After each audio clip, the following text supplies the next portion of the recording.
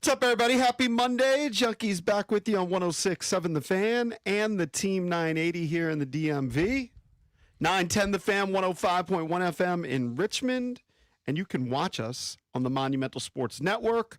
All year long, we're celebrating 30 years of the Junkies, presented by Main Street Bank. Cheer local, bank local. Main Street Bank is a business-focused community bank, proudly serving the DMV since 2004.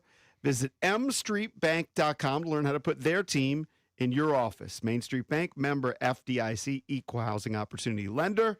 We thank you for tuning in this Monday morning, April 20th, 2026. I'm John Paul Flame, joined by Eric Bickle. Morning. Good morning. And look who's back. It's Jason Bishop. John Paul, Eric, what's up? Three-man show. Cake's out today. I believe he's back tomorrow. On the program today, we will talk NFL draft. We're 3 days away. Yep. Daniel Kelly, former NFL scout with the Jets, is going to join us. He's not a fan of Sonny Styles, so we will find out why. That's somebody who the Commanders may be looking at with that number 7 pick. Doesn't seem like he's a fan of anybody. Charles Davis, NFL Network analyst, also going to jump on. He's always coming good. up at 9:30, so you don't want to miss that. Mm-hmm. Bish Bucks, of course, you were out on Friday, Yeah. and I guess it snuck up on me. I knew you had this event at Salisbury. I didn't jot it down on my calendar when it was. How Yeah. was the 100th anniversary speech Yeah, I don't even really at Salisbury? remember. We talked about it a few times. I have no idea what you were doing. It was fine. The Jason Curtin, who kind of runs the Alumni Association, good dude, asked me to speak as an alum to I the saw you were radio getting pictures together. You were doing a whole thing. radio right? and TV department, and students and faculty and some other people from the alumni department were there. So it was cool. It was. I was stressed because I didn't know how many people would be there. I didn't know the setup. I had no idea until I went there on Friday morning and kind of walked the campus and saw the room and saw the setup. And How different was the campus from when you were there? oh, much it's crazy how much it's growing. Mm-hmm. I mean, the enrollment's up at up 1,500. They want to get to 8,000. When I was there, it was less than 6,000, but they're already up to like 7,500, and they want to get. I think they want to top it out at around 8,000. But it was good, man. Jason Curtin's a great dude. Tim Brennan's the sports information director. He was kind of the moderator. But you did like asking me a the question. presentation with like pictures and video and all that. Talked about my life, talked about us, talked about how we got started, mentioned you guys, obviously, mentioned everybody, mentioned the producers, mentioned a bunch of stuff. Pictures from Super Bowls. You don't love From doing that HMS. kind of stuff, but did you No, get comfortable? I felt obligated. Yeah. It was fine. It wasn't great. How many people believe me, were there? I was definitely a little nervous on Friday morning. I couldn't tell. Not many more than 60, probably. 60 or 70. So it felt Oh, manageable. it wasn't like thousands of people. No. It was just the radio department. But it was fine. It was good. It was People have good questions, or did you do Yeah, that? of You course. open it up for questions? Yeah, there was a Q&A after. The actual presentation was about 40 minutes, and then there was 20 minutes of Q&A. Dan Quinn signed a helmet for us. Nice. How far has WSUR come since your days when you were doing a radio show at Salisbury that was on the TV? Well, right. When I was there, you could only hear it on the TV in your dorm. Now they have a tower. It's not called WSUR anymore. It's called WXSU, maybe something like that. But it's much different. I mean, my old studio's still there, but they've expanded everything. They've got a podcast department. They've got a TV department. They put a lot of money into it. So Did you go it's a lot solo or different. did you bring the family? Family came. Nice. Yeah, family wanted Show to them come. your old stomping grounds. Family wanted to come and see it, so we walked around a little bit. Brought the dog on campus. She wasn't happy, and then after that, we went down to Ocean City. Got down there. Weather was great, and then I don't know if you guys talked about it, but the reason I was out last Tuesday, my uncle, Dr. Jack Bishop, passed away last Monday, so his funeral was Saturday. So I had the thing on Friday, the funeral on Saturday. It was just a stressful weekend, but it's over. Dr. Jack Bishop, by the way, R.I.P., 81 years old. He was a dentist in Talbot County for over 40 years. He knew so many people, in a small town like that.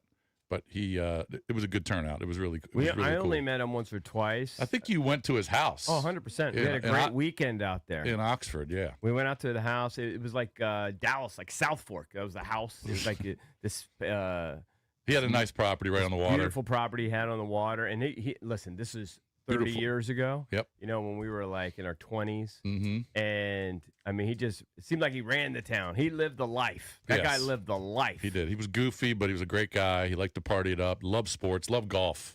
Yeah. Played golf with him a Remember, billion he was times. like a black belt. Yep, He was a went black belt. skinny dipping naked in his pool. Was he your mom's brother or No, Dad's brother. dad's Dad's brother? brother. Gotcha. Yeah. And then we were just hanging out, and then we went on the boat. And I can't remember where we went. Went to one of those spots. We went to like docks or Yeah. schooners or one of those Yeah, spots. it's just like, wow, this guy's got the life, got Yeah. the setup. By the way, docks it's a bar restaurant right on the water, and the owner loves us. We should do a freaking show or an appearance down there because it's unbelievable. It's not Doc Walker's. It's not Doc Walker's. No, it's not his spot. No. But the owner loves us, and he said, "Come on down. Let's do a show or do an appearance." I said, "Talk to my producer." Right.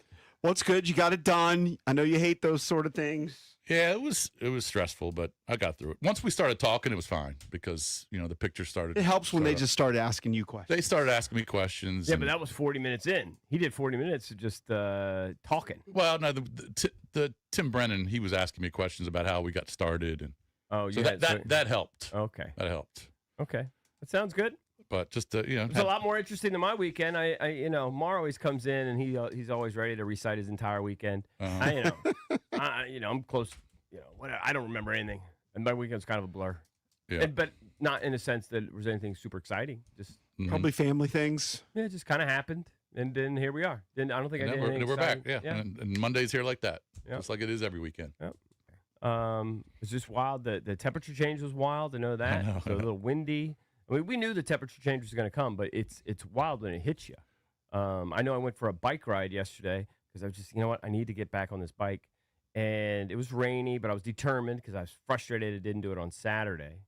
And I just did it anyway. And I was like, I came back and I told my wife, I said, it was cold out there. She said, it's 46 degrees. I said, well, it felt like it. It Yeah, felt like 46. See, it got cold. But I think it'd be a little better this week, right? it's going to get warmer on Thursday, but we'll But have to today, get through what, to 60 something? Yeah, today about 60, and then tomorrow it's supposed to be freezing overnight, but we won't be outside, so don't worry about it. It'll be Just cold wild. tomorrow morning. It's wild. Yeah, Friday when I got down to the beach, it was beautiful. It was I don't know 75 degrees, just beautiful at Ocean City. Where'd you stay? At the old condo, Tom Mooney's condo now, but the condo I owned. Oh, you're probably all in your fields this weekend. Yeah, it was. But the next morning when I took the dog out for a walk, oh my gosh, it was 50 degrees. Yeah. And windy. It felt Right. awful. Right. Yeah, my daughter went up to Cornell. She was hanging out with Coop and the guys, and it was like 20 degrees colder up in Ithaca than what it was here. It was kind of miserable up there this weekend. Yeah. But I'm excited because it's NFL draft week. It's finally here. All right, I'm excited. But listen, all the NFL gurus these last couple days getting ready for this. Uh-huh. There's a big Did you trade over the weekend, too. Big trade. The Giants have 2 picks in the top 10. Yep. Sure how that affects us, but yeah, definitely. I heard Giants fans were thrilled because Dexter Lawrence apparently had his worst year. So now they got 2 picks in the top 10. They could, Harbaugh is now coaching them. They could go defense to really change things. They could add a weapon to go with Malik Neighbors, who tore his ACL. Yep. A lot of possibilities for the New York Giants. I got an immediate text from Vinny, and he was thrilled. So I think that's kind of the sentiment. I saw an after the trade mock that had them taking Jordan Tyson at 5 because they got the 2 picks, so they can target a couple different positions, and they had him taking Tyson. They had the Commanders taking Carnell Tate. I just don't know if they're going to take Tate. I don't think they will either, but It's going to be interesting. Apparently, I was listening to Grant and the tight end.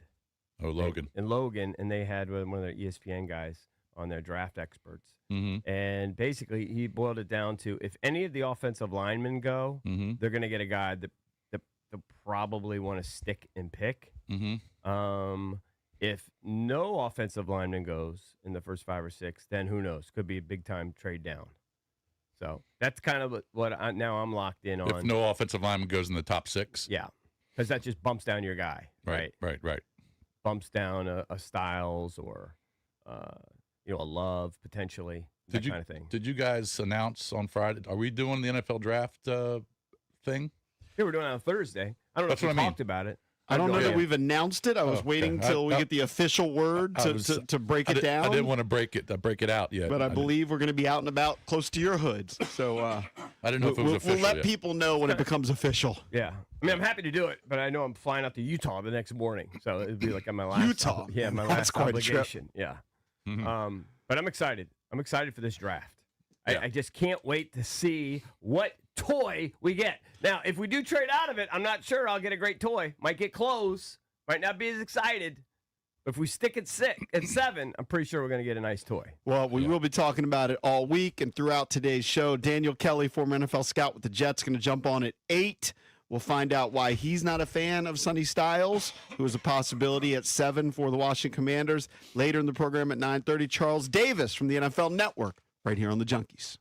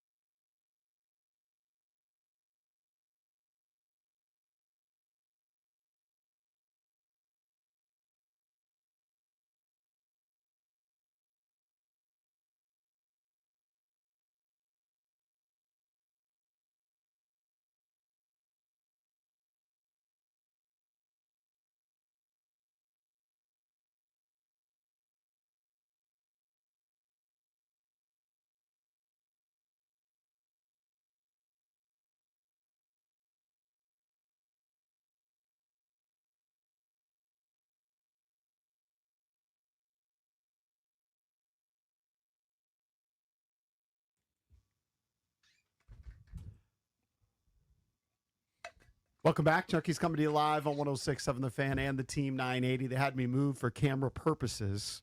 I have no audio. You got no audio? Yeah, I can hear you. Yeah, just one of those buttons. I don't know which one. You can't hear. You can't hear yourself. No. Oh, that's good. And the mic's all broken. Look at that. It's just one of these. It's not that one. It's not that one. Yeah. I mean, I can hear you fine, bro. You just can't hear yourself. That's the problem.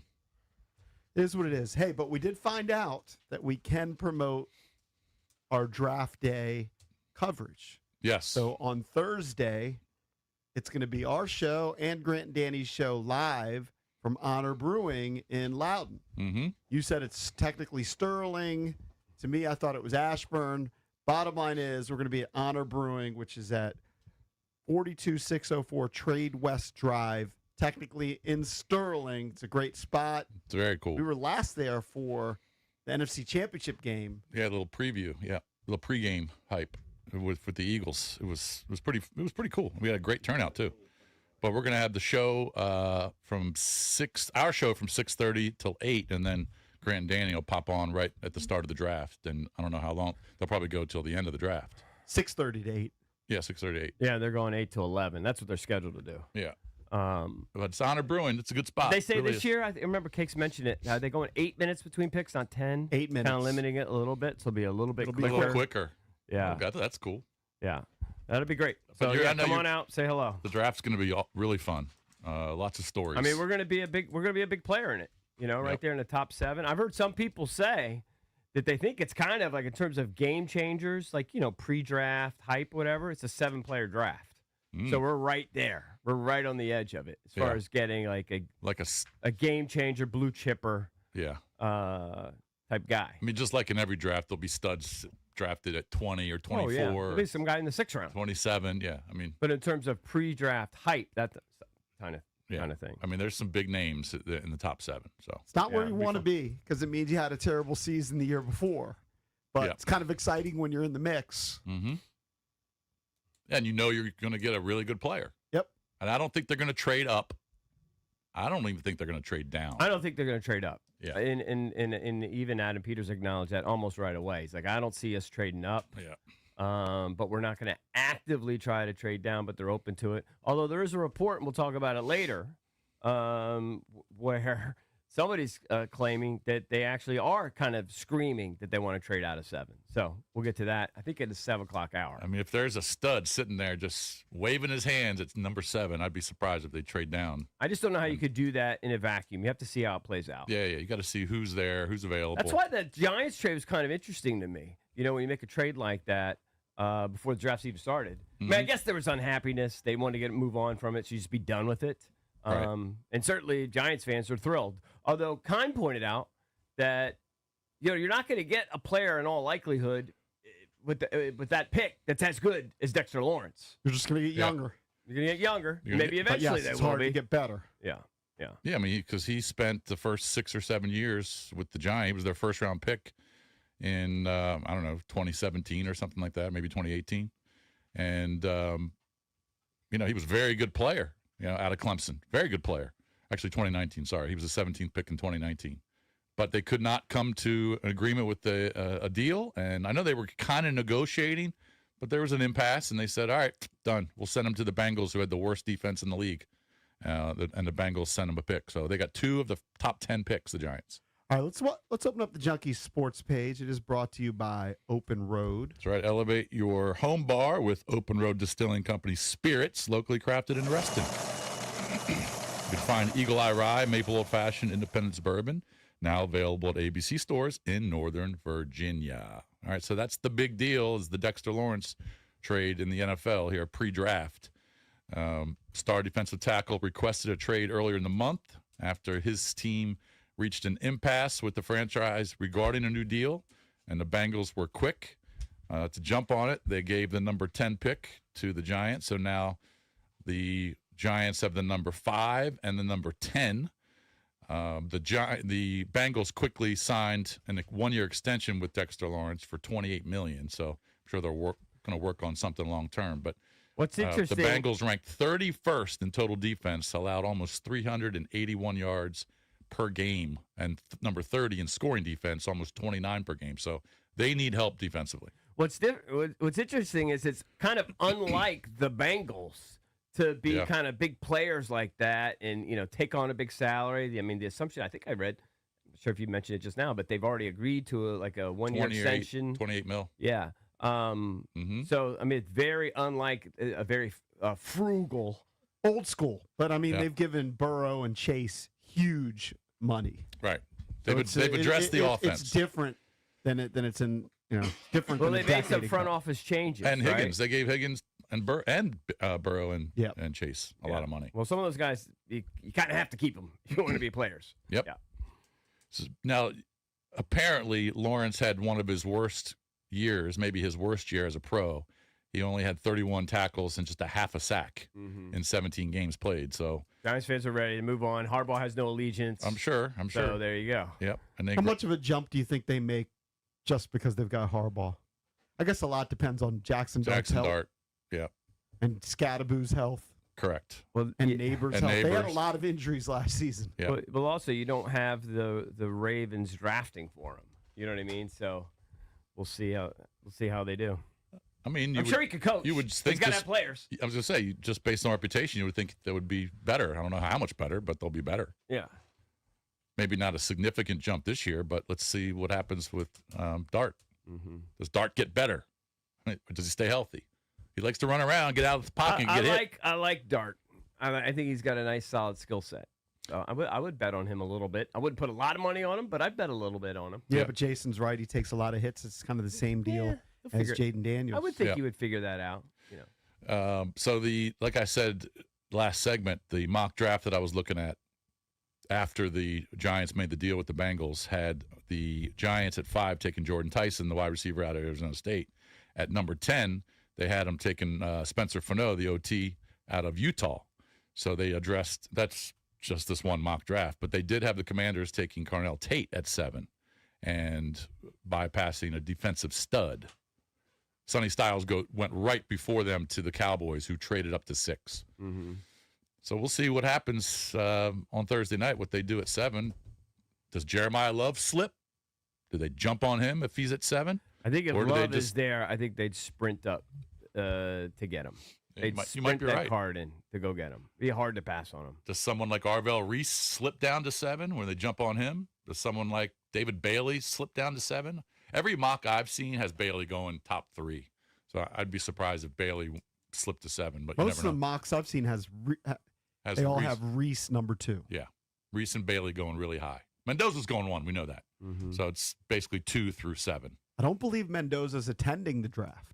Right. Mendoza's going to hang out with his family in Miami. That's on brand. It's fine. It's on brand for him, right? You have to respect that. Yeah, of course. I believe when Burrow was selected, wasn't he at home with his family?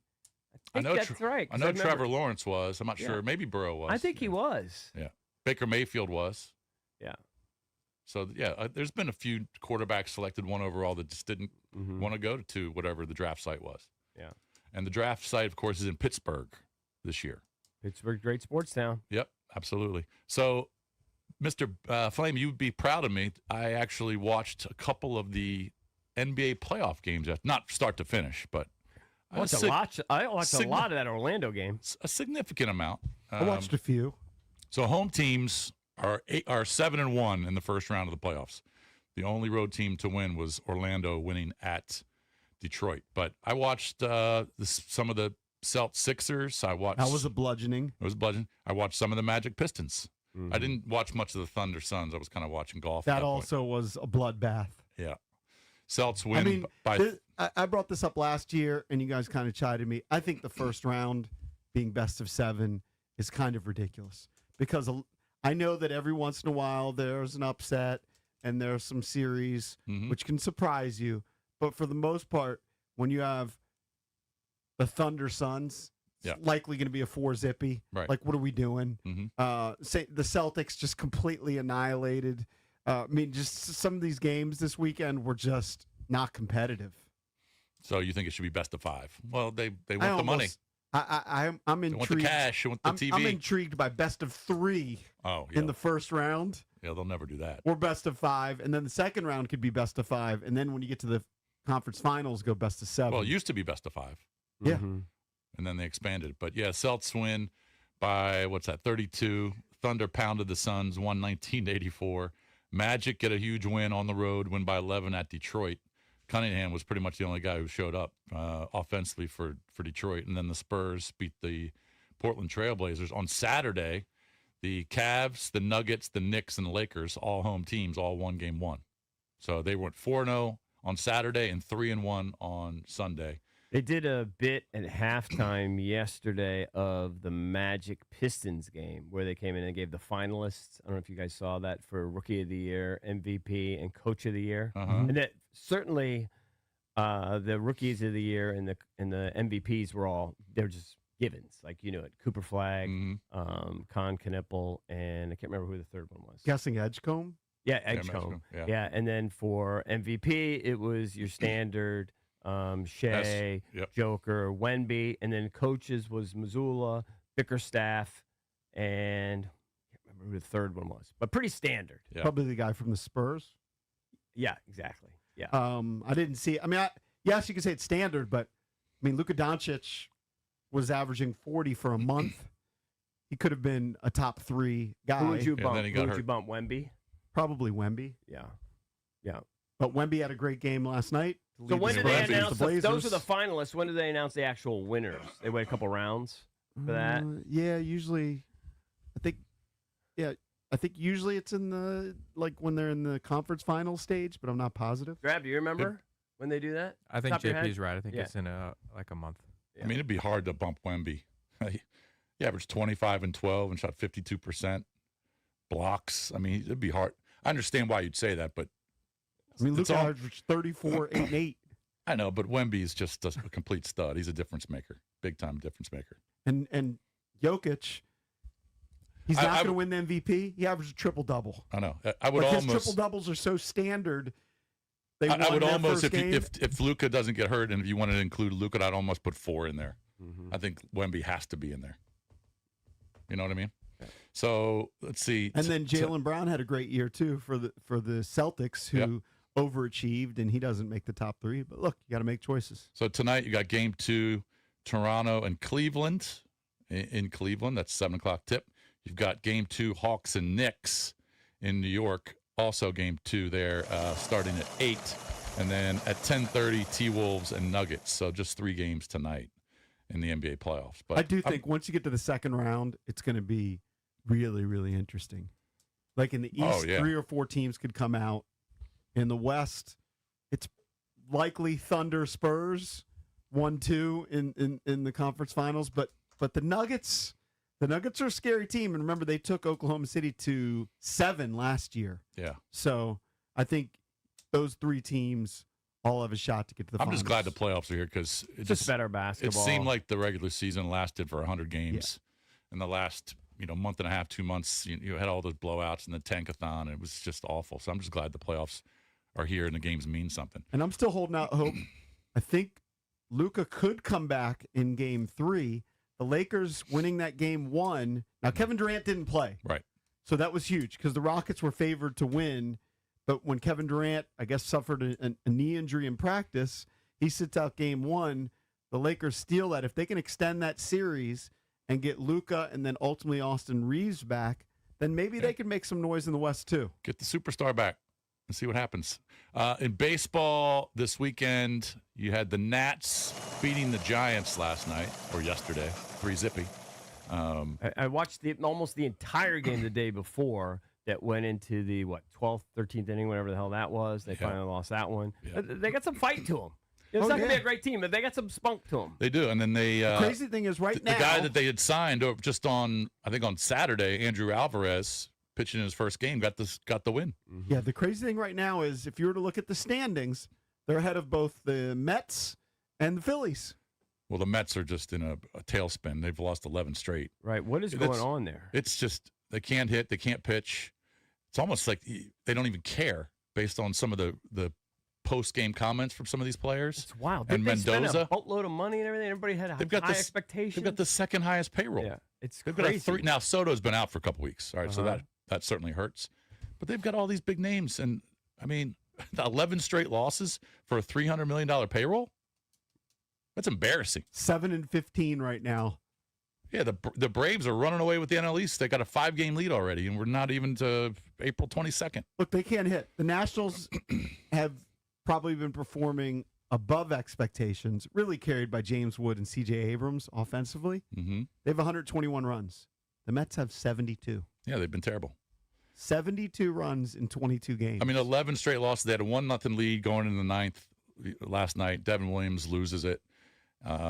So they've lost 11 straight. Now they play at home. They're off, and then I believe Minnesota's coming to New York. They'll start a 9-game homestand with an 11-game losing streak. And I'm sure the Mets fans will be booing. Are your boys Mets fans or Yankees fans? Oh, from New they're York? huge Mets fans. Oh, they're probably no. hating it. Vinny's distraught. I'm sure he is. Distraught. I'm sorry. A $300 million payroll should not lose 11 games in a row. Shouldn't. Well, I'm looking at the projections. They were like, if this is accurate, they were like 57% to go to the playoffs prior to the season starting, right? So they had them anywhere from 85 wins to 92 wins in that range. That was the projection. And it's dropped to what? I don't know what it is at the moment. Yeah, I'm significantly lower. Yeah. But the Nats improved to 10-12. So now the Nats will play the red-hot Braves. The Braves come here for 4. Starting tonight at 6:45. It's going to be Bryce Elder against Jake Irvin. So the Braves have been hot. They've won 9 of 11, and they come in. Their bats are hot. The pitchers are really good. By the way, speaking of when I watched that game on Saturday, I was just kind of chilling around the house. I had it on the whole time. The Nats would be great if they sent over some of those blue DC unis and hats or whatever. Yeah. Would love that. Like Would that? love to rock some of that on the show. Yeah, I Just think it's- remember, they did send a hat, and you bypassed it, or you didn't I didn't realize. know. I thought I was being magnanimous or whatever. I thought I was being a Who'd you give generous. it to? One of the guys here. I can't remember, but I said they asked Jeff me. Walker? Maybe, and I just said, here, just you guys take it. There's a lot of the stuff that I had Yeah, seen. I I gave don't mine to Mike necessarily. I Marr. mean, I need another coaster or whatever. Yeah, you take it. Then I saw the hat, and I was bitter. 7 3/8.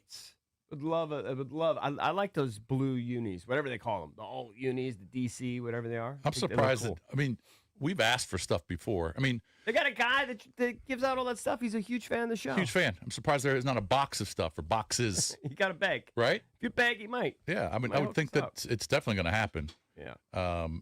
If we just give more shout outs. But I would love to wear some of the new stuff. I do. I know. I like it. I would love it.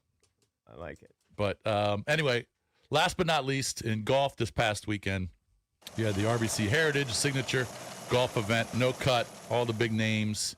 It was a great finish. A huge purse, and the winner goes to Matt Fitzpatrick, who had a 1-pop lead going into 18, and bogeyed. Scheffler, First bogey in 29 holes. yeah, no, and Scheffler had an unbelievable chip to about 8 inches. He parred, so they went to a playoff. But Fitzpatrick hits an unbelievable shot in the second, makes a birdie. Scheffler did not. So Matt Fitzpatrick wins $3.6 million and beats Very out fun to Scotty watch. Scheffler. So I was. $3.6 million for the RBC. Yeah, well, it's a signature event, so it's bigger than the purse is bigger than most. I think I events. picked Xander to finish top 10, and I was 1 shot out of it. He finished tied for 12th, missed it by 1 shot. I was going to go with Ricky, but I didn't have confidence, and Ricky finished top 10. Yeah. So My parlay pick was terrible. I think Drabby said his hit. LaMelo Ball double gave you 5 assists. I mean, he was going to give you the points, but just 5 assists. Well, that was what was always in doubt. And they got smashed in that game. right. yeah. So he wins the RBC, and John Rahm won the Live event in Mexico City. Of course, the Live tour is coming to Trump in, I don't know, a couple weeks, 3 weeks. Yeah. There's been some Bryce will hopefully controversy. be there. He pulled out Yep. after the 3rd round with some wrist soreness. He didn't play in the final round. So they have hopefully he's 4 there. rounds now. Yeah, they have 4 Yeah. rounds. Because Four for a rounds. while, Live was just 3 days, right? Yep. Yeah, Yep. for several years. Yeah, this is the first year. This is Can the they way they still can wear get the some ranking shorts? points. You know, I don't even know. I can't even pay attention. I think they do. Yeah, I think they wear I think shorts. they do. Though. I think they still do the shorts bit. I know you're not a fan. Of the shorts? I actually don't love shorts on golfers, myself included. I wear them when it's 85 degrees, but I think golfers look better in pants, in golf pants, personally. Yeah, I mean, I just think you look better. Most of these cities or tournaments, it's hot. So Yeah, I understand obviously the why guys are people much more want it. comfortable wearing the shorts. Yeah, I understand. Real quick, I mean, I don't know what this kid's doing, but the wide receiver Zachariah Branch, they had their Georgia. Yep, they had their spring. It was a spring game weekend, and after the game, he was arrested early Sunday morning. I think at like 1:30 in the morning, on one charge of obstructing public sidewalks and streets, prowling, and one of charge of obstruction of a law enforcement official, according to the Athens-Clarke County arrest log. Both charges are misdemeanors, but that's not good. He's a projected second rounder, maybe third rounder, that he gets arrested draft week. Now, did you say exactly what the details of it were? That's all I read was that he was arrested on just obstructing, basically. Yeah, like I think he might be getting hosed here, or he's just being a jerk, but the cop wanted him to step back further from some incident, and I guess he didn't do that. Now, obviously, you listen to a cop. Yeah. Maybe he felt like he was in the right. He was far enough away. Who knows? Nothing good happens at 1:30 in the morning anyway. Yeah, that's true. Right? But at least they didn't arrest him for something crazy. Yeah.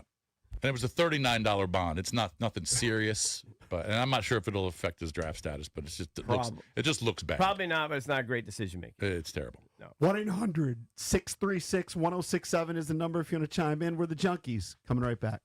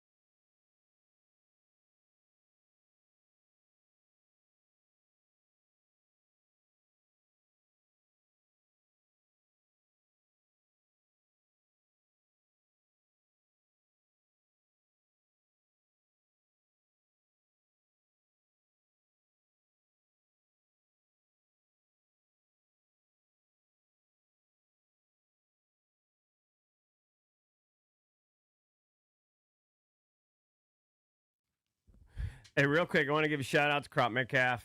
They, my brother, he texted me, and he's like, "Bro, can you reach out to Crop? I need to find out if they do descaling and jetting." What does that mean? I go, "What is that?" I hate asking for stuff I don't know what it means. What are you talking about, descaling and jetting? He said, "Dude, I've had all these plumbers out. They can't get it right."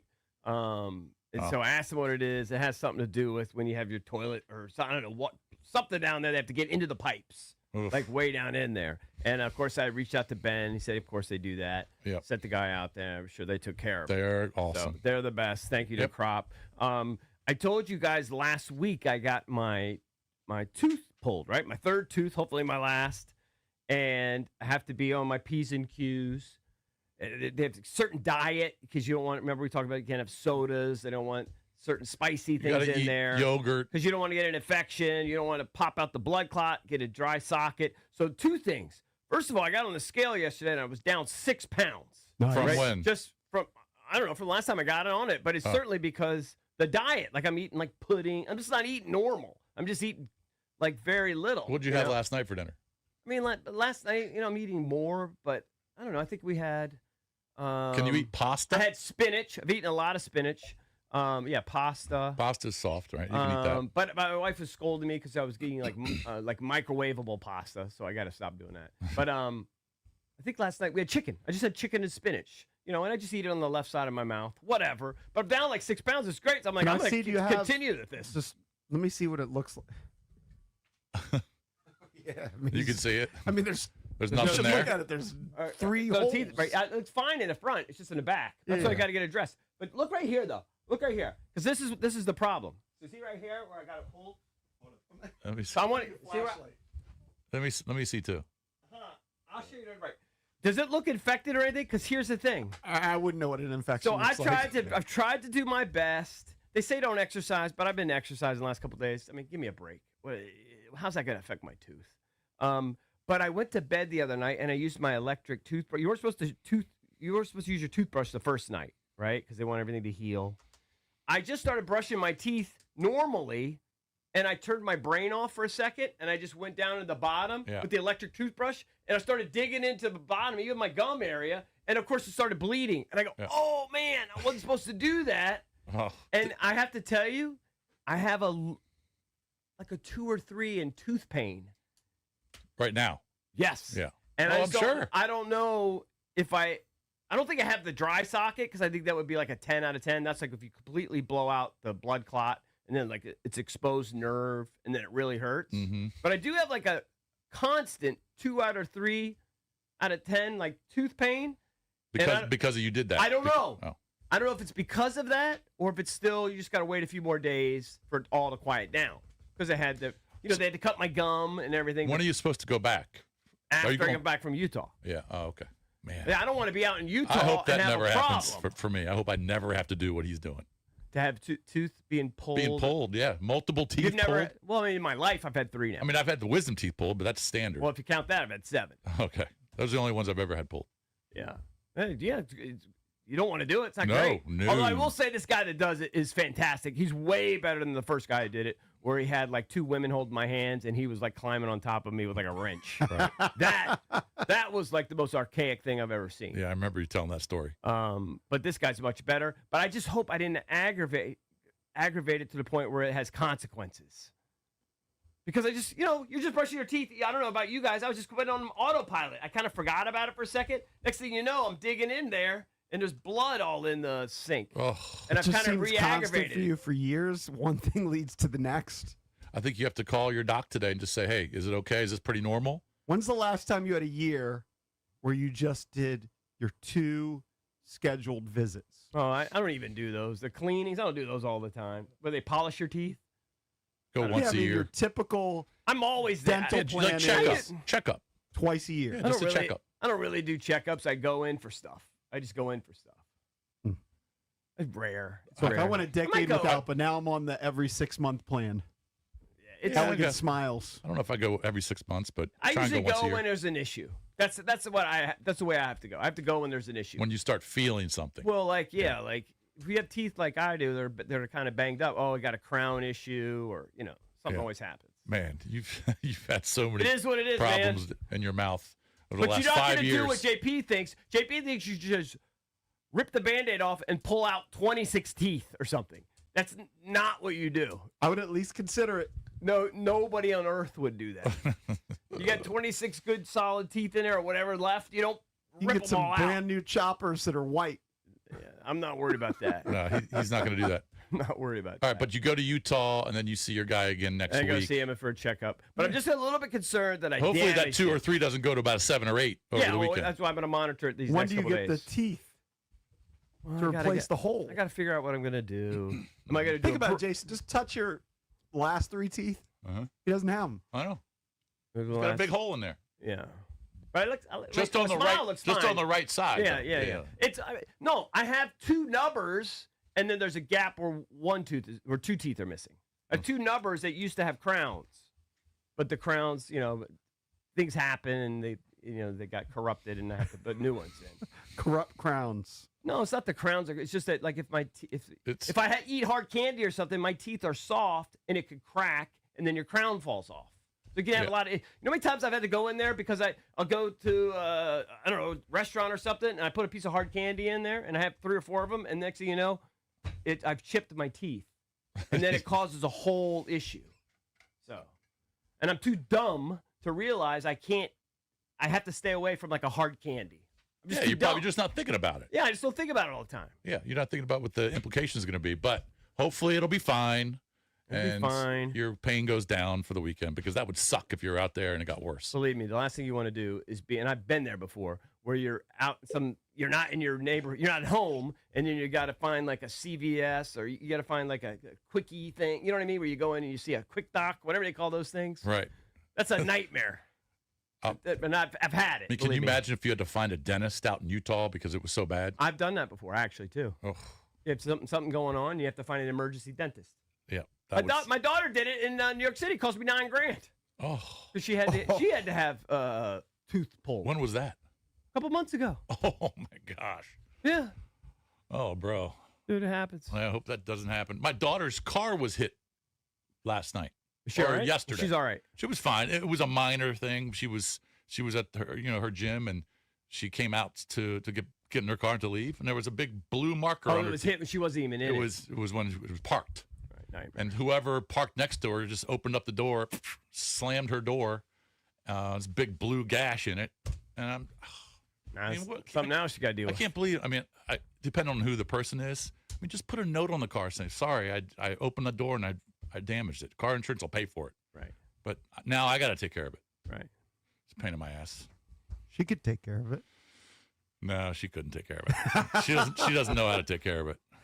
All right. If you want to chime in throughout the show, you can always hit us up at 1-800-636-1067. Coming up next, we'll hit the skins. Should the Commanders trade out of the 7th pick and trade down?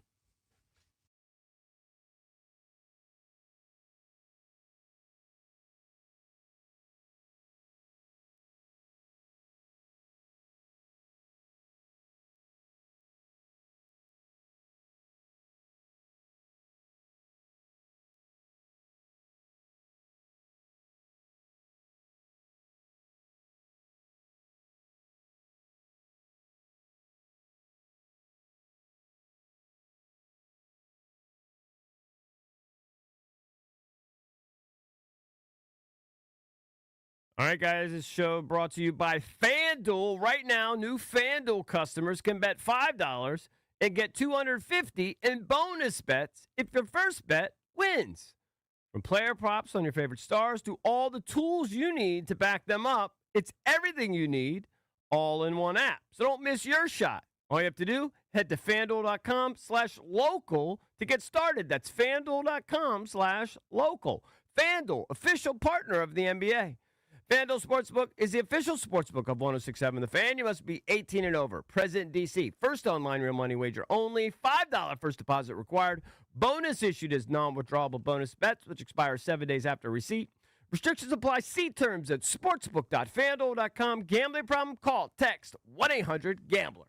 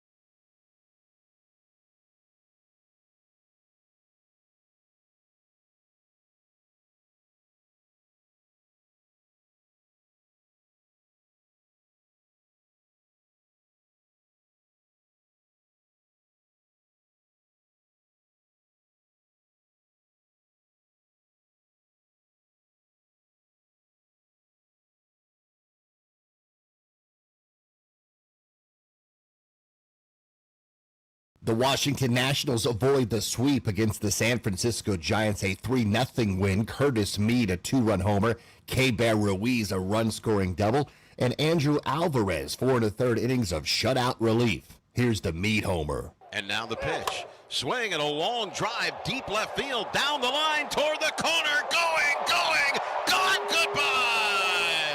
The call on the Fan. The first-place Braves are in town for a 4-game set beginning tonight on the Fan at 6:45. The Mets' losing streak has reached 11 games. That's their longest since 2004. NBA playoffs, an upset. Orlando stuns the Pistons in Detroit 112-101. Boston OKC and the Spurs win. NHL Stanley Cup playoffs. Montreal shocks Tampa Bay 4-3 in OT. Colorado, Buffalo, and Vegas also victorious. Matt Fitzpatrick wins the RBC Heritage. Audie Crooks is going to Oklahoma State. From the Crop Metcalf 5-Star Sports Desk, Byron Kerr on the Fan.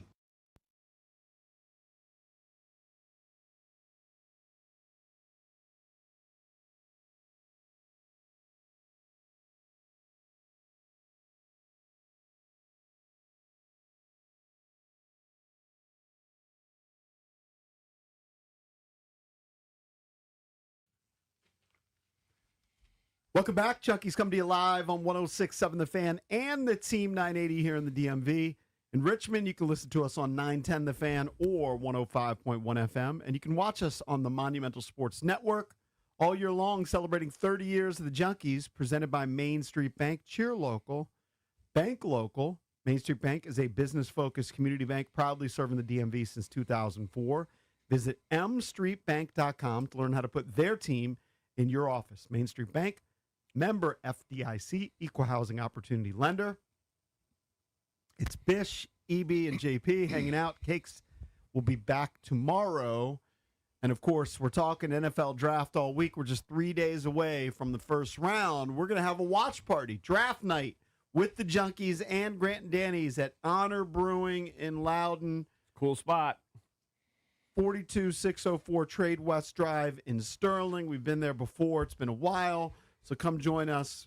We'll be on the air live 6:30 to 8. Grant and Danny on after us as we get ready for the Commanders' first-round pick. Right now, they are slated to pick number 7. The question is, will they trade down to acquire more picks? They only have 6 picks in this draft. They don't have a second-rounder. I know about a week ago, Daniel Jeremiah, one of the top NFL draft guys, put out a mock where he had the Commanders trading with the Jets. Mm-hmm. In which case they would move from 7 to 16 in the first round, acquire the 44th pick and the 103rd pick. There seems to be increasing buzz that they might trade down. Well, here's a guy, Charlie Campbell, who's a draft analyst at Walter Football. And if you believe his bio, of course, we all know about Walter Football. That site's been around for a long time. He claims he led all NFL media for mock draft accuracy in 24, 22, 19, and 17. Says he came in second in 21 and 25. So he's kind of all in the upper echelon there, if you believe it. And why not? Mm-hmm. He tweeted yesterday afternoon, speaking with some league sources today, Washington badly wants to trade down from the 7th overall pick. Now, who knows what's true or not?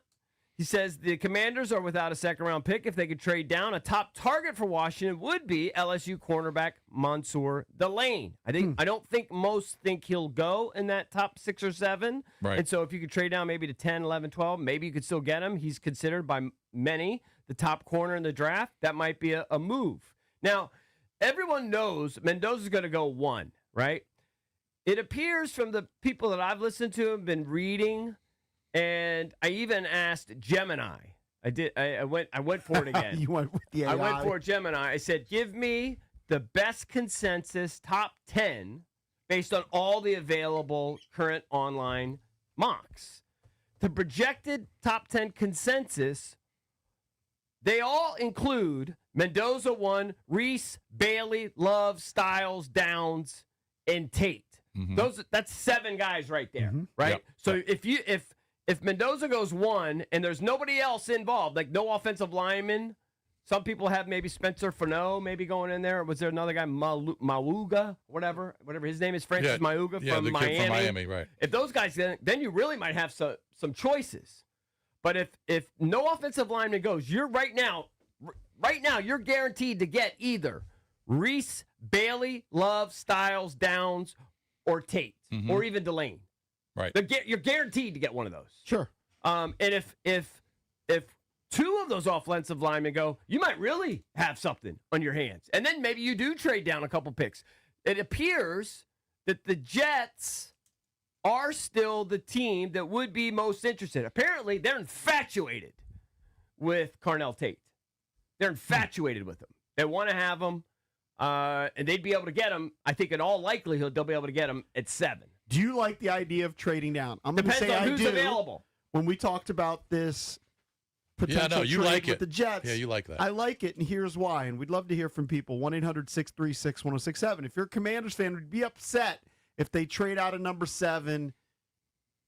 And I'm going to say a mid-first round pick. Okay, I wouldn't want to trade the number 7 pick and then the top pick that they have is number 30. I wouldn't want that. No, I think the Jets are But I would likely. say- They pick like 16. Is that correct? That's 16, Yes. correct. But if you give me a top 20, I think you can still get a really good receiver because it seems like people talk about Tate, they talk about Tyson, they talk about Lemon, they about talk about Concepcion. Cooper, and Concepcion's another one. Yep. So I think if you believe there's not much separation in those top So receivers, I don't think and you they're going see to take Tate. you see different scouts and different draft experts kind of juggling those 5 guys. It does seem most of them have Tate number 1 Right. out of those 5 receivers, but you see a lot of differences there. I think if you get a top 20 back and you add a second round pick and potentially a 4th round pick, I think it would be worth it if you're going receiver. It depends. Because If Jeremiah Love is available, I don't think I'm trading out. Because what they did in free agency allows them to go offense. Yeah.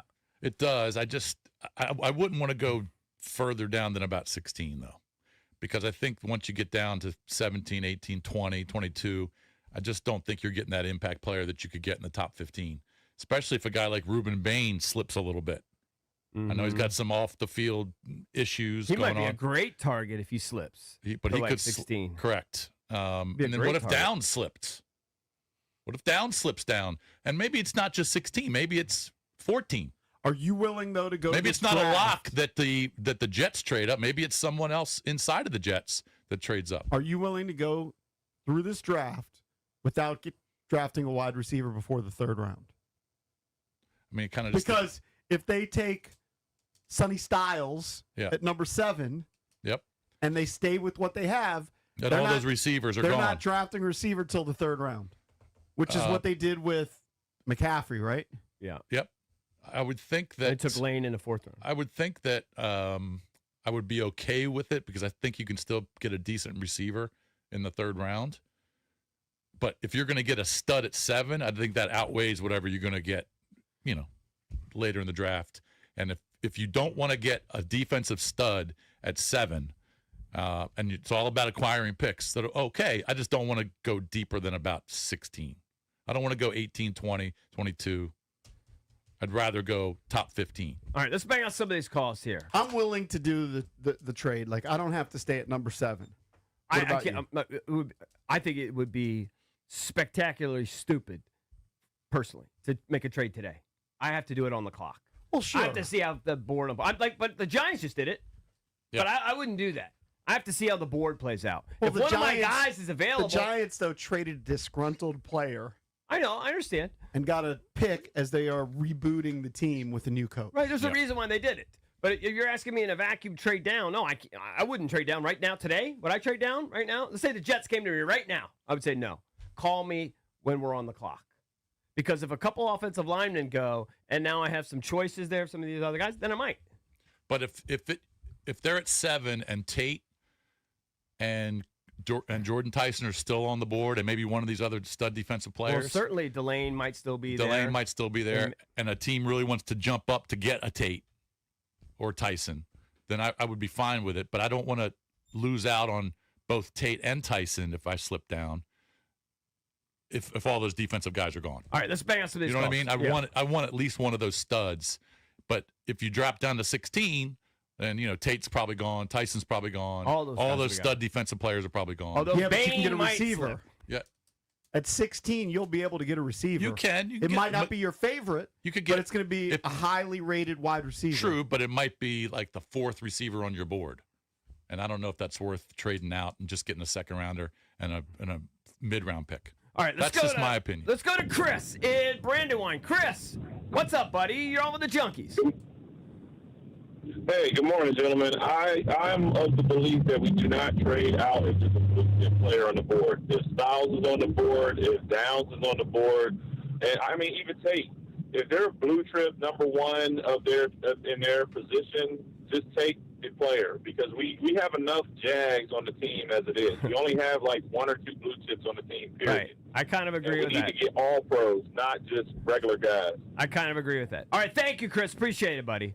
Let's go to Tony in Clinton. Tony, what's up, buddy? You're on with the Junks.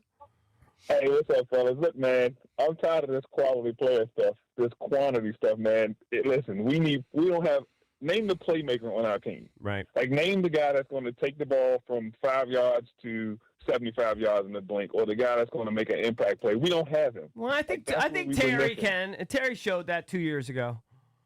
Okay, but we need, like, a absolute playmaker. And so, stay at 7, take the stud, forget that quantity. Which stud do you want? Down the road. The best player available, because they need everything. Best So, player like, at available 7, offensively?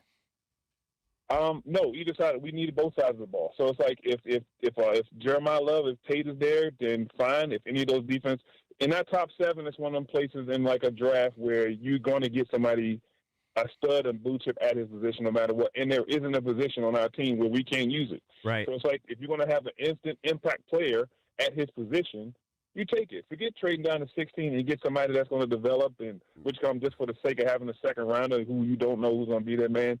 If you know you got a guaranteed guy on paper that's going to be an instant plug-and-play dude that has the potential to be great, don't Right overthink now, it, man. yeah. Take him because we need it. I tend to agree with that. Right now, again, Mendoza's going 1. That means we are guaranteed to get either Reese, Bailey, Love, Styles, Downs, Tate, or Delane. I believe pretty much all those guys, top-ranked guys at their position. Yep.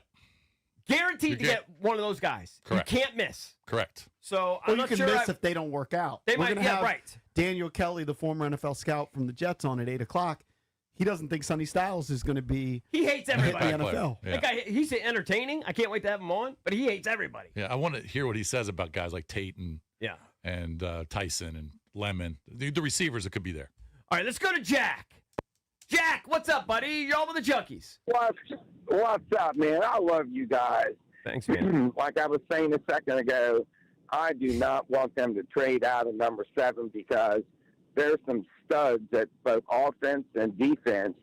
And, of course, the Tate, the receiver.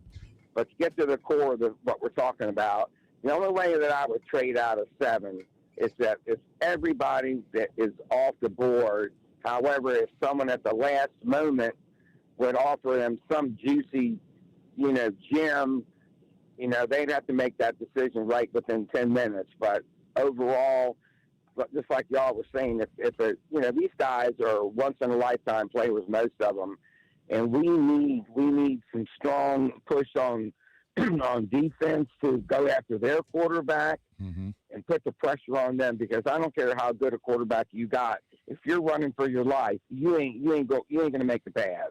You're not. It's not going to happen. So Right. the only way I would trade back is if they were all gone and something amazing was offered to us. All right, thank you. Appreciate it. So of those guys, the one that I've heard that there seems to be the most questions about, and it's just in terms of how big the upside is Tate, right? So Reese, Bailey, Love, Styles, Downs, most people think they're going to be pretty good players. Most people think. Right. They think Tate will be good too, but most people are making the argument that he was never a 1 at Ohio State, which doesn't really mean anything because it's Ohio State. And if you look at the history of their receivers, they've got a bunch of number 2s and 3s. They go out and they're silly. They're impact players, But right? for whatever reason, that is tainting him. So if you take that and just say people are correct on him because he doesn't have outstanding size, he doesn't have outstanding speed. He's very good, but he doesn't really jump out at you at any one thing. Got great hands. Got great hands, maybe. Yep. Maybe that's the best. If you take Tate out of it and you swap in Delane, Yep. wouldn't you be happy with any of those guys? Delane, Downs, Styles, Love, Bailey, Reese? Of course. You're guaranteed to get that. You're guaranteed to get any of those guys. So what if a Yeah, team? but now you don't have a second-round pick. We never had one. I know, but in the what we're kind of tossing around is there's this growing buzz that they want to trade down to acquire more picks because they don't have many picks. I think it depends on who they really like and if they're still available, and if they think he's going to be available when they trade down. Right. Under my scenario, which was the Daniel Jeremiah Right. mock trade. Down to 16.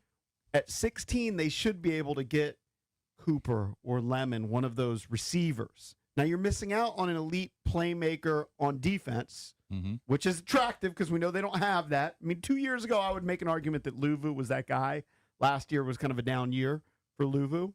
And we'll see what Owe becomes and, these guys that they've added.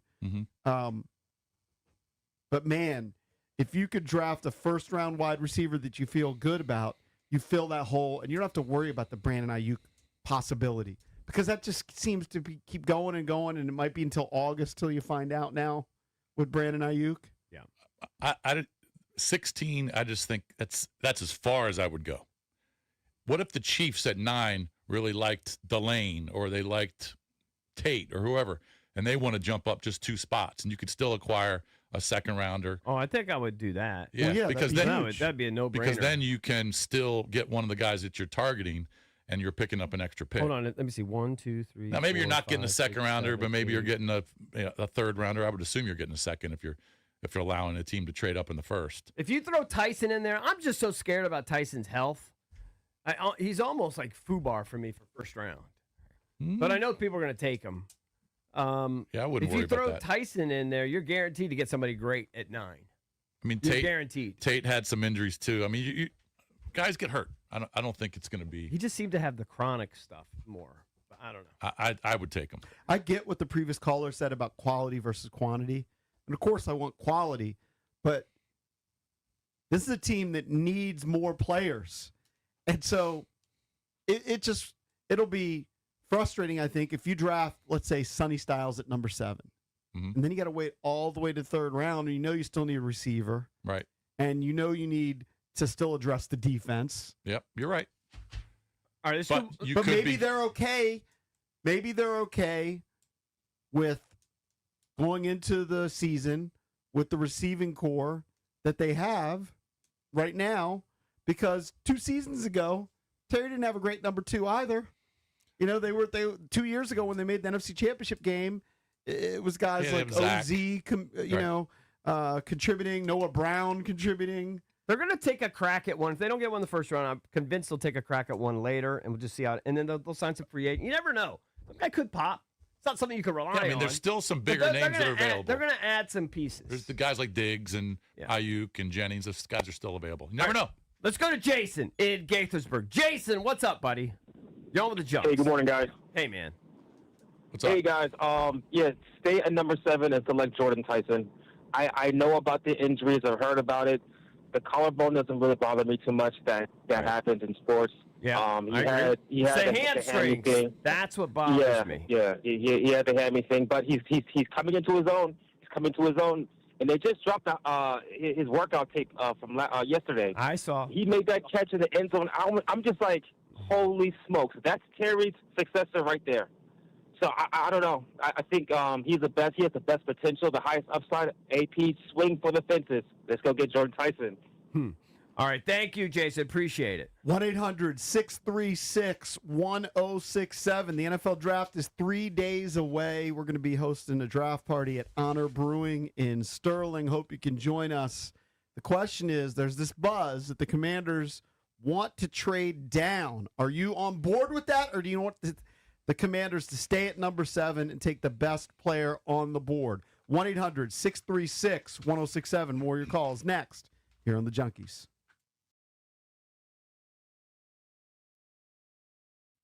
It's your boy Bish. And if you've been watching the leaderboard lately, you know it's all about your drive. And right now, my guy Josh Cochran and his team over at Buyer Subaru in Alexandria are ready to help you T1 up this spring. Drive off in a new 2026 Forester from Buyer, just 0.9% APR for 36 months, or you can score a new 2026 Crosstrek at 1.9% APR for 36 months. At Buyer Subaru, they're not just focused on what's in the showroom. They care about the course we're all playing on, too. So this spring, Buyer Subaru is giving away free trees. That's right. Listen up. No purchase necessary. It's all part of Subaru Loves the Earth, working with the Arbor Day Foundation to put regionally appropriate trees into the hands of local families, helping keep our community green, healthy, and in great shape for the long game. So make the turn to Buyer Subaru at Grab Your Tree, a free tree. And whether you're going low with a Forester at 0.9% for 36 or taking a clean swing with a Crosstrek at 1.9% for 36, you're going to like where you land. So do what I did. Check them out on Richmond Highway in Alexandria or buyersubaru.com. Make sure you tell them Bish sent you in.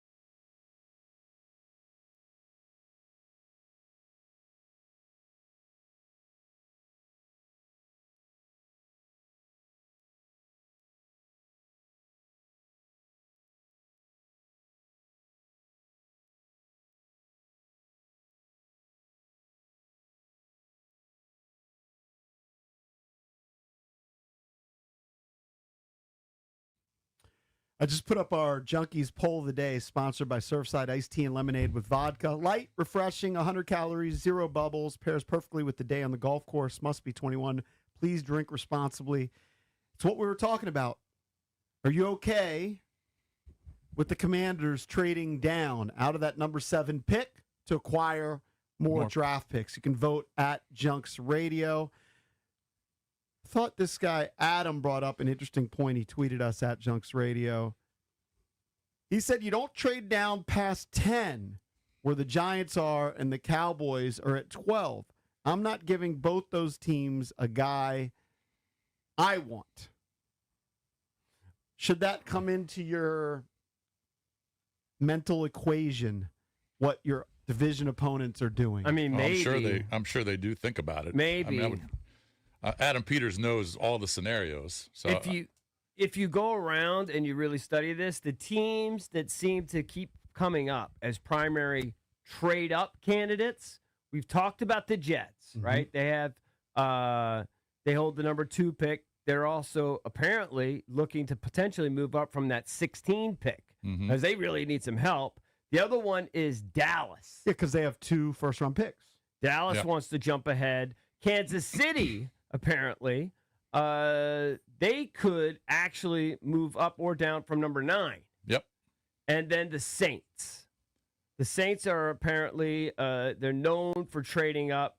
They've traded up 20 times since 2011. Think about that. Where are they sitting if they don't trade? 13? Are they at 8? I'm not they're sure. at 8. Oh, okay. Are they at 8? I think that's Oh, right. yeah, they're at 8. Yeah. Yeah. So those are the teams, and we're sitting there. We're going to be at Honor Brewing. We hope you come out and join us as we're watching this thing unfold. Those are the guys that are most likely you're going to be reported as if there is any movement. It's going to probably involve one of those 4 or 5 teams. Yeah, that makes sense. And would you do it? I'm not sure I would, because if no offensive linemen go, I think I want one of these studs: Reese Bailey, Love, Styles, Downs, Tate, Delane. Guaranteed one of those guys. Yeah, we just guaranteed. We just don't know who's on Peter's board. He might like one of these guys that are in these mock drafts. He might like one of these guys who are in the 15 to 18 range. Yeah, he might like Tyson and go, you know what? Yeah. I know it's just a hamstring. Yeah. I believe in our equipment or our health guys. Yep. And we know how to deal with hamstrings. That's not a big deal for us. And I can get Tyson at 13, 14, 15, 16. Let's just trade down and get him. I mean, I like him better than Tate. They might really love Bain. They might love him. Yeah. We have no idea. And most of these mocks have him going outside the top 10. So maybe they do drop a couple spots or 3 spots or 4 spots, and they can still acquire one of those guys. But you got to have a willing partner. I'm for that. Because not having a second-round pick on a team that needs young talent, to me, that's huge. I'm okay with dropping down, but not 9, 10, 12 spots. I understand that. I don't want to go that far. I think you're right. I think probably 16, that whole Jet scenario is probably the outer limits of how far down you want to go. I'm okay to drop to 12. But if you can get a second-round pick, like Friday's going to suck EB for you as a fan. No second-round pick.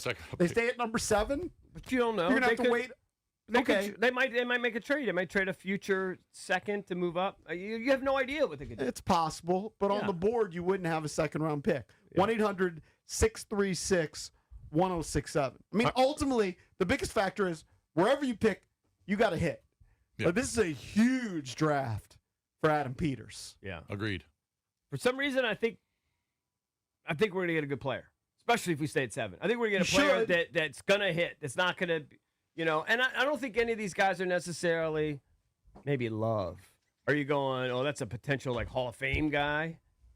That might even be a stretch. Yeah, we just I remember when we drafted Chase. I thought it was a can't misser. He's going to the Hall of Fame. And it missed. It missed. Now he's been fine. It was he had a good season this year. Yeah, it's been a big miss. That was a big miss, too. Yeah. So but if you were that to could look happen. at last year's draft in terms of impact in year 1, all right, jury's out on Cam Ward. He was the number 1 pick.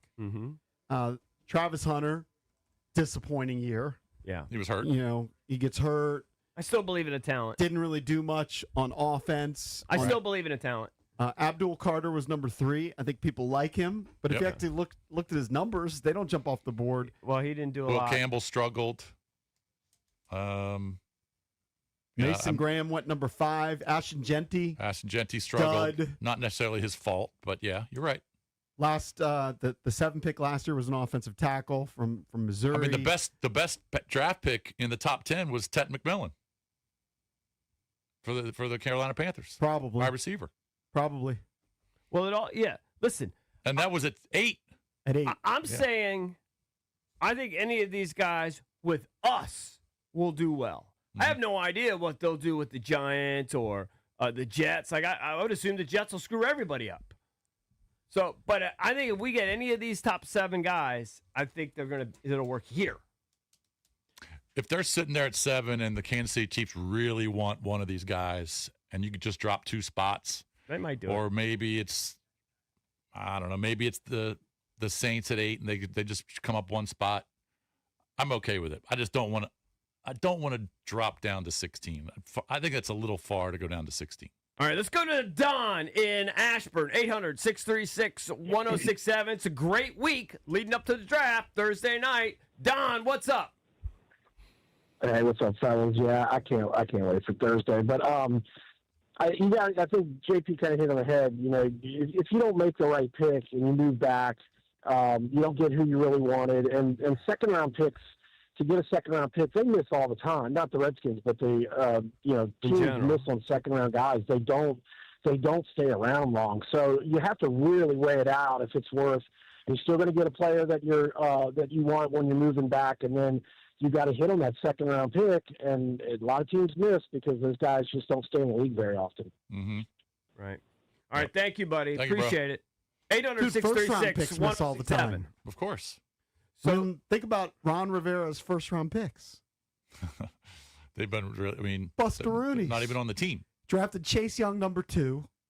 Last year had a good year, but he's on his 3rd or 4th team already in the NFL. Then they drafted Jamin Davis. Now that was the 19th pick. That one, complete bust. Jahan Dotson. They traded Dotson. Yep. Bust. Emmanuel Forbes. Bust. I know. All right, so let me give you this. I'm going to give you all first-round picks. The fact so, just because you have a first-round pick doesn't mean you're going to hit. About half of them hit. No, but it's rare that one team whiffs on 4 consecutive. It's really that's rare. Mm-hmm. That usually doesn't happen. I don't know. Is Jamin Davis even in the league now? I don't know that he is at this moment. All right, so let me give you this is the consensus of all the mocks. This is the consensus top 6, and then I want you to tell me what you would do there at 7. Okay, Mendoza goes 1 to the Raiders. Reese goes 2 to the Jets. Bailey goes 3 to the Cardinals. Love, and I'm crestfallen, goes 4 to the Titans. Sonny Styles, and Adam Peters presumably loves him because of his relative athletic score. He goes 5 to the Giants. Mm-hmm. The Browns curveball, they take Magoa, however you say his name, Francis Magua, whatever his name, the offensive tackle from Miami. He goes 6. So then we have, at 7, we're sitting there, our phone starts ringing. You could take Tate, you could take Bain, you could take Delane, you could take Downs, you could take Tyson, Lemon, you could take Tyson. What do you do? Most of those top guys you wanted are gone, presumably. But Tate's still there. Downs is still there. Delane is still there. Bain is still there. I think Downs is going to be an amazing player. But you brought in Cross at safety. I'm going Carnell Tate. What if I think you need to fill that so wide you would receiver stick spot. Then you would stick. Well, no, I prefer to trade down. Well, I mean, you could do either one. Okay, I'll trade down. You'll trade to down the outer limits of 16 because I think you can get a really quality wide receiver who's going to start. But what if he's going to be your number 2 receiver? What if Downs is the next highest guy on their board? Then I think they'll take him. Yeah. I think they'll take it. What if Downs is like a top 5 guy. What if they have Downs and Tate separated by 10 players? But they'll take Downs. I think they would take Downs there. Yeah, I don't think they would drop. Yeah. All 3 wide receivers, according to FanDuel, are scheduled to be drafted before 16. Yeah. So JP thinks you'll get a great wide receiver. That may not be the case. Now you might get No, Omar you might not. Cooper. Well, you there. could get Omar Cooper, Right. but that's not necessarily a bad I've seen guy. the top 5 receivers juggle them up. I've seen them. I mean, generally mean? Tate is number 1. That sometimes Sometimes Tyson is ranked 4th. Sometimes Cooper's I ranked think if 3rd. Tyson didn't have the health issues, he'd be the clear-cut one. Yeah, but you don't see a lot of mock drafts, if any, where Cooper is going ahead of Tate and Tyson. No. It's Tate and Tyson, or Right. maybe Tyson Tate. You don't see Concepcion going Right, but I don't think that ahead the of him, gap is Lemon that go- much great. It's not that huge. Yeah, I because mean, you still have those guys going in the first round. Those other guys. No, I get it, but I think I'd rather have a guy 6'2" who can run than a guy who's smaller. A Lemon he can run, but he's smaller. Cooper's not that big.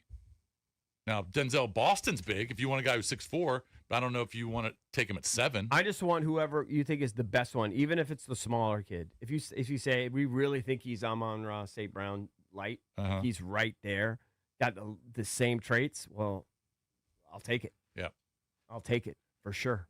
But like I said, if there's a team that's just a couple spots, 2-3 spots behind them, and they want to drop down 3 spots, and they're still going to get a stud, I'm okay with it. Again, on Thursday, we're going to be at Honor Brewing in Loudon. It is located at 42604 Trade West Drive in Sterling. We're going to be live on the air from 6:30 to 8. Grant and Danny come on after us, 8 to 11, there for the rest of the first round. What you want is, if you're sitting there, we want offensive linemen, because despite whatever that report was last week, we're not drafting an offensive lineman. Mhm. We want offensive linemen to go early. At least we one. want Fano or Magoa, however you say his name. At We least want one those of guys. those. Man, if we could get if 2 of them could go, then you're really cooking. Yeah. Red Wing, the legacy footwear brand that has set the global standard for purpose-built boots since 1905, is expanding beyond shoes for the first time.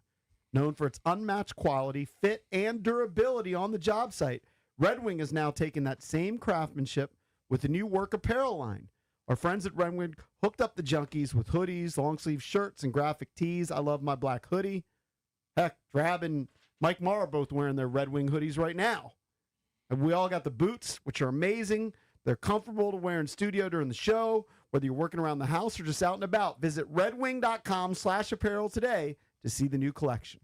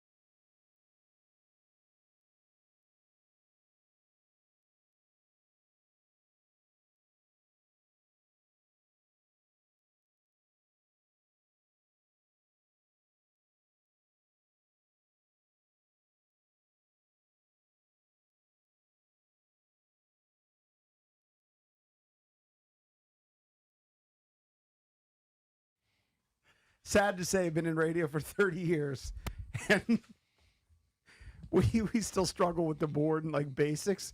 So Well, did you plug into that one? I didn't. So JP was plugged into the wrong thing. well, It's not that's that why. the jack isn't broken. It's not a headphone jack. JP was plugged into something that wasn't. It's an intercom. He was supposed why to it plug wasn't into working. the one on top of it, Drab. I know, but I wasn't the only one. Like we're like, how come the sound isn't coming out here? Well, I Cakes would know. I just plugged it in. And I think I would have plugged it into that one. yeah, I mean, I wasn't. Yeah, I really wouldn't have thinking plugged about it in I mean, it's the bigger one, Yeah. not the smaller one, right? No, I would have plugged it in. I have a small one too, but like I do, I just plug it into the small one. But why are there? I've got a big one and a That's an small one. intercom. It's different I know, button. but you don't even have that. I'm little just telling hole you. over there. I think I'm a little bit more Oh, savvy than you you. know I what? don't doubt Both of that. those work on my end. Yeah, Both of them I work don't on know. my It's headphones. just funny. Yeah. Oh, whatever. It is what it is. Roger the Dodger explained it. We need something else explained because Drab put a topic here about EB having a dream come true, and I said, "What's your dream that came true?" And he's like, "I got no idea." No idea what he's saying. Well, they're going to tell us. Do you know what it is? Grab Drabby. Drab's in no rush today. He's chilling.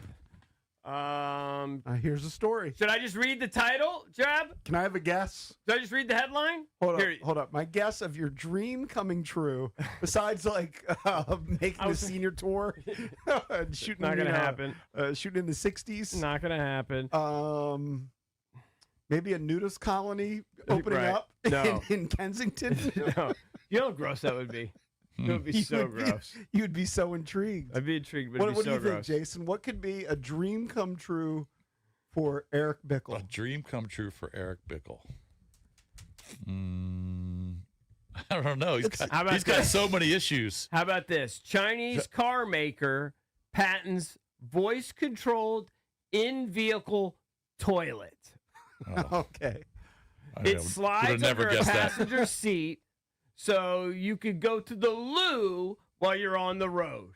So you had an issue like a week or two ago, right? Where you almost didn't make it to work? Yeah, like it was very rare, but I didn't know something was coming out. I didn't know where it was coming out. Something was coming out. I was getting the cramps. I was I don't know if you've ever been driving before, and all of a sudden you just get like a wave. Like Jason described it as a wave, where I just got like my body started cramping up, and it wanted to go to the bathroom. Right. And I just started like singing. I just started like talking out loud. I started like pounding my knee. Like you just to kind of distract yourself. yeah, just trying to hold off an inevitable disaster. Dude, Saturday night, Justin and I had a date night. We went out to dinner. And then I went to walk the dog afterwards. And I decided to go for this longer walk. I kind of have certain routes. Mm-hmm. My typical route's only like 15 to 20 minutes. This one was maybe more like a 30-minute range. And I had that wave. Oh. I actually, EB, it was so bad. I started looking at houses. Like I thought I was going to have to pull a Bish Bucks. I know. I've Not done in the that. And knock driveway, on a door? But then I started to think, no, I wasn't going to knock on somebody's door. I was going to go like Oh, in you their were just going to go in the backyard. backyard. Oh.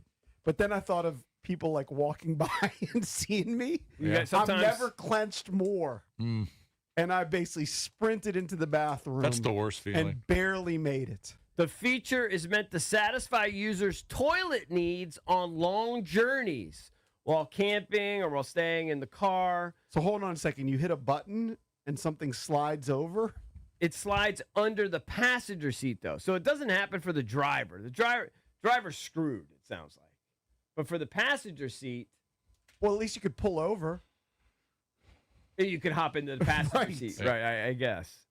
It'd be disgusting for the other people in the car. I mean, Oh, hell yeah. it'd be the most disgusting. But I guess if Well, you you would- stop, you tell them all to get out. I need some privacy. I've seen those viral clips before where guys, like, they make their own portable toilet where they get like a bucket or something and a trash bag and they just like have it in the car, like for long drives or like for camping. Mm-hmm. So you just have like a bucket and a trash bag, and it's just if you have an emergency, you just do your business and then you tie up the trash bag, obviously, and you get rid of it as soon as you can. I hadn't had that No feeling. one would do that in the car when there's passengers. Maybe with family. You wouldn't do that. You wouldn't do that with Dina sitting right there. Well, I mean, she's seen everything. What has she There's not no seen? chance you would take a dump She's seen right every next to Dina, and or your daughter's in the back If seat. I was in a crisis, And if you're in a crisis, you pull do over. you think I would care? No. you're in a crisis, you pull over. Okay, but that's what you do. Yeah, but if you have no time, the point here is if he has no time to spare, he can pull over. I mean, it would have to come within 5 seconds. No, Your body's going to let you know you got to go to the bathroom. I know, but you would have time to, okay. to stop somewhere. All right, you stopped and went on a driveway. You were in a crisis. I was in a crisis, Right. correct. But luckily, I was able to find a private area. But if my wife was in the car, You went in a driveway. How private is it? I mean, I'm sure it was dark. It was dark. It was dark. I understand. And it was in a neighborhood that were $5 million homes. It was driveway was longer, than a football field. But can you imagine what they? But there's no way I would have done that in the gotta be car. surveillance. There's no way I would do that in the car and with my daughters or my wife there. No, but maybe you tell them to just step outside. Like you have to Of go. course. That's They would- different. There's no restaurant. There's There's no exit. But that's my point. That's different. That's different than going in the car right next to them. Yeah, but they're gonna have to get back in the car. Where Yeah, does but the waste go? at least here? they're I don't not understand. watching. It goes in a Really? tank that has to be emptied manually, but it has connections to the exhaust pipe where the fumes get pushed out of the car. So it's almost like a The smell. camper, like an old school camper has. A tank, yeah. Yeah. Right. I just don't understand. You're very angry about this. Like, what is No, your I'm not beef? angry. I'm just No, but giving my opinion. Yeah, but your opinion is that I wouldn't do it in front of my kids. Yeah. If I had to poop, I wouldn't care who was there. Honestly, I guess that's where you and I are different. He's avoiding an accident. If the options are, if it's either my shorts Yeah. or have my kids have to scream and look the other way, I'm gonna have them scream and look the other way. I'm just saying you're gonna have time to stop their car to get to a toilet before you had to do that. Not everyone does. IBS Dude, if Chris I'm on- poops on the side of the road all the time. Yeah, Well, dude, hold on. that's- If I'm on like one of these like 95 jobbers and they have those things every 16 miles, like rest stops, 60 miles, right? well, Okay. you're screwed. You know, that happens all the time. Every weekend. Yeah, that's Every weekend. that might be an issue, but usually it's within. You can get to an exit with a bathroom inside of 20 miles. I did it about 6 weeks or so ago. We had a tournament out. It was actually a local tournament. And I don't know if I talked about it, whatever. I was going to get food, and all of a Right. sudden it hit me. Yeah. And I pulled over to an old Comfort Inn.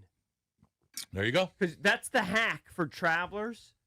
It's hotels. I'd rather do a hotel. You can always do a hotel and just Than a- walk in than and a gas act station. like you own it. Yeah, never. Yeah, Just act like you own it and just go in and do the main lobby toilet. Yeah, I agree.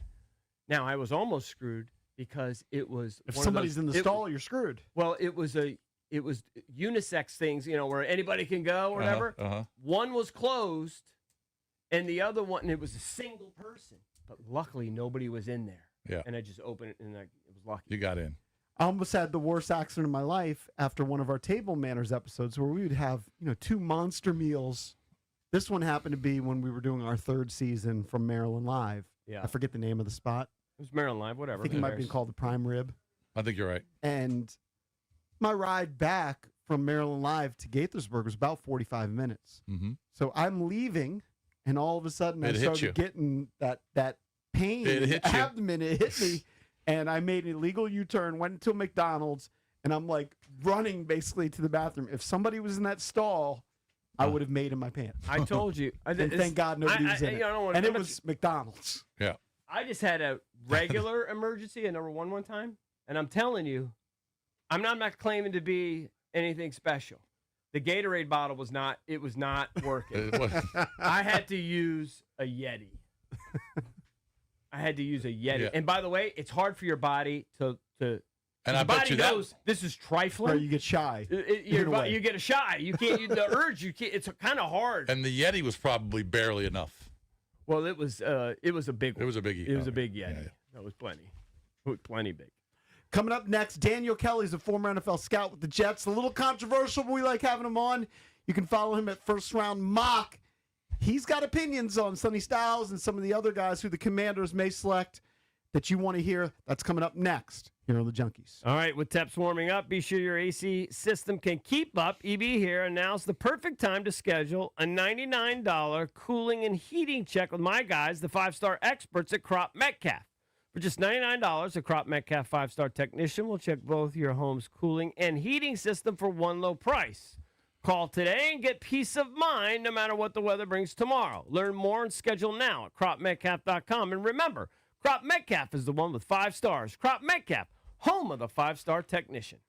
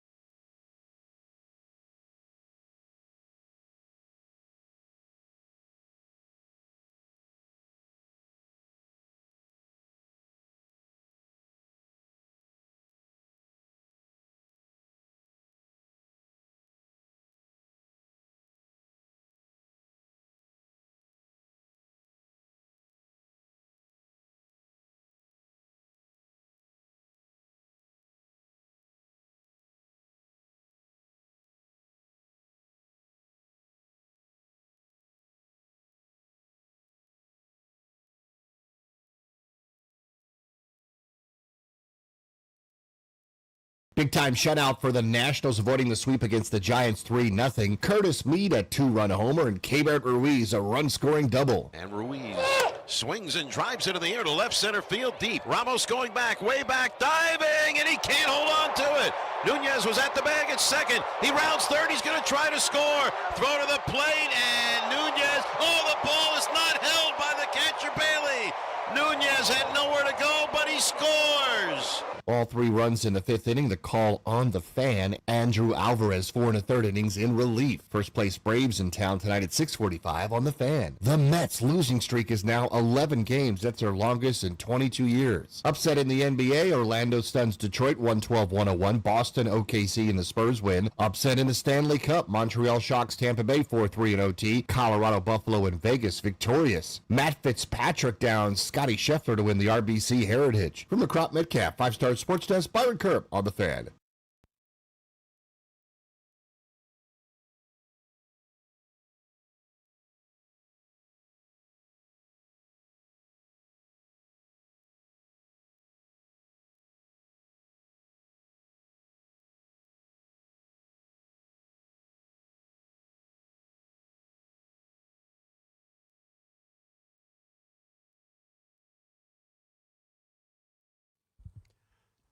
Welcome back. Chucky's come to you live on 106.7 The Fan and the Team 980 here in the DMV, 910 The Fan, 105.1 FM in Richmond.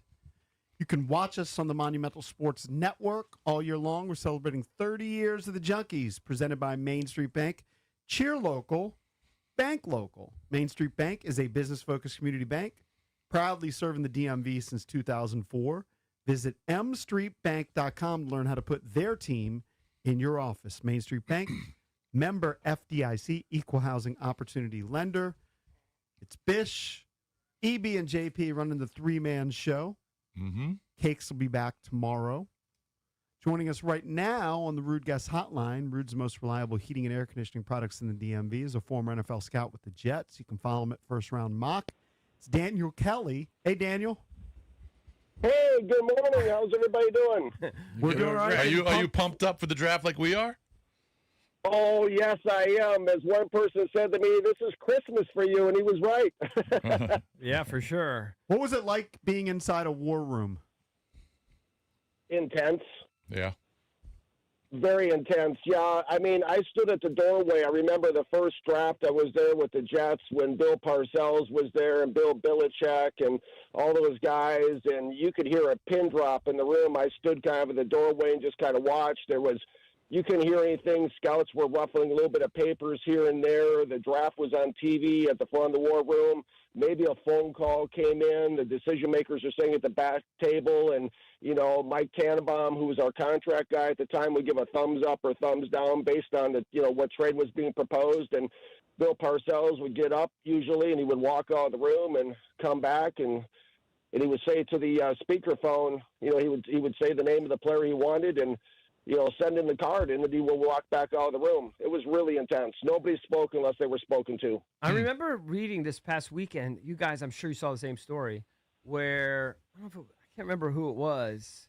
It was the Giants, somebody, but they would reward scouts if your player got picked and made the team. And so, guys, I mean, so you're lobbying for your guys. You're really lobbying, and you're really presumably getting the best from these guys because they're getting cash bonuses if their guy that they lobbied for and they got credit for made the team. Do you think that would work today in 2026? Yeah, I think it would. Absolutely. I know for us at the Jets, I mean, when the scouts really had their moments of shine was in the later rounds, and then especially for the undraftable free agents, that's when the scouts really shined, and that's when they listened to them, and that's when they really jumped on the table for their guys to bring them to camp and stuff. But yeah, absolutely. Every scout loves to be heard, and every scout works really hard and beats the pavement and travels the country and does a lot of work on these reports. So yeah, they definitely wanted to add their contribution for sure. So Daniel, here in Washington, there's a lot of excitement. They have the number 7 pick. When you look at Washington's roster now after free agency, what are the holes that you see the most? Well, I always listen to NFL.com because I feel like they're, they really have their ear to the league. And as far as what they say Washington needs the most, on April 9th, they came out, they said, really upgrade the weapons for Jaden Daniels. This is a huge year for Jaden Daniels, as we all know, whether or not they're going to pick up the fifth-year, option, what they're going to do, the contract extension they can start talking about next year. So to me, it's like, you can go offense with that said. And, at receiver, there's a guy that I have targeted at that pick at 7 if they don't trade up. I mean, I love Jeremiah Love, which I've said on a previous show. If they can trade up to that 3 spot, absolutely. It'd be the best running back they've had in Washington since John Riggins. But if they stay pat and he goes early, which he may, to the Titans or Giants at 3 or 5 or whatever, Carnell Tate is a guy that I've circled. I use number 5 on my first-round value board, the wide receiver, Ohio State, 6'2" and 1/4, 192 are his combine numbers. And he's a special player who produced very clean tape. He has the size and physicality of a big receiver, speed and quickness of a small receiver. And what that does is allows him to dominate the short, the intermediate level of 0 to 19 yards. And that speed enables him also to take the top off a defense. And really it creates a guessing game, guys, for the corners. Like, what's he going to do? Is he going to sit underneath? Is he going to go deep? And really, I think for some Washington fans who remember back when Art Monk played, when I watched the film, there was reminders. He reminded me of an Art Monk type player. He has great hands. He has a 78.5% catch rate this last year. And also he has that selfless component that, of course, Monk brought to Washington back in the day. Special player, be a great weapon. My favorite Ohio State receiver in the past, 5 drafts that have come out is Carnell Tate. I think he'd be a great weapon for Jaden Daniels. So that's interesting that you're so high on him, because many people like him, but they think their best guess is he tops out at like a very good number 2 because he never played 1. I don't know. That's crazy. Guys out of college are backups and come in and become studs at the next level. But that seems to be the kind of the consensus. Why do you like him so much and like him more than Bouquet and all these other guys that have come out of there in the last couple of years? It's just something about him. I think he kind of combines what all those guys do. And I loved Emeka Egbuka, and I loved Jackson Smith the Jigba, but he has the element of everything. He can dominate at all 3 levels, and just how graceful and how nimble he looks when he runs. He's got the alpha demeanor.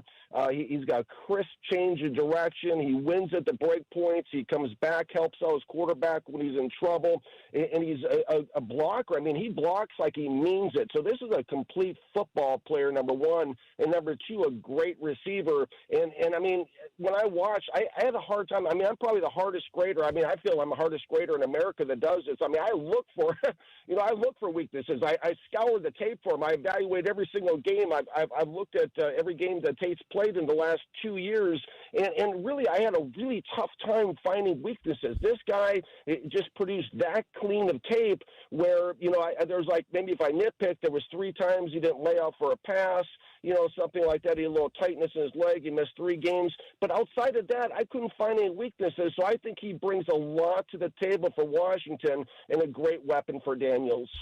How much of a gap is there between Tate and Jordan Tyson on your board? Well, on my board, I have Tate at number 5, and then I have Tyson at number 21. And what's the reason for that? The injury history? The injury history, yeah. He missed over, I believe, 40% of his games. It certainly has nothing to do with his playing style. I mean, Jordan Tyson is a guy that I really, really liked. Just big-time receiving skills. He wins at the break point. He's a guy that is a master at creating route windows. He can win at the break point in a number of different ways. He's good with the yak, yards after the catch with the ball in his hands. I love Jordan Tyson. He would be a lot higher on my first-round value board had it not been for the injury pass. But I have to take that into consideration. I mean, when I watch Tyson, I mean, his body type and his body movements and his mannerisms, I mean, it reminds me a lot of what I remember Larry Fitzgerald looking like. And also when he runs his routes. So I love Tyson. The only reason I discounted him on the value board was because of the injuries. Talking to Daniel Kelly, former NFL scout with the Jets. You can follow him at First Round Mock on Twitter. You mentioned that Tate was number 5 on your board. Who were the 4 guys ahead of him? I have Carson Beck, the quarterback, at number 1 overall. Jeremiah Love at number 2. Mansour Delaney at number 3. And then David Bailey, the edge rusher from Texas Tech, at number 4. All right, we're not in the market for quarterback, but I got to hear your 30 seconds on why you have Beck so high, and especially over Mendoza, who seems to be the unanimous number 1. I've looked at 43 games, every game that Carson Beck has played in his college career. I feel that he has the best NFL head on his shoulders. He's the most NFL-ready quarterback in the 2026 NFL draft. He's a guy that can read, go through his progressions. He's a guy that's comfy from a clean or dirty pocket. And what he did down in Miami this year, I think, is the most understated story in this draft, is how he went from Georgia to Miami and reinvented himself. He didn't just play a few games, actually pulled a whole locker room together, a whole new locker room, and took them all the way to the national championship game. That, to me, was a litmus test to show what was really inside Carson Beck. So one guy I didn't hear in your top 5, who a lot of people here in Washington want them to draft, is Sonny Styles, the linebacker from Ohio State. Give us your read on Styles, because I hear you're not as high on him as others. I'm not. I couldn't get into Sonny Styles' film. I evaluate every game he's played in the last 2 seasons, 30 games. I mean, hopefully if anyone's listening at the Commanders' headquarters, please stay away from selecting this guy, because I feel that he's going to be a bust in the 2026 NFL draft. He's one of these guys that has, the raw athletic traits, the combine traits, but on film he looks like an athlete who's trying to learn to play linebacker. That's not a good look. I mean, he's awful versus the run. He looks awful blitzing. He tends to be an after-the-fact damage control pass defender, meaning he makes the tackle after the catch, doesn't use his hands well, 0 pass rush move shown. And really from the neck up, that's the saying of scouting. The game is won or lost from the neck up. I feel he was an underachiever who lacks fight, has questionable instincts, lacks motivation. Sure, can he run around and make plays if he's left unblocked? Yes, he can, but who can't? He just was not a difference maker on his game film, and that's what he put on his film. I just wrote it down.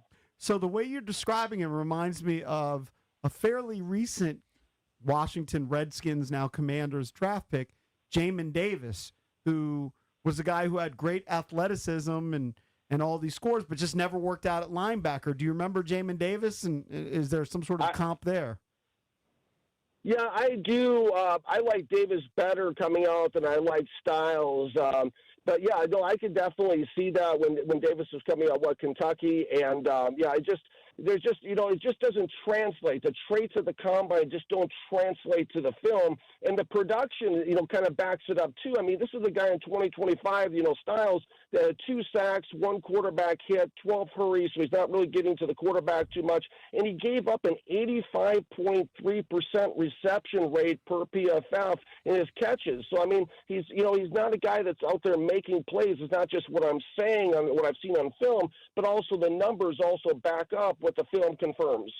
What about a guy like Caleb Downs, who doesn't necessarily have the world's greatest measurables, but everybody says he's so instinctive, he's a leader on the field right away, he's a step ahead of everybody else, but he doesn't have any particular attributes maybe that you would take him necessarily like with the top 5 pick or something, potentially?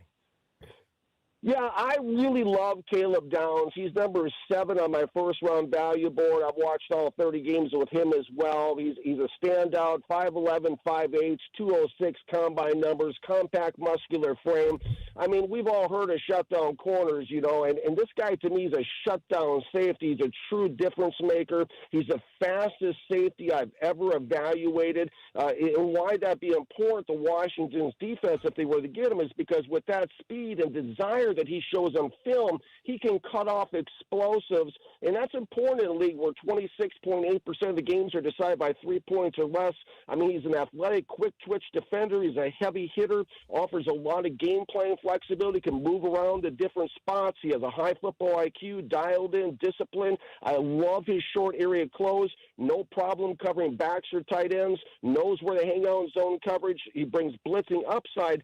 He would, Downs would be the best safety Washington has had since Sean Taylor. So, just out of curiosity, getting back to the quarterback position, you have Carson Beck as your number 1 overall. So you think the Raiders should take him number 1 overall. Where do you have Mendoza in terms of what round he's projected in? I mean, he's going to go 1, but where would you have him in what round? 4th round is the value I have on his film. 4th rounder? Yeah, QB7. QB7 is where I have him on my board. Explain.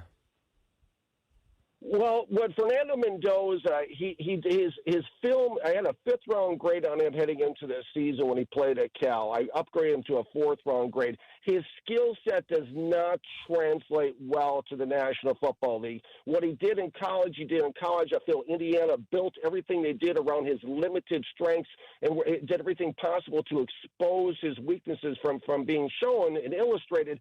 I mean, this guy is so limited in what he does. He stands there, he claps, he takes a snap. He does one about a few different things. He either hands the ball off most of the time. It's a very run-heavy offense. They were the second most run-heavy offense in college football, or he basically loves to throw outside. He tries to throw to the outside. He tries to throw outside the numbers. He tries to throw deep. He tries to avoid coverage. He tries to throwing inside the numbers like the plague. He tries to just throw passes that offer him the most possible throwing leverage. And to me, that's so limited. And the thing that's really going to get Mendoza in trouble is his throwing mechanics, because he stands there. He has to align his body perfectly with the trajectory of throw. There's a hard set that he always does as he's staring where he's looking, he's going to throw, and he stands there and has to perfectly align his body with the trajectory of throw, and then he pats the ball on top of it to further telegraph where he's going to throw, and then he has below average to average anticipation. I think this guy's an NFL cornerback's dream. That'll be interesting. I tell you, what he says, though, I think there's some validity to it. It rings true with me. Like that, I'm not sure that Mendoza should be the universal number 1 overall pick. Isn't throwing to the outside? It's just, you could say smart. Hard? Maybe there's... Are you asking him? Or are you asking us? Like throwing it down and out is a long throw compared to throwing some of the stuff over the middle. Yeah, but you got to read to make over the middle. You got to have the confidence, right, to needle those throws in there. You got to hit the small windows. Have you talked to any other former scout or scouts that agree with you on Mendoza, that he would be like a mid-round pick, or should be a mid-round pick versus number 1 overall? No. Okay, so you're the only guy. You're on the island. He likes being on the island. Yeah. I kind of like that he too, had though. Spencer Rattler ahead of Caleb, Drake May, JD. Where'd you have Rattler? Number 1 overall, right? I did, absolutely. And last year, I mean, he was top 10 completion percentage in the league, and he had the 5th fastest time to throw. I just feel he's in a bad situation with the Saints right now. But, I mean, outside me, he's got the 2nd highest completion percentage of the 2024 draft class next to Drake May out of all the guys. Do you think Jaden will ultimately be successful here? No. Because of injury or performance? Both. Okay. Both. The thing that concerns me the most about what I saw at Jalen Daniels last year wasn't the injuries. I mean, yeah, he loves to run like he's Derrick Henry. He doesn't have the build for it, and his completion percentage plummeted last year in terms of his accuracy. But the thing that concerns me the most about Jalen Daniels is I didn't see the same confidence or swag that he showed in his rookie season. That didn't show up at all, and that's the thing that concerns me. Yeah. One last one for you. A lot of Commanders fans would love Jeremiah Love to be there at number 7 to draft him. How does he compare to other top running backs drafted recently, whether it's like a Bijan Robinson or some of the other top guys, Jahmyr Gibbs? Who's Jeremiah Love in your eyes? The best out of all of them. Yeah, he's the best of all of them. I mean, my comp for him is Saquon Barkley. I mean, this is a guy that is an explosive cutback home run hitter. He's a guy that's a space architect is what I call him. He squeezes space better than any running back I've ever evaluated. He's a guy that's very calculated as a runner. He optimizes the angles as a runner. He's a legit receiver on the backfield. He's a guy that's as selfless as they come. I mean, he blocks with the same passion as he runs with, and he's a guy that's very durable. He's never missed a game because of injury, and he's a guy that doesn't fumble. No fumbles lost, according to ESPN, the last 3 seasons. This guy would be a true difference maker in Washington. Would be the best running back Washington's had since like I said, since John Riggins. So I feel like he's the best, to answer your question, of all the running backs that have come on the past few drafts. Hey, real quick before I let you go, would you be opposed to if the Commanders were at 7 and Tate was gone and some of these other Love's gone, but they still wanted to stay in offense and they dropped down a few spots to take Kenyon Sadiq, tight end out of Oregon, who ran a 4.3? Yeah, I would be all for that. I love the idea. Even though they did sign a tight end, obviously in free agency. Yeah, absolutely. I think what it does is it creates a different kind of component for Jaden Daniels that isn't available to a lot of teams. And now all of a sudden Washington has 2 good tight ends that can run different packages, because a lot of times these tight ends are matching up against linebackers and safeties who are stiffer athletes, and these good tight ends basically can change direction faster, and they can get to the break points faster and the catch windows and the catch points. Because Kenyon Sadiq, he's a special player. He's the best blocking tight end I've ever evaluated. He also has great hands. I really love how he matured on his Oregon tape in 2025. He ran about 18 routes that really sold me. I had a 3rd-round grade on his 2024 film, but when I saw those 18 routes, I was like, okay, yeah, he's running sophisticated routes now. His route running's gotten a lot better. I feel like he'd be a tremendous weapon for Washington on offense. If he's there, somehow they fall into him, I would love that pick. Okay. Daniel, always enjoy having you on. That's Daniel Kelly, former NFL scout with the Jets. You can follow him on Twitter at FirstRoundMock. Thanks, pal. Thanks, buddy. Thank you, man. Hey, thank you, guys. Enjoy the draft, everybody. All right, we will. I tell you, I think there's something to the Mendoza. Like, he doesn't have necessarily the physical traits that you would think sort of historically at 1 overall. I think that could be something there. And then Styles, I worry he could be a combine freak too. Well, he doesn't have huge numbers at Ohio State. 50% of the first-round picks bust. Right? Yeah. I think he might be on Including something with those quarterbacks. Look, Peters might look at Styles and go, we're not touching him with 7. We don't know. What did he have, 1 sack last year? We watched I think Mendoza take on Carson Beck. And who looked like the better quarterback in that game? Well, Mendoza, to me, it wasn't even close. Mendoza, every time he needed to make a big throw, maybe it was on the outside, he made the big throw. I'm not saying And then he made the big scramble into the end zone. Beck is as quick as me. I'm not saying, outside the pocket. I agree with this. And then he underthrew. When he had a big throw, on a chance he underthrew it. Mm-hmm. I'm not saying I agree with his evaluation of Beck, but I might agree with it on Mendoza. Yeah, but you wouldn't slip him down to the 4th round. Maybe the guy not had the 4th Spencer round. Rattler ahead of Jaden Daniels and Caleb Williams and Drake May. Yeah. I mean, and the other guy beat out Spencer Rattler. Every scout. I'm forgetting his name. The New Orleans quarterback that was drafted the second round. Every scout that I've listened to kind of evaluate Mendoza has him number 1 overall and a good fit. I know. They don't. None of them have said Carson Beck. I want to say that I officially do want to say I'm not convinced he's going to be a star. I'm not convinced. Hey, I don't know if he's going to be a star. I'm just saying in terms of the evaluation. Yeah. People don't have Carson Beck above Mendoza. No. Yeah, for the most, besides Daniel. I don't. Yeah. But I just Clickbait. 1-800-636-1067 if you want to chime in. We're the Junkies. Coming right back. All right, guys, what if selling your home actually felt simple? Less uncertainty, serious buyers walking through your door, more money in your pocket when it's all said and done. Well, that's exactly what my friends, the Realtor Rockstars, Debbie, Sarah Reynolds, and Power Home Team with Keller Williams bring to the table. The average home sold by Reynolds and Power Home Team sells 3 times faster than homes listed with a typical real estate agent. What does that mean? How about fewer days keeping your house perfectly clean, fewer last-minute showings, all of the hassles that go with that. Even better, they net their sellers 4.2% more on the final sales price. For many homeowners, that can mean over $30,000 more at closing. Isn't that what it's all about? More money in your pocket. They're so confident in their abilities that if your home doesn't sell for whatever reason, Debbie and Sarah are just going to buy it themselves at a price you agree upon. That's their guarantee. So you have nothing to lose. So call Debbie, Sarah, and Reynolds and Power Team right now. Find out more about this guarantee and others. 844-654-SOLD. That's 844-654-SOLD, or check them out at DebbieAsTheBuyers.com.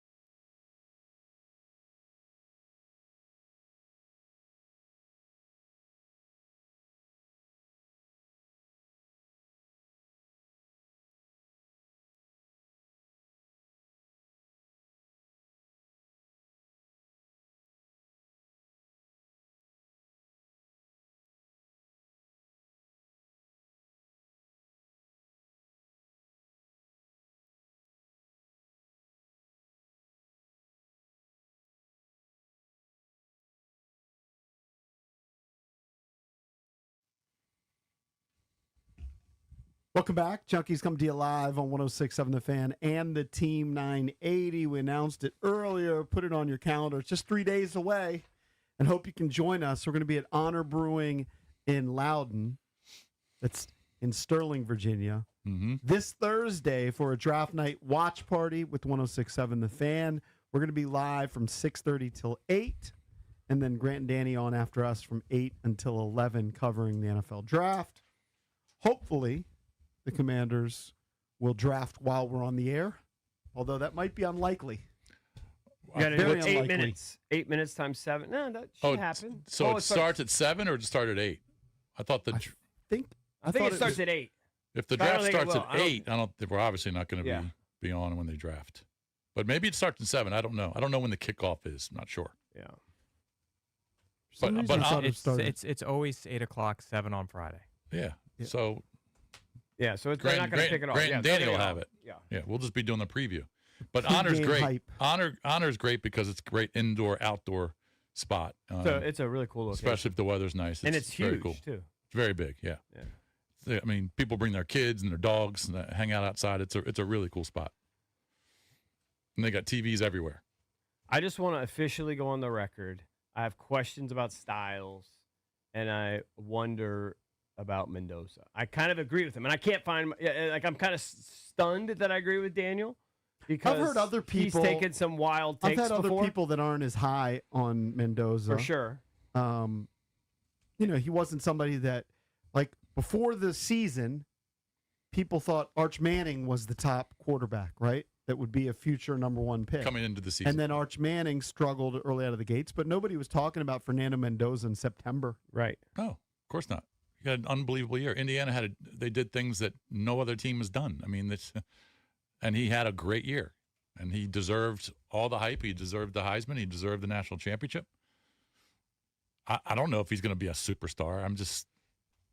When I look at quarterback rankings, prospect rankings, Beck is way down the list. No, I agree. I don't care what he says about forget about Beck. I have no idea about Beck. Yeah.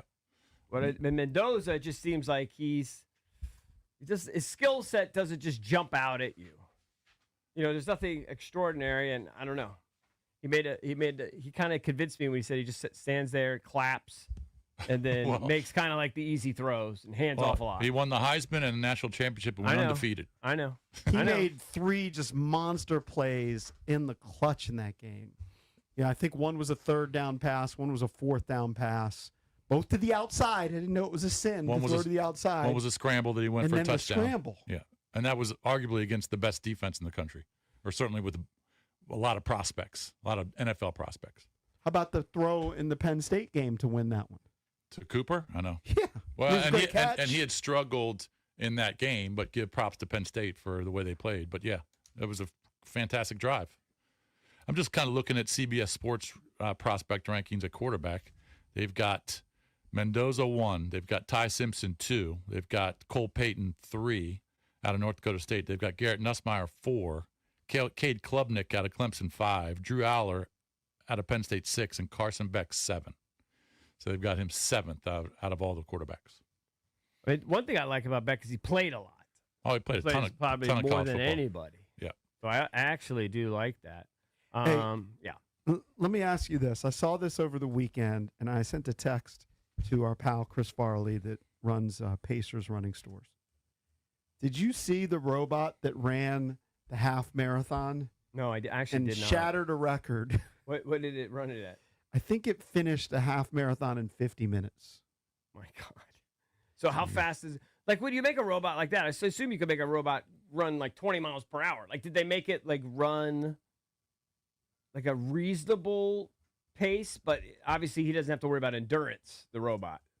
So it's a Chinese smartphone maker. Okay. That made this what they call a humanoid robot. All right.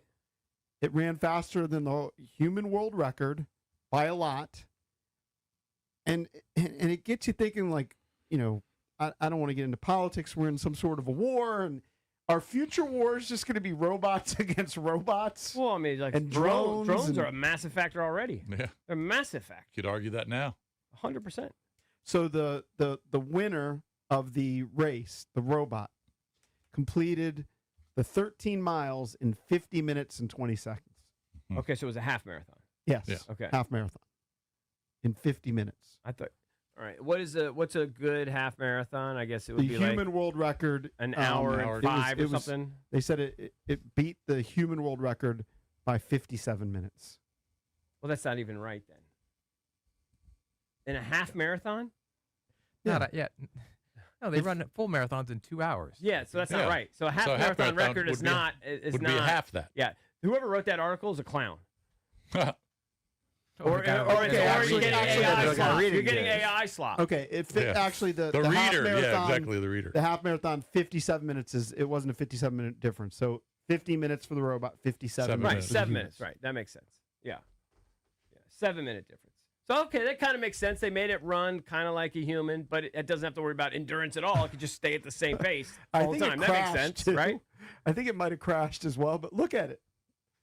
What does it look It's I mean it's a robot. But what is the point of that? Like, why would you even do? Like, they could make a drone get Just the finish it technology is in getting so good. 3 minutes. Have you seen?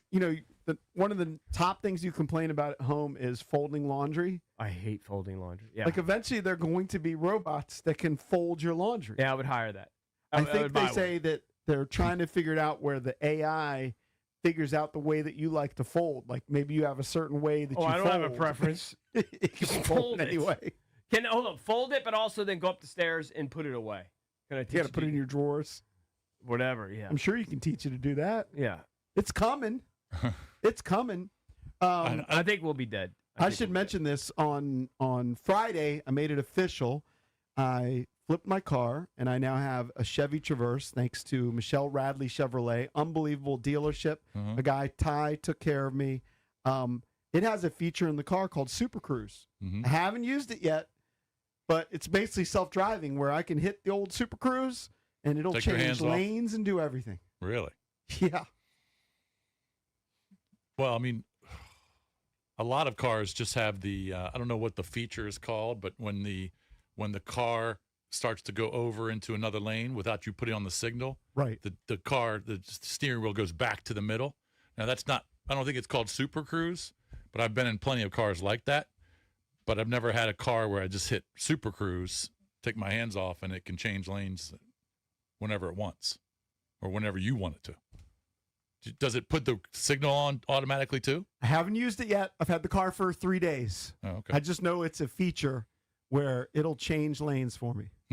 I would consider it. I would try it. Do you ever use, I'm sure your car has the self-parking feature. I've used it once or twice as a goof, but I am honestly scared of that because you literally can bump into stuff. Yeah. Right. Like changing lanes, I don't know. I don't know. For some reason, I feel like that's maybe even easier than parking. I've done it once or twice, but like I do it like at Horse Camp's house where it's like a curve. It's actually kind of difficult to do it. Yeah. It's not, you know what I mean? You got to park around a court, like it's a curve. Probably not the most ideal spot. And then when I'm driving in D.C. and I'll go meet my buddy Tom for lunch at Cava. I'm on Connecticut Avenue and there's cars mowing by, or Wisconsin Avenue. I don't feel comfortable just hitting the button. Yeah. You know what I mean? I'm going to do it myself. I'm gonna parallel park myself. I think I've become a worse parallel parker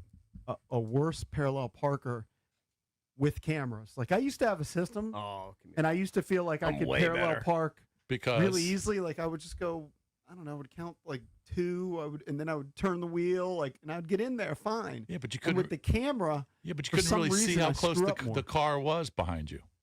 The camera is incredible for Yeah, parallel I parking. disagree with that. I'm way better with the camera. Yeah. I mean, I think I was fine I am before, too. but I mean, like I feel like you're a moron if you have trouble. I can have this conversation with my kids when they were trying to figure out parking. Like, what's the problem, guys? You got cameras. Yeah. Like they're really my daughters were both really stressed out about parking, like overly so. They're coordinated people. They're smart kids. I like, what's the problem with the cameras? It's so easy. I don't get it. I think it's really easy too. It could be easier. And I'm a much better parker than I was You get the pre-cameras. green lines, whatever, telling you where to go, and if it's red, then you probably need to adjust. Well, you can see how far you are away from the car behind you. You can see everything. Up to an inch. You can see everything, and it'll guide you. It'll say you're on the right track with the green lines or whatever. I got to say, on my way back from the Eastern Shore on Saturday, getting on the Beltway, I couldn't believe. And I guess it's like this every Saturday. I'm just not on the Beltway on Saturdays anymore. Being out in Loudoun County, I totally avoid it. I couldn't believe how many cars were on the Beltway. Everybody in D.C. was on the Beltway What time? at 3 o'clock on Saturday afternoon. Yeah. Every single exit, there was a merge, backup. I mean, I was going 8 miles an hour on the Beltway, and I was so bitter because I just wanted to get home. And I couldn't How long believe. was it door to door for you? Oh, from Easton? Ocean City to Ashburn. Well, I stopped in Easton because Okay, I that's had right, I had the the funeral. service. It took, and it shouldn't take this long. It took 2.5 hours from Easton. It's not terrible. Oh, but it seemed a lot longer, and that's only because I was going faster once I finally got on. Where did it hit? Where did it hit? Like the toll around road. College Park? Like Right, that right, area? right off College of Park. 50. Yeah, College Park. Yeah, right in Oh, Lanham. even Greenbelt? Oh yeah. Yeah. Every single exit was backed up, and then of course there's an accident on the. You got rubberneckers. There's an accident on the other side, so everybody on the right side's looking at the accident, and it just took. I was just so frustrated. I couldn't believe how many people were on the road. Did you give anybody the finger? No, I didn't. But my wife was scared. I'm sure you were pleasant to be around. I was not. It was. This woman gave me the finger the other day. So I'm What, you parking cut her in off? Target. No, I was. A woman gave you the finger? Yeah, I'm on like the second floor of a parking garage, and I wanted to back into my spot, and I didn't see the car behind me. You and get it like was, driver mogged or something? Could you say that? she got bitter that I was, backing into my spot and like cut her off from going past me. I couldn't believe it. It's like it took me 15 seconds. Whatever. I pulled up, and then I started backing Well, she up. must think you took the spot from her. That's what it is. No, she was behind me, I guess. Are you certain? Yes. Okay. Yes, she was bitter that I like So you took caused that like a long. 1-car bottleneck for 15 seconds. I just laughed. Yeah. I couldn't believe it. She was Yeah. like a 45-year-old housefrau.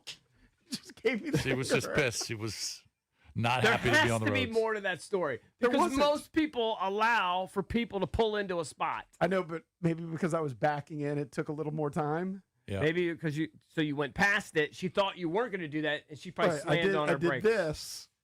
Did you put okay, your and she was signal to let her behind. know plenty of time before? I don't know that I put my signal on. Ah, see, there's more to the story.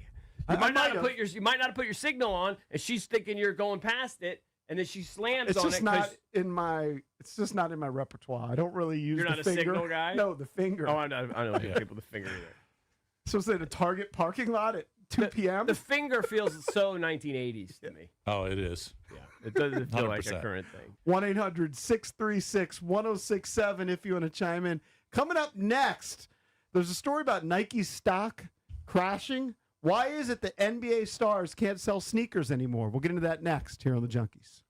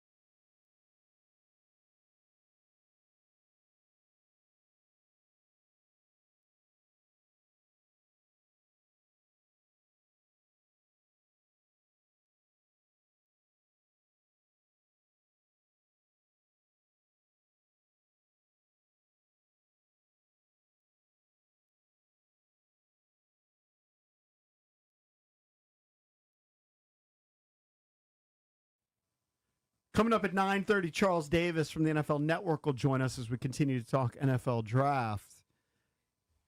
But there's a story about Nike stock going down and sneakers not being bought. It's not as just much. down. It's like down big. Yes. Yeah. And Brian Windhorst, who we see on TV all the time talking NBA insider, was talking about this recently, and he posited a theory. Here's Brian Windhorst. So, and yeah, like I am worried about the long-term effects of it. You know, just yesterday, I think UBS, you know, Nike's stock is Nike's production, you know, Nike's revenue has been really down, and Nike's stock has been obliterated over the last, 24 months or so, 18 to 24 months. And, you know, this analyst at UBS, you know, and by the way, the analyst at UBS doesn't care. Like, they're not trying to get aggregated. They're not trying to go viral. They're writing to their investors. And they basically said that part of the reason that Nike is selling fewer basketball shoes is that basketball players aren't as popular as they used to be. And so, like, that is the reason that is worth paying attention to, is because that's an independent arbiter who only cares about the data. And that's science too. But, you know, Nike can look at it and say, this is a problem. Our stock is down. Our revenue is down. Like, Nike's like, we got a problem here. You know, the NBA.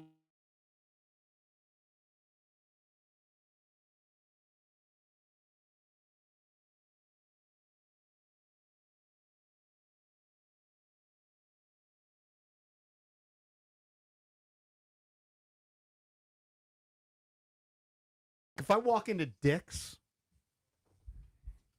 are NBA players promoted as much as in the past versus like international soccer players? They're not. Probably not, yeah. I think international soccer players now are as big, if not even bigger, than most NBA stars. Right. Like, I'd put LeBron.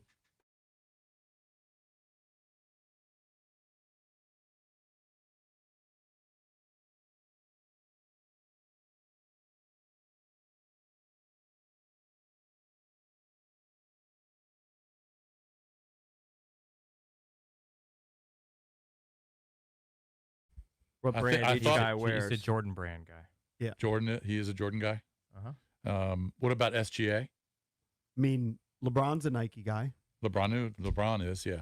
I guess I'm kind of thinking about the younger guys, Anthony Edwards wears Adidas. His shoes are popular for Adidas shoes. Yeah. SGA, I think he wears. It's literally something weird. taking this Gemini Could- forever to answer this question.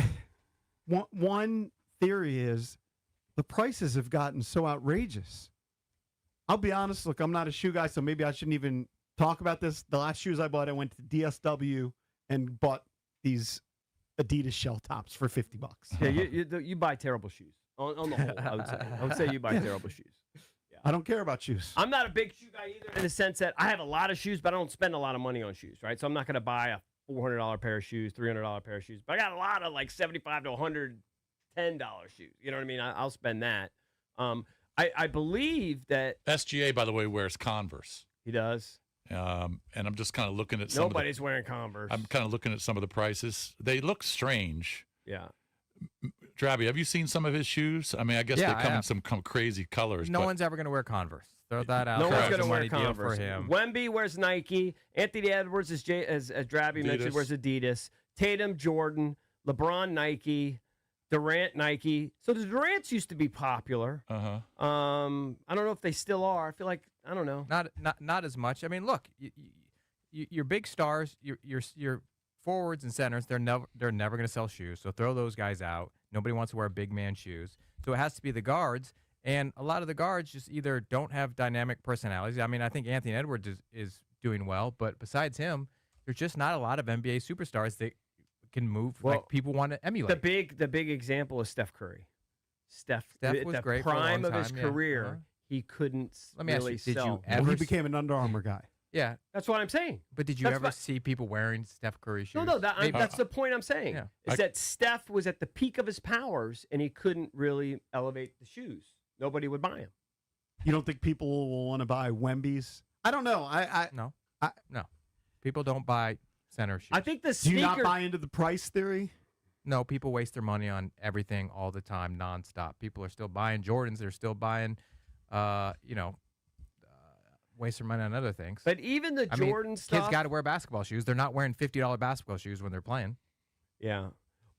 Well, you don't really wear Jordans to play, right? At least certainly not the old ones, because they're bricks. Well, back in the day, we did. Yeah, but I'm saying today, kid won't today because they're bricks. They're not good shoes. So these are just basketball shoes. I will tell you, I also think that the proliferation of other shoe choices for the non-basketball players have probably taken a huge portion of the shoe buyers away from Nike because, again, I just was at a Dick's. They have so many Hokas. They have so many Ons. Mm-hmm. These are relatively newer brands that they weren't having to compete with back then. Well, older guys, older people in our demo, yeah, they all wear Hokas and Ons and the comfy shoes. Because also, by the way, old Jordans, and I have, I don't know, 7 or 8 pairs of old Jordans. They're actually not comfortable. There's very little padding in there. It's just, the especially old retros. I haven't had those in years. They're not comfortable. I have the low top Jordans that I get at Golfdom, and those are comfortable. But the basketball shoes, I haven't worn those in years. So I don't know how they would feel. They don't feel good. I can tell you that. They're not super comfortable. Certainly the ones that you wore when you were coming up. Yeah. I don't know. You think it's the lack of stars or it's the product? Well, I think also the sneaker game in general is down. I follow a lot of these guys that resell, the resale market.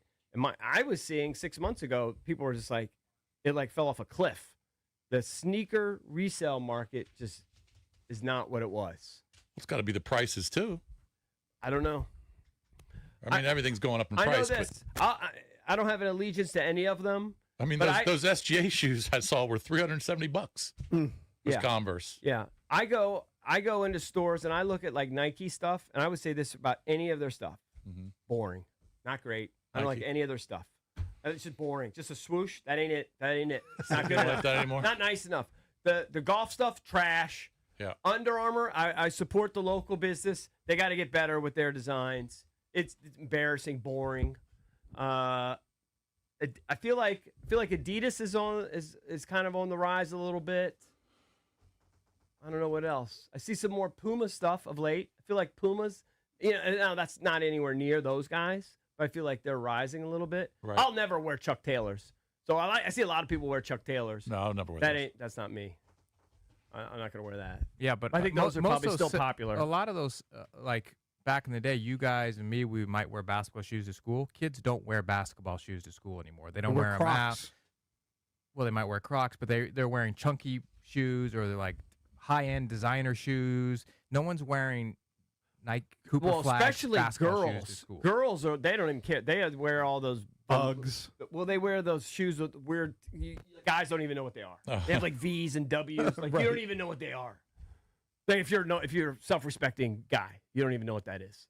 1-800-636-1067 is the number if you want to chime in. Coming up next, we'll open up Evie's entertainment page. Charles Davis from the NFL Network at 9:30.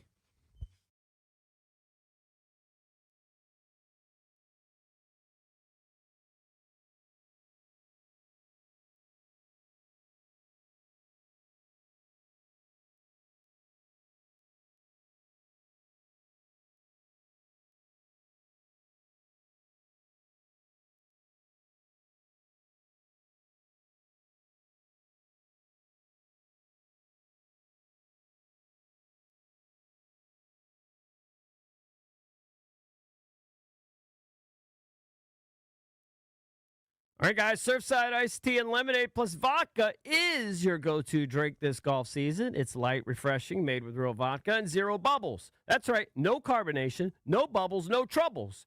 Try the new half and half variety pack, including flavors like raspberry half and half. In stores now.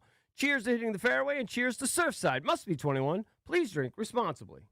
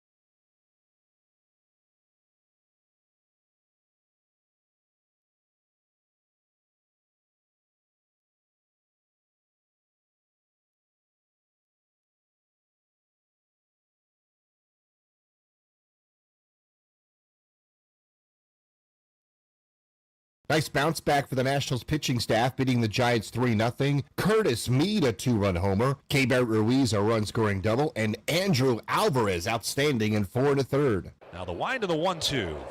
Swinging a ground ball, softly hit left side. It goes through to Abrams, the shortstop. He fires on target to Mead at first to end the inning. 1-2-3 go the Giants. Alvarez has retired 6 in a row. And Arise, amazingly, is 0 for 4. The call on the Fan. First place Braves in town to begin a 4-game set tonight at 6:45. Mets losing streak reaches 11 games, their longest since 2004. Upset for Orlando being Detroit 112-101. Boston, OKC, and San Antonio win. Montreal shocks Tampa Bay 4-3 in OT in the Stanley Cup playoffs. Colorado, Buffalo, and Vegas also winners. Matt Fitzpatrick beats Scotty Scheffler to win the RBC Heritage. The Patriots heavily interested in the Eagles' A.J. Brown. Former Iowa State star Audie Crooks going to Oklahoma State. From the Crop Metcalf 5-star sports desk, Byron Kerp on the Fan.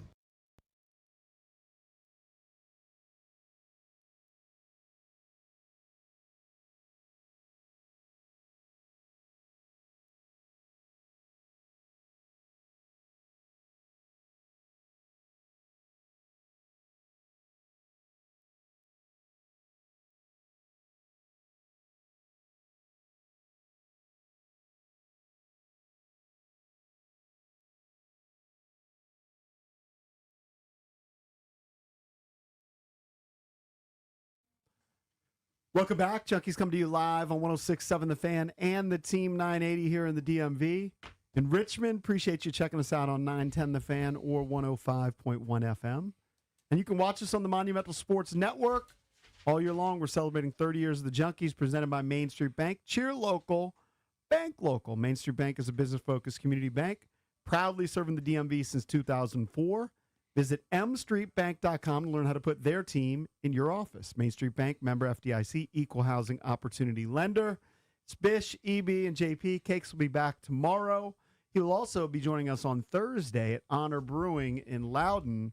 We invite you to join us. We're going to be on the air getting you ramped up for the draft from 6:30 to 8 with the latest Scuttle. Mm-hmm. Grant and Danny will be live from 8 to 11. Honor Brewing's in Sterling, Virginia, located at 42604 Trade West Drive. Great spot. That'd be a great spot to watch the draft, hang out with some fellow Skins fans. Be perfect. Oh, there'd be tons of Skins fans out there. Yeah. Hey, before we get in the EP, you guys are Goff guys, and you mentioned earlier in the show the RBC and Matt Fitzpatrick winning $3.4 million.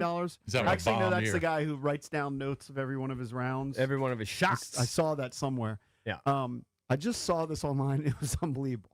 So John Rahm's caddy just listed his home in North Carolina Yeah, I saw that. for $14 million. Yeah. He has 100 acres.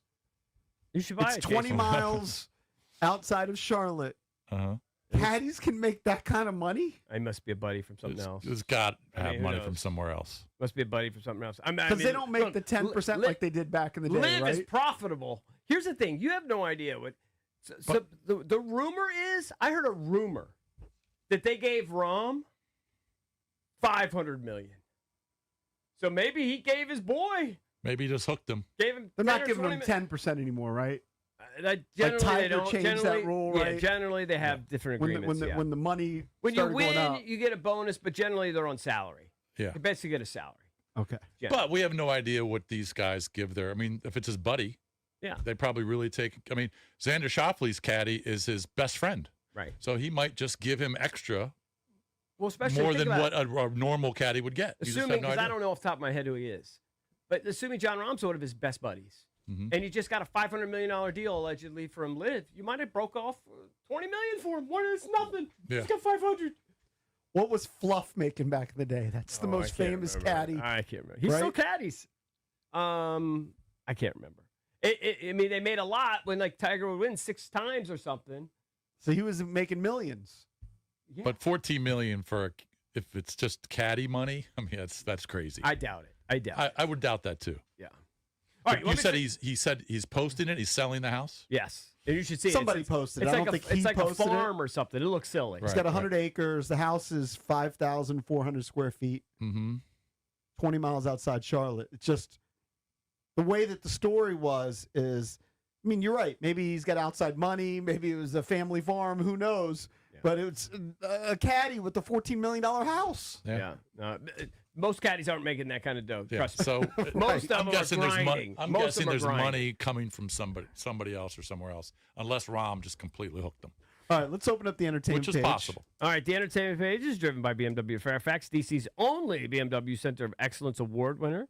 For the ultimate buying experience on your ultimate driving machine, get over to BMW Fairfax. Ask for my girl Miriam. She's the general manager. She'll take care of you, I promise. You can check out their entire selection of certified pre-owned and brand new vehicles right there on their website, bmwfairfax.com. I think JP mentioned, remember, coming up the bottom of the hour, Charles Davis from the NFL Network. Talk more NFL draft with him. All right, so WrestleMania 42, believe it or not, I don't watch wrestling, but I am intrigued by it whenever I see the clips. The production values are insane, and they have these social media stars, YouTube guys that are involved in it now, and I've kind of always just been interested in how they make the transition, even dating back to Miz, who had a sort of key role last night. It's also on ESPN. It's all over ESPN. I have no idea what was supposed to be the big match, whatever. Doesn't matter to me. I know what I saw was Jake Paul and Speed. The guy I Show Speed, they're doing their thing. Those guys are super athletic. As far as I'm concerned, they're as good as anybody in the business. Speed was doing outrageous moves. Yeah. And then he got on some deal. I don't even know what he got on top of. That he jumped off on and he landed on Jake Paul on the table. I don't even know what that thing was. It was way up there in the air, and he leapt probably. It looked like 15 to 20 feet out. He's probably 20 feet in the air. He just left off this post. I don't even know what it was. Was that on Saturday or Sunday? Because Don't now know. WrestleMania is 2 Don't days. know. It was on Saturday. Don't know. But it was just ridiculously athletic. It was just the super post. It impressive. was just like like a bigger platform kind of behind the turnbuckle. And listen, again, I don't watch it, but I'm intrigued by it. I respect the athleticism involved. It is so silly, though. The guys will, lay down on a table, and they just wait to get landed on. Right. You know what I mean? It takes forever. A guy climbs up, and they act like they're passed out. They're just waiting there forever. Some guy drags them to the table. Somebody's going to jump on you. Jelly Roll jumped on some dude. Now, he jumped about a foot, from That's somewhere. right. I saw the Jelly Roll clip. But the Speed stuff, Speed did a move I'm sure you saw in the room where he jumped on a guy, and, with his legs, I can't even explain the 19 moves he did. Speed. Is that the black guy? Yes, the guy that jumped over the two cars. He's ridiculous. He's a ridiculous athlete. Is that Drabby? Yes. Is that Speed right there? Yeah, that's Speed. Yes. No, I mean, what he's he a did when he jumped on that guy, he was 15 feet in the air and he landed on that guy. He's a phenomenal athlete. And is this right? I don't know how these guys do it. Is he stream now? Is he the biggest stream? I think he he's might up be there. the biggest He's streamer up there, now. for sure. It's crazy. Did he play college football or hoops or something? He didn't play He's any. been famous since he was in high school, so he's just been doing all this stuff. But he's a freak. Yeah, he's he a is. great athlete. He's a likable guy. I find him somewhat likable. I'm intrigued by the guy. I mentioned the Miz. The Miz was doing something with Shane McMahon. I don't know if you saw this. I don't know, Shane McMahon. Guess he wrestled for a while. Shane McMahon coming back. Old, jumped over a guy, pulls his quad. Right? And then it's obvious that all of a sudden now we've got an issue. And Shane McMahon just falls down. And the Miz is kind of standing there going, what do we do? What do we do? And apparently they're prepared. And you could hear Shane tell somebody, I'm out. I'm down. And then apparently these guys are wearing earpieces. So one of the producers told, I guess they have backup plans if somebody gets hurt. They told Snoop, you got to get in there. Snoop was introducing the guys. Okay. So Snoop climbs over the ropes. He comes up behind the Miz. He elbows him in the face. Miz just takes it great, falls down, and then Snoop, 100-year-old guy, jumps over him, hits the ropes, does the little leg drop on him, whatever. And they're crediting Snoop for saving the day. He saved the bit. Snoop Dogg. Snoop saved the bit. So again, I'm not some big wrestling guy. In fact, the last time I watched it from start to finish was probably 35 years ago.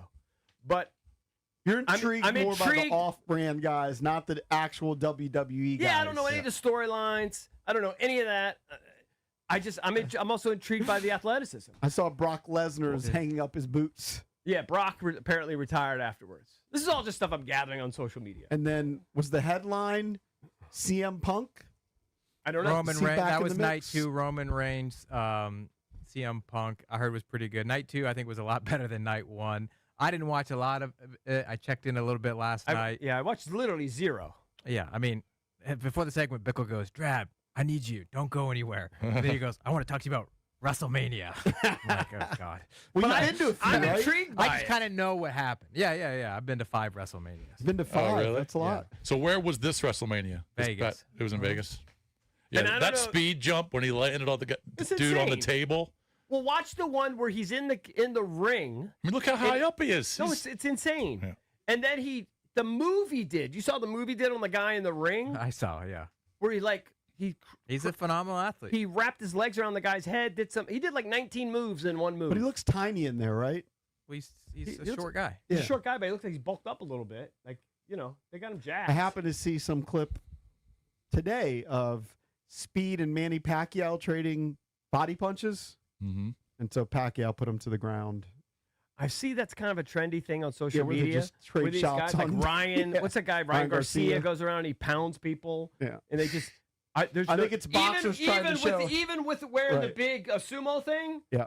guys drop. Yeah. He's like, will you let me get one hit or whatever? They do it for some bet or something. Mm-hmm. And you think I'm wearing that big sumo stomach thing? Yeah. Sure, I would do that. He's damn near putting guys in the hospital with just shots to the stomach. I wouldn't do that for $1 million. How did the guy who Speed jumped on not have to go to the hospital with broken ribs? The guy that was on the table, it was Jake Paul, I think. Was that Jake Paul? No, it was the other Paul. I get them all Logan? confused. Logan Paul, yeah. It was Logan Paul. I mean, Speed was 15 feet in the air and landed right on his freaking stomach. I don't know. They kind of know how to do it somehow. You saw Logan right up. I mean, the table breaks right away, the obviously. table but breaks, and he kind of cradles himself. he does. But he's still, I mean, there's still guys landing on him from Yeah. 15 feet up. It doesn't feel great. Can't feel great. Those You guys paid are- a lot of money. Yeah, They I guess showed it's worth it. I saw some clip on training where they hit Speed when they were training. They hit him over the back with the chair, Mm-hmm. and he's rolling around. Then you can see he's clearly playing it up. And the guy admitted, he said, "That doesn't feel great, does it?" He goes, "No, it's fine." But like when those guys hit each other with the chairs, Sure. that's smarts, for sure.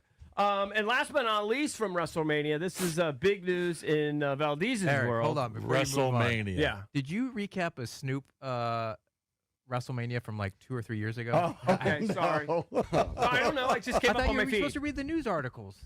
I mean, I didn't see it in here. I'm just said winging the Snoop press. Dogg I was just talking about Shane Snoop, and I'm like, McMahon's I didn't match. remember He anything didn't- about Snoop. I didn't see him, Okay, but it's maybe an I old missed bitch. it. Shane He- McMahon actually fight. He just didn't look at the date. Sorry, no, it's not in the story. I'm just ad-libbing. It's what I saw on my feed. Okay. Yeah. So, Jelly okay. Roll was there. Yeah. Speed was Who there. did Jelly Roll jump on? I don't know. One of the I think. I don't know. Actually, don't know. It was irrelevant to me. But he Relevant jumped to on. me. Oh, I thought that might have been Logan Paul too. Might have been. I don't know. I mean, it was very lame. Jelly Roll jumping on a guy. Jelly Roll climbed up. I don't know if he climbed up on anything. It just jumped like a foot. The speed But he's one skinny was Jelly Roll now. skinnier. He's still chunky. Oh, He's not 500. He did McAfee. That's right. I did hear Okay. that Oh, everyone's yeah, over McAfee. McAfee and everyone's tired of him, and he got booed out of the arena. And He's another one though people are that's tired of his shtick phenomenal. there. But McAfee apparently went to some post thing, whatever, and he was wearing a neck brace. Is that it's a bit it's because called of the I'm sure it was. kayfabe. huh? He's keeping kayfabe. What does that mean? It means he's doing the bit in and out of the ring. Right. Okay. Never heard of it. Last but not least, this was interesting to Valdez and probably me. Paige made her return at WrestleMania 42. Now, do you remember who Paige is? I do. She has the infamous video. A very infamous video. And poor thing, I feel bad for her because She has multiple videos. it like And it she was part of like really they had, traumatized her. they had a WWE reality show for a while. I think she was part of that. When did that video come out? There was a video that came out that I mean, I guess you could only describe it as trifling or hot. I don't know. I don't know which one which word you would use. But she kind of disappeared for So a long she's back time. in the WWE. I don't know. She made a return. I think she was in AEW as a different character, and then is returned to WrestleMania as the Paige is back. the Paige character. This is a terrible story. I only know the person sort of by just like if you Just look by at his face, You yeah, look yeah. at his face. You've heard the guy. You've seen the guy. But Patrick Muldoon from Days of Our Lives, from Melrose Place, from Star Starship Troopers. You would definitely recognize his face. Died at 57, out of nowhere, heart attack. Yep. And you know what? I think this happens to a lot of people too. It happened in the shower. When you go in the shower, I think especially if you take a hot shower, your BP drops. Yeah. Big time.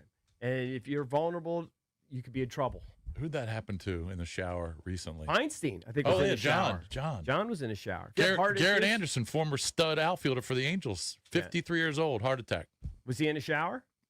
They didn't say where, but he might have been. Yeah, it's just terrible. But 53, yeah, 57, man, it's... Jason, do you remember, I know you do, Ashley Harkleroad. Remember her? She's the tennis pro who got naked for Playboy back in, was it like 2010? I don't know, 2012, something like that. I know the name. Hot chick. She posed for Playboy. She ended up playing until about 2012. She married a former tennis pro, Chuck Adams, who later became her coach. Okay. Got divorced. Wow. They filed for divorce. Because? I don't know. They were married 17 years. But it's not newsworthy. Ashley Harkleroad and Ashley Chuck Adams. Harkleroad. Why? It's number 2 story on TMZ. Former tennis pro who posed for Playboy. She divorced her husband. By the way, 17 years later. she is and what? She's a smoke show. Smoke show. Yes. Yeah, I agree. And then, last but not least, for me anyway, I don't know if you guys saw any of the clips of the Coachella thing. Was that the second weekend? Was that last weekend? Like just the weekend we just had? I believe so. I think so, right? It's 2 weekends. It was back-to-back It's 2 weekends, I know. Mm-hmm. But was the second weekend was last weekend, right? Yeah. I don't know. Maybe I saw a clip from 4 years ago. I have no idea. But I saw Madonna making out with Sabrina Carpenter. I guess they were performing together. I think that was the duo. And people are begging Madonna to hang it up. She's 67. She's wearing does she look lingerie out terrible? there. I mean, who knows? I mean, She has she's a 67. She has a new song out. She does? Do you have it? You want to play it? Yeah, I can play it. Just give me 1 second. Dumb ads. I thought It's interesting. is Sabrina Carpenter the one that you say always does the really sexual stuff on stage, or no? Yes. Yes. Because I saw her like as she was a judge. I think she was a judge on The Voice. She was like a really sweet girl, but she just gets crazy on stage. Well, her whole bit is to be like a tease. A tease. Yeah. All right, so Valdez is going to try to find us the new Madonna song. I just find her so gross. It's a long wind up, and I don't think there's a hook. Oh, by the way, it all started like this. So how's your evening so far? Don't be a barbecue. It's literally 5 minutes of that. Yeah, that's a terrible song. We can all agree. That was a terrible song. And we only heard 10 seconds of it. Did they actually kiss, or did you? I don't remember them kissing. I saw a picture. It looked like they were kissing at the end. And Snoop Dogg Saw a showed picture. up. I don't think they kissed. Okay. Or maybe I'm wrong. I saw a picture. I didn't see a video. I saw just a picture. Maybe it was her kissing Britney from 20 years ago. But I saw. You got to a picture. stick to the articles. Get off your timeline. Valdez, if that was it was supposed to be printing them off for you. No. I'm the final editor of the EP.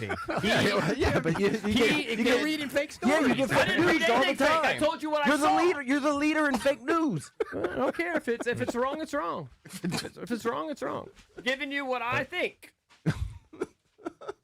So you're telling me they 100% did not kiss at the end of the bit? I'm not seeing any kiss between them. Okay. And I'm seeing And I'm Snoop What if it was Dogg- just a small little smooch? Like, And I'm seeing Snoop Not a Dogg's big deal. elbow to the Miz in 2023. Yeah, that one for sure. I'm sure that wasn't over the weekend. It just showed up on my Pickle feed. said they were making out. Yeah. Yeah. Yeah. All right. Let me see. Madonna, Sabrina. I'm very curious to see your feed. I would love to see your feed and what comes on it. That You knock yourself out. Knock yourself out. I'll put it on right now. I don't hate it. These guys, yeah, I mean, they're being haters. Yeah, they're just killing you. All I'm Well, doing is you're just doing the entertaining. old man bit. You're just getting duped by every story. Your I'm not being timeline's du- I'm all not fiction, being no duped. facts. I wasn't duped. He I'm the one that interpreted the Miz thing as being last night. I don't know. It showed up right after. I'm seeing all these WrestleMania highlights, and that one showed up right after it. I don't know, but the speed thing was it's incredible. I'm glad you brought up WrestleMania because then I went to YouTube to look at some of the videos, and that video is absurd. Right. I don't know. How old's Madonna now? 67. 67. Maybe she didn't kiss her. I don't know. I wouldn't kiss her. I saw a clip. It looked like they kissed, but maybe not. All right, remember, we got Charles Davis, NFL Network analyst, joining When's us he at coming on? 9:30 as we will talk NFL draft. We also have tickets to the R&B tour starring Usher and Chris Brown. We'll give those away coming up at 9:45 here on the Junkies.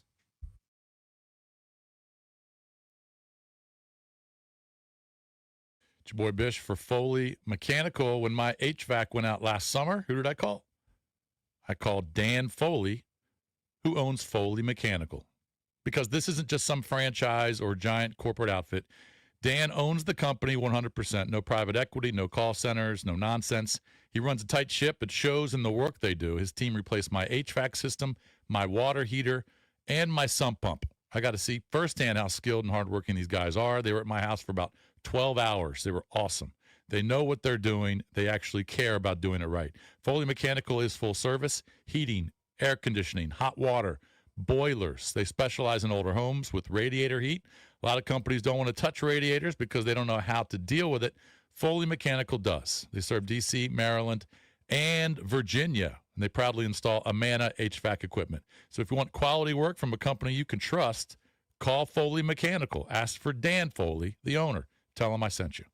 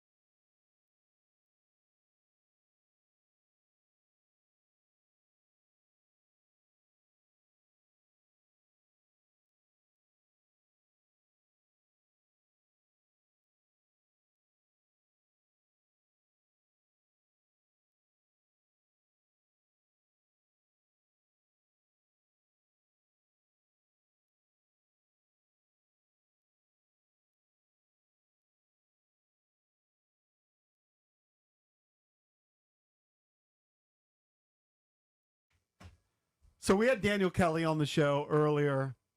Always controversial. Some people hate us having him on. He's the former NFL scout with the Jets. First round mock on Twitter. Most controversial thing he said on our show was Carson Beck should be the number 1 pick over Fernando Mendoza. That's a hot one. Who he grades as a 4th round quarterback. That's fine. That's controversial enough. Mendoza being a 4th rounder. But Carson Beck, number 1. Now, Carson Beck, of course, transferred from Georgia to Miami. Yeah. Got them all the way to the national title game. This is pretty interesting. Apparently, Ty Simpson, who most people believe is going to be the 2nd quarterback drafted after Mendoza, possibly a 1st rounder from Alabama, considered staying in college. Why? Because Miami offered him $6.5 million to transfer to play for the Hurricanes. Yeah, isn't that All crazy? right, now, they turned that down? If he's a 1st-round pick in the NFL, he's guaranteed 4-year contract, $20 million, $5 million a year. He could go play at Miami for 1 year, make 6.5. What would you do? I'd probably go back to college. I probably would too. Yeah.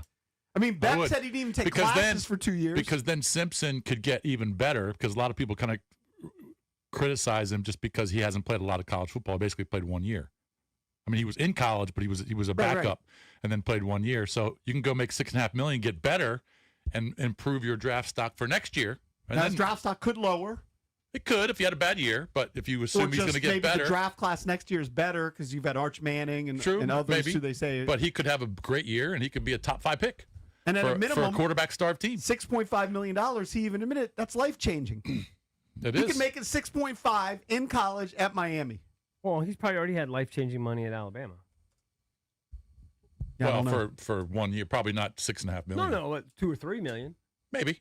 Yeah, I mean that alone is like. Yeah, but then you make another 6.5. Yeah.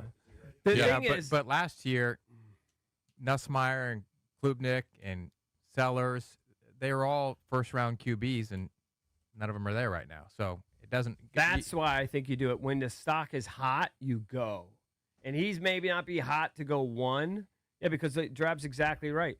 Because I looked at it like, but he could easily be a 2nd rounder. Like he's not a lock 1st-round pick. Right, but if he's a 2nd rounder, but if he gets hurt and has a bad money. year, then he could go to 4th, 5th. Like, yeah, but he could make his 6.5. Lock up that 6.5 now. And then if you invest it right, you should be golden. I mean, for we'll life. never know how it's going to work because he's obviously going to be in the NFL, but that would have been tough to turn down. Right, $6.5 million would have been tough to turn down. I mean, he himself said it would have made me the highest paid player in college, and it was something to where I was like, I just can't ignore this. I have to sit down and think about it. That's how I am. I don't want to do anything sporadic. I want to sit down and think about it. But man, $6.5 million to stay in college? I know. Especially down in Miami, where we got a chance to win a national championship. All right, let's connect with our next guest, Charles Davis, NFL Network analyst. You can see him on NFL Network's coverage of the 2026 NFL Draft in Pittsburgh, starting Thursday at 8 p.m. What's going on, Charles?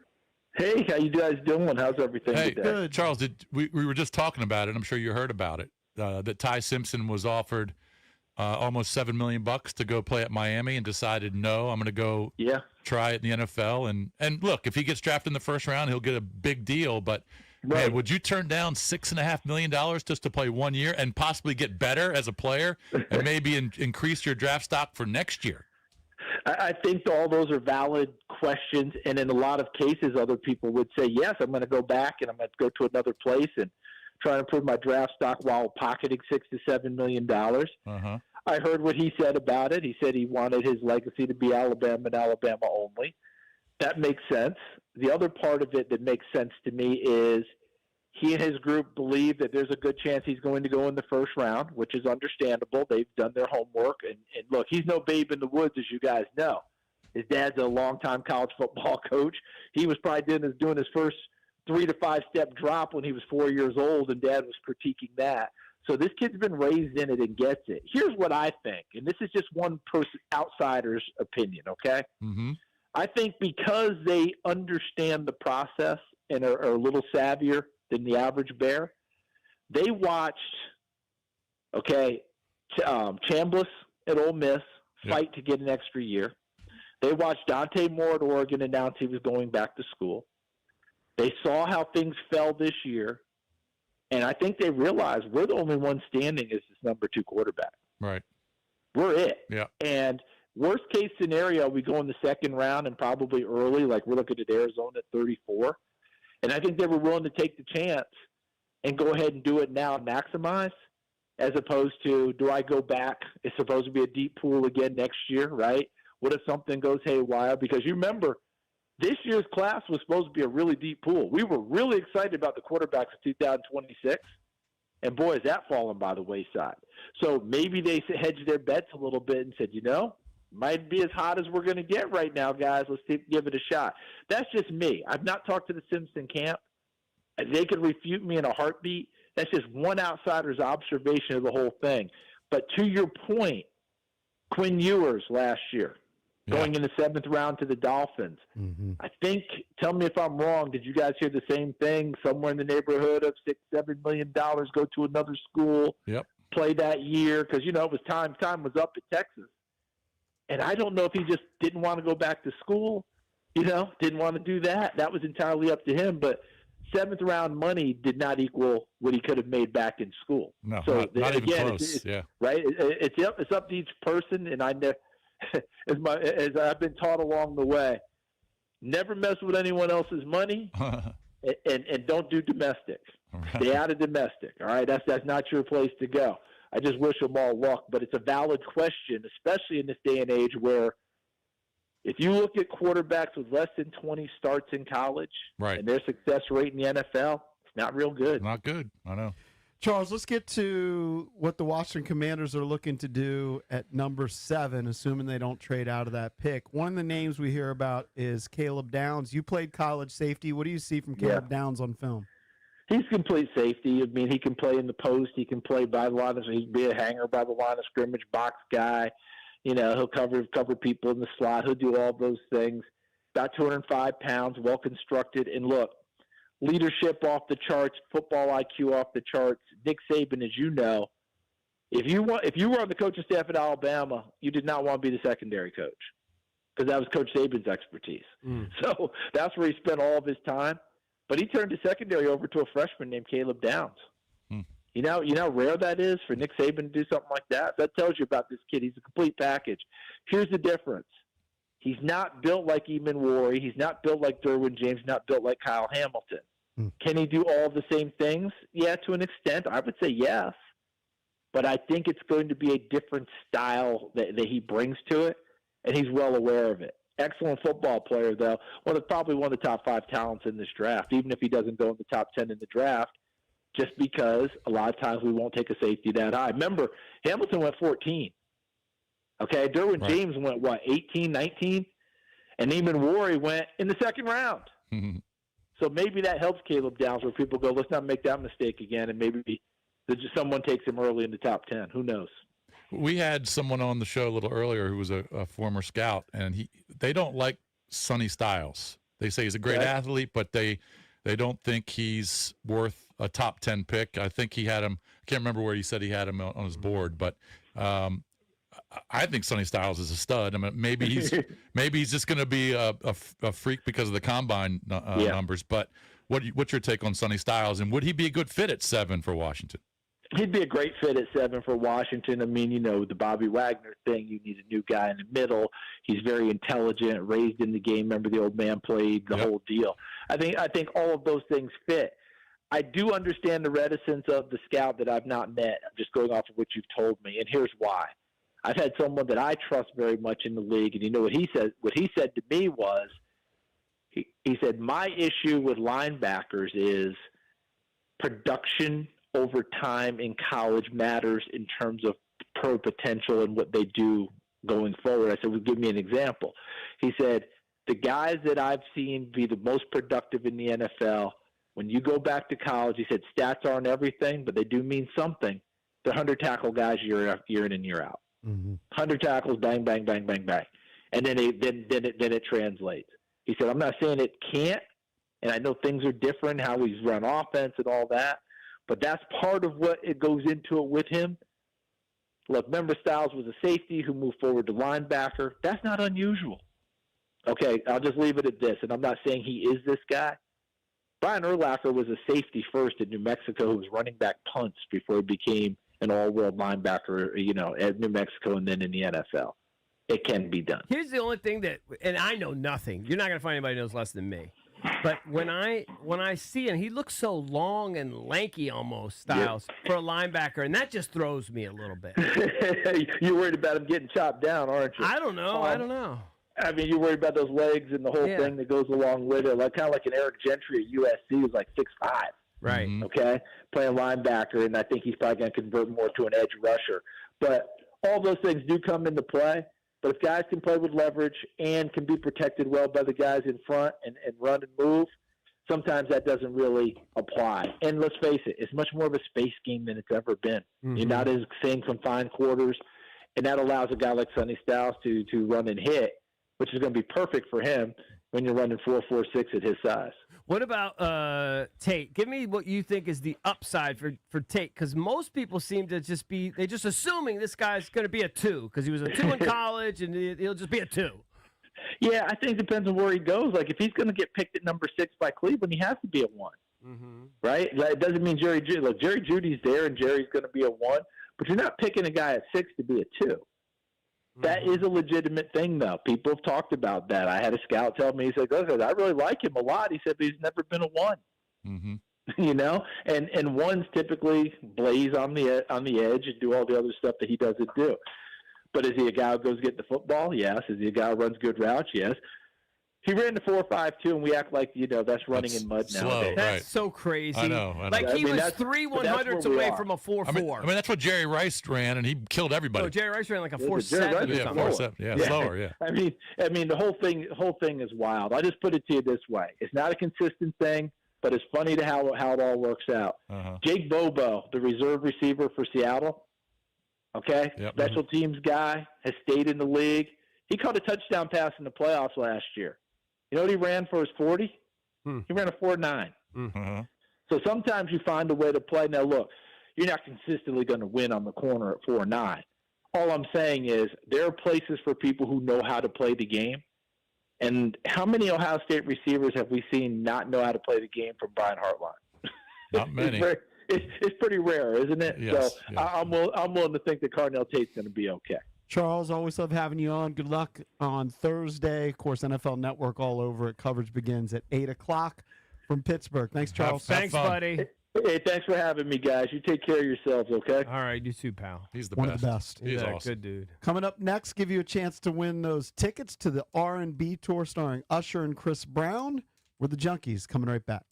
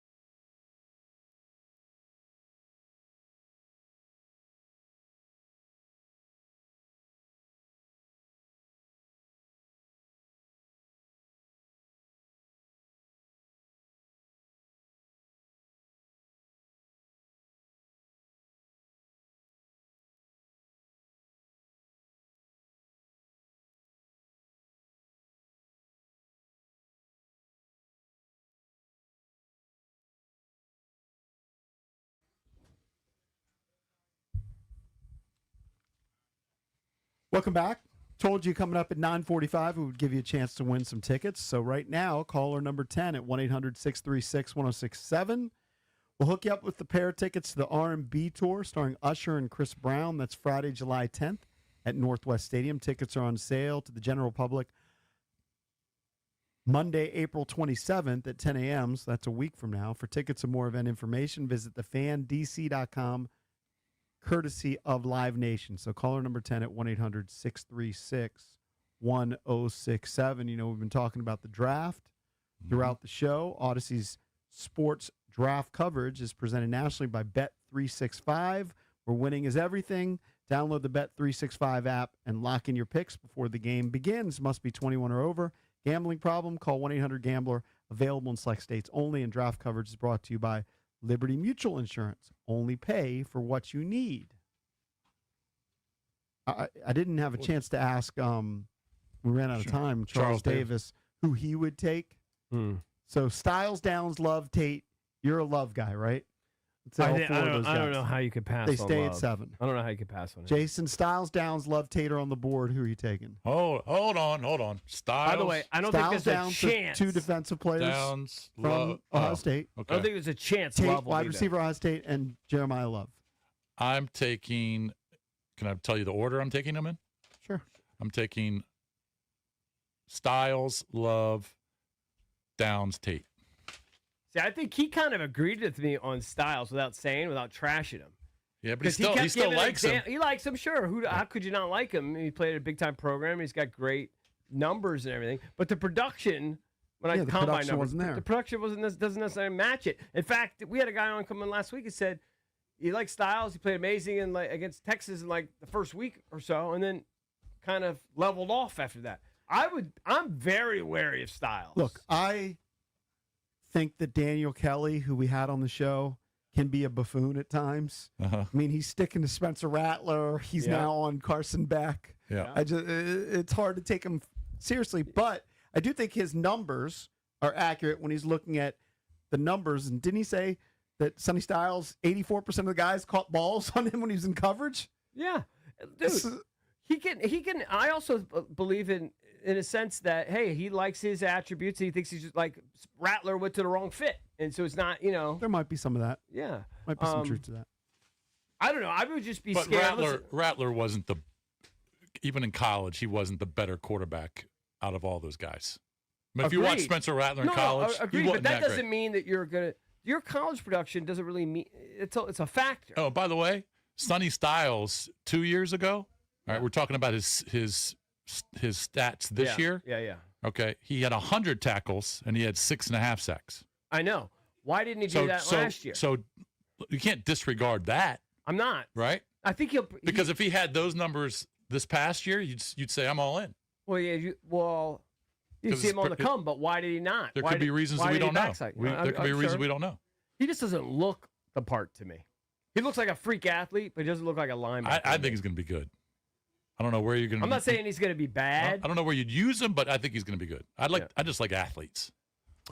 So I know you guys, just knowing you don't buy into any of these stories about UAPs, formerly known as UFOs. I think Jason does. But there's kind of a growing, I don't know if you would call it a conspiracy theory, but story about all of these scientists who have gone missing, who were I don't think that's a in conspiracy. that field. I mean, they're missing or dead. Yeah. The 8 or 9 of them. Yeah.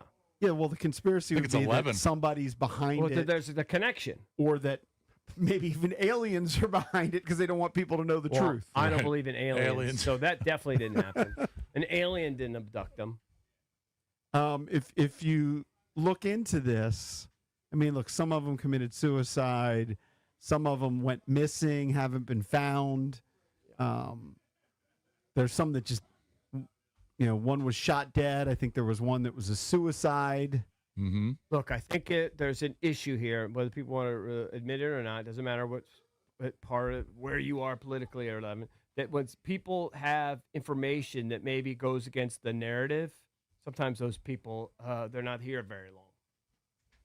And that's not saying one party or the other or anything like that. Is the theory that it's the U.S. government behind it, or Russia or China, or? I think that just more people are curious. Like, I would probably chalk it up as coincidence. I would not. I don't know anything about it. I've only been seeing about it lately, but I would not chalk it up as coincidence. I saw the one because it's over years. Well, the one girl committed suicide. Correct.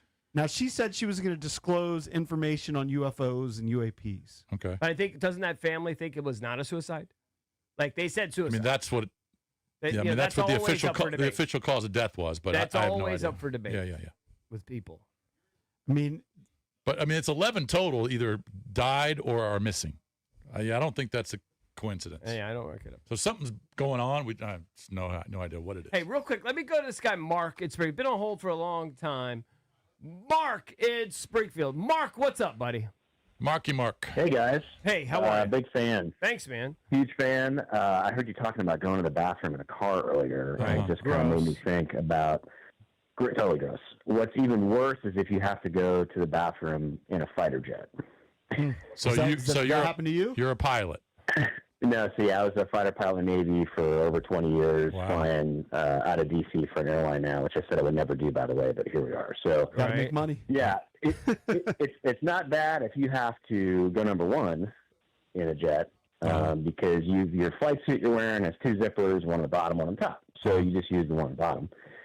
Now, that can be dicey because you got all this gear on and the zipper So can you be just like, actually just go in your pants?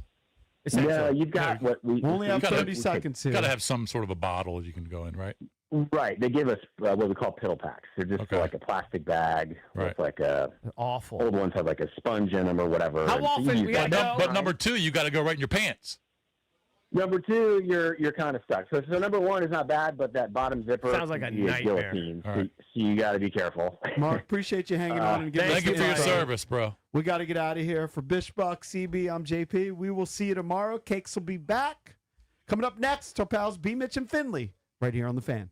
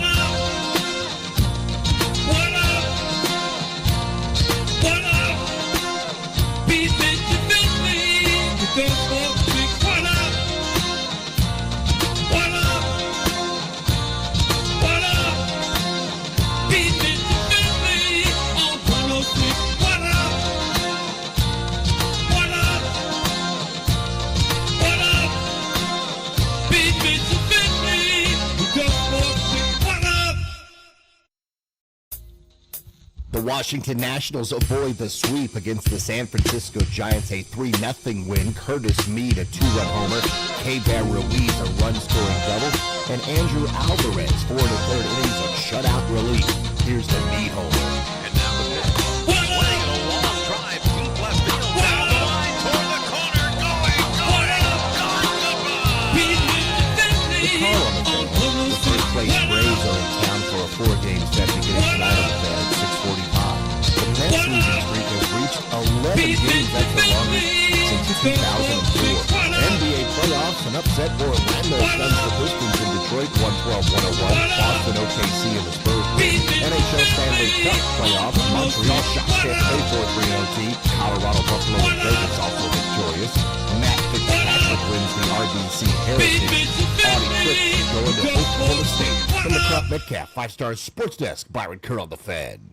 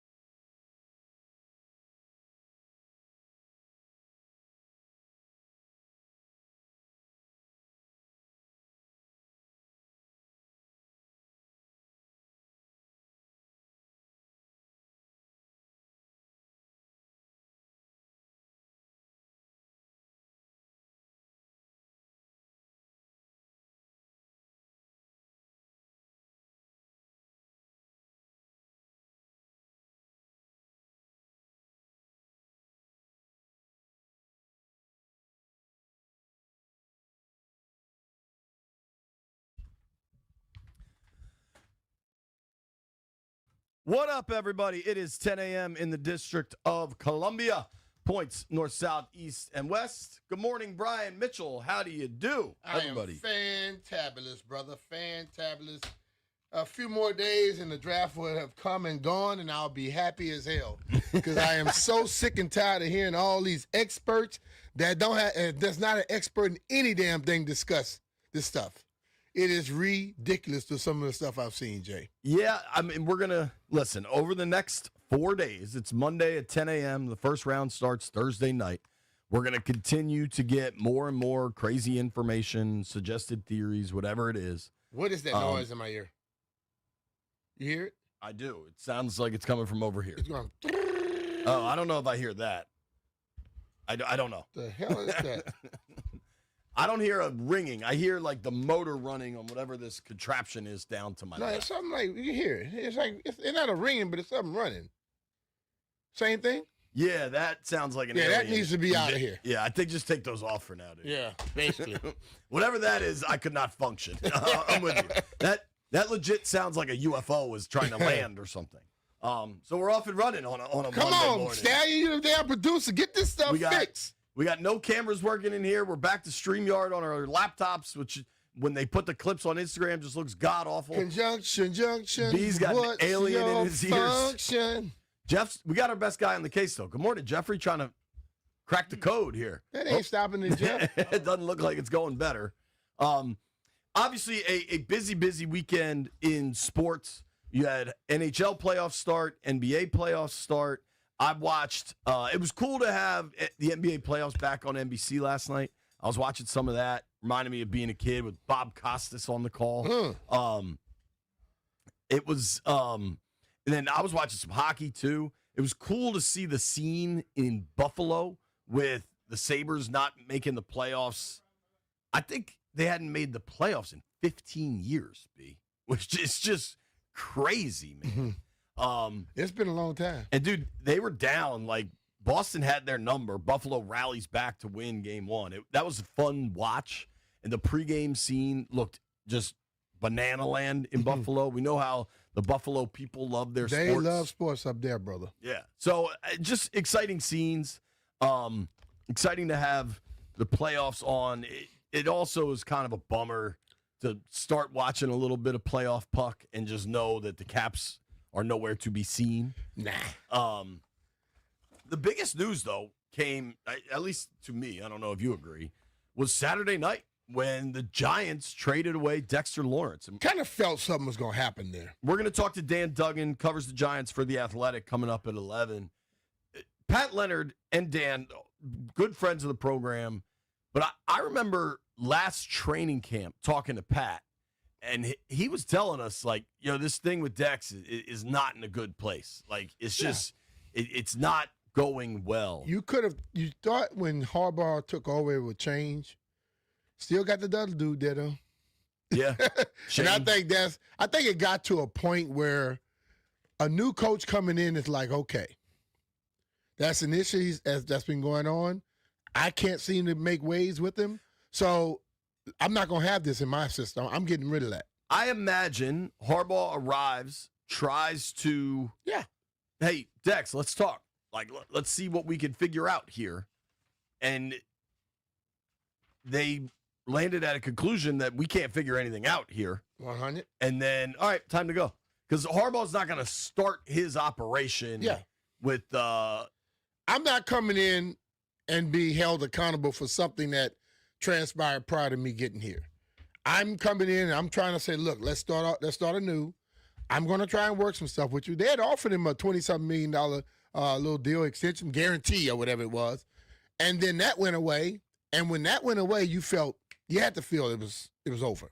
Yeah, I think the Giants did really well to get the 10th overall pick for a 29-year-old interior off defensive lineman. Giants now hold the 5th and the 10th picks. He's a badass, though, Jay. I don't say this lightly. I applaud the Bengals. Like, the Bengals this offseason have said, okay, we still have this Burrow-Chase window open. Yeah. We've got to push forward. And they've spent some money. When I first saw the trade for Dex, I was like, Cincy's crazy if they don't get a deal done.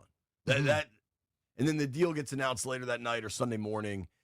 I also, if I'm the Bengals, I love having Dexter Lawrence only on a 1-year deal. Like, I'll keep giving you 1-year deals no matter what, big fella. But 1 year means you got to keep producing. Well, the thing about it is this, though. If he goes this year and plays well, that's going to turn into more than a 1-year deal. It may. But if he balls out this year at 29, he going to get money from them, or somebody's going to come in and say, hell, he still can play. So he doesn't turn 29 until mid-November. Oh, I'm trying to find an appropriate way to phrase this. You're dealing with a 6'4", 345-pound player. Mm-hmm. Like, that's a big man. Even in a world of big men, that's a big man. Big man. And I don't know how much I'm committing money down the road, but come in, ball out, we'll figure that out. That's a good problem to have. But the thing of it, that's what he's been his whole life. Sure. Calais Campbell is another one. Sure. He played to what? He's like damn near 40 years old right now and still kicking everybody's ass. You got to understand there are certain people who are going to be better. Everybody don't fall under that getting close to 30 type mindset. But Campbell, Dex is like, again, I'm trying to find an appropriate way to phrase these. It's a big-ass dude. Right, but like more of the hefty side. Calais is sculpted massive. You know what I mean? That's a different body style is all I'm saying. Yeah, but if Dex has been... Calais Campbell's like 6'9". If he's been a POS for his career, I would go with you. Yeah. Dude's a bad man, dude. Yeah. Last year, I think things were pretty broken in New York. Yeah. I don't think you need a science degree to realize that. Dex did not have the impact last year that we had become accustomed to. Mm-hmm. And I think over the years, we've seen it in D.C., you got a good player that's grinded away for an organization that kind of sucks. Maybe you aren't as locked in because it doesn't seem like everybody else is locked in. I just feel like when I look at that team last year, you had all those pass rushers who couldn't rush the passer. Right. So guess what they did? Let's double his big ass. Yeah. Okay? They not getting home anyway. Right. But if they were able to get home consistently and they command a double team, not one guy blocking that big dude. Who do you think did better? I think both sides did well in this trade. Who do you think won? I don't know. I don't know about who won it. I think you have a situation going on with a guy who is, I think, influential enough that can have players on the team siding with him. So that's a split on your locker room. I think when you get rid of that, you help your team. So the Giants got that. Then you just lost a guy in Hendricks. He went to Baltimore. They missing a spot. You know, of course, it's the outside spot. But if you bring in a guy like Lawrence in the inside, now that outside guy may be able to get those one-on-ones, which can make him a lot better. I don't know if I ever told you this, and I'm trying to pull up the exact text so I don't botch. Of Trey Hendrickson, I had somebody tell me, somebody that knows that Bengals organization really well, who was the dude that retired? He was it Hubbard? Was it Sam Hubbard? Was the opposite DN to Trey Hendrickson? Mm-hmm. Hendrickson got the numbers for sure, but the way it was explained to me is that Sam Hubbard was the absolute alpha of that defense and kind of drove everybody to where they needed to be. Yeah. And that Hendrickson without Hubbard is going to be a very, very different situation. And you kind of saw that this year, but was he hurt? Did he hate the organization? Like, combination. We'll see what he's got in Baltimore, right? Hey, if there's somebody on that other side that can get some attention and you can't double him all day, he's a problem. The Bengals also signed John Allen, right? So they've added some interior heft for sure. So they should help out their outside guys. You would hope. My biggest question now, with the Giants now having the 5th and the 10th pick in this draft, I think that frees them up in a way at number 5 to just take whoever it is you want. Because I don't know, but I would guess they want to add one of these tackles to protect the quarterback they believe is their franchise quarterback at Jackson Dart. And of the tackles, there's Moaga, the big boy out of Miami. Mm-hmm. There is the kid out of Georgia. There is my big man, the kid out of Utah, Fano. Dude out of Alabama. Yeah. Big boy was 6'4", 6'5", 352. Freeling is the and Georgia can kid. Run. Yeah, dude. Proctor is who you're talking about from Bama. Yeah. If I'm the Giants, and maybe at 5, I felt he looked like Big Stu to me, Santana's boy that always with him. The dude from Alabama. Stu's great, dude. If the Giants felt compelled, forced, whatever you want to say, to taking a tackle at 5, I don't know who they'll like. It seems like Moaga is considered the top prospect at the tackle position. There's going to be people are going to feel differently about that. I remember a million years ago when everybody thought the Skins were going to take Russell Okung, and then they took Trent Williams. Mm-hmm. Both those players ended up being very good for a very long time. But Trent just got another extension, over $400 million earned as Trent knows what he's doing. $200 million guaranteed Did as a you tackle. ever think for a minute the Niners and Trent Williams wouldn't figure that out? Yeah, I didn't either. Also shows the Niners are kind of taking care of their interior business, and a certain wide receiver is nowhere in those cards of getting stuff done. I saw a little report that says he's going to sign with Washington in June. And I was like, okay, well, that's not breaking news. That's not breaking news. Everybody expects that. Yeah, it's unless this draft makes somebody say, hey, we'll trade for him. So you also have Schefter with the story today. This is like not even a secret, I would say, with A.J. Brown. When I was in Arizona at the league meetings, it was almost accepted that the Eagles are going to trade Brown to the Patriots after June 1st. Mm-hmm. Like that just seems like a done deal. And what's kind of ironic about it, why wait if you're going to trade him? Salary cap machinations. Just you're making a trade, right? But the contract, you don't want to move the contract till after June 1. That's all it is. It's just contract stuff. You can designate it as a June 1 trade then. I don't think you let him designate it as a June 1 cut. Why shouldn't it? Honestly, that would make more sense, but I don't think you can. Because I tell you, if this is something that's really in the making, he already know the playbook. Sure. Because if I'm on the damn Patriots and I know y'all finna trade for him, I will drive my playbook to him. Here you go, bro. Get ready for know this stuff now. I also think if he arrives June 3rd, he'll be just fine by September 10th or whenever opening day is. I think when he arrives June 3rd, Jay, he's going to already know the playbook because the league can say what they want about who does what, but there's a player that can go copy that and get it to him. Sure. Hell, it's been done before in the past. Didn't Brandon Ayuk post a clip from Commander's training camp to his Instagram? Remember that? Yeah, a while ago. 2 years ago? Yeah. See, those little Players things, are sharing things. Those little things like that bothers me about him. Yeah. Yeah. Honestly, today is what? April 20th, 420, bro. Where do you land on Ayuk? What do you mean, where did I land? Like, somebody reported that it's a done deal, right? Like, They say it's going to happen afterwards, but my whole thing is, this is not this secret.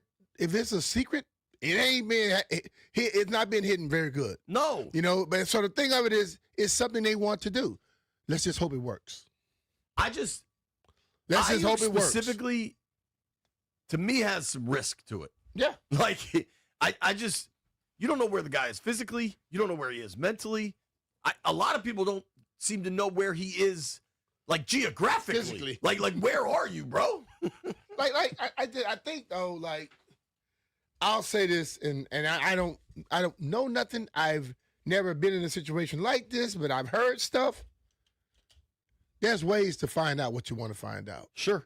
And if I am going to wait on somebody, I found out some stuff. That's all I'll say. Yeah. I mean, the Ayuk thing continues to be pretty remarkable, and it just kind of hanging out there. It's funny, as we get closer and closer to the draft, everywhere I go, people are asking me, who are they going to take?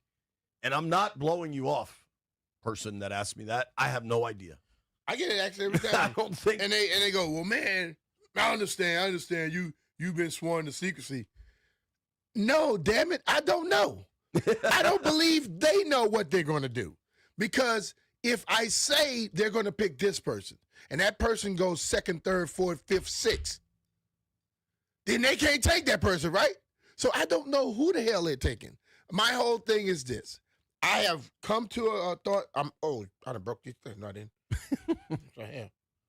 I've come to a mindset that I broke the glasses. That they have enough damn good players in this draft that if they get one, it's going to be okay. That's where I'm at. My mindset is similar. I don't know who they're going to draft. I know they're going to have options with players that look like they could be future all-pro players. Yeah. I honestly don't care tremendously who they draft, what position they draft. I can identify from a roster standpoint, receiver and corner could use some help. The only thing that matters to me is that they nail the pick. Yeah, true. Whoever it is, could you use Caleb Downs? Hell yeah. You think like me. Could you Jay? use Sonny Styles? Hell yeah. That's always been my mindset. The who doesn't make a difference to me. Is once he gets here, is how he plays. You need That's a what I'm stud. concerned about.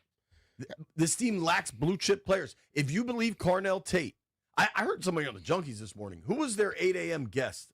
Somebody by the name of Daniel, I think. But it didn't sound like Daniel Jeremiah, but I don't know. This dude, I believe, now granted, I had the kids in the car, so there was some negotiating going on, but I believe this dude compared Carnell Tate to Art Monk. Like, if you believe Carnell Tate can play like Art Monk, draft him. Line him up. With it. Throw him the ball. Like, these dudes, for one season, everything AP touched turned to gold. And then the following season, it did. It was not. Like, I believe in his football acumen.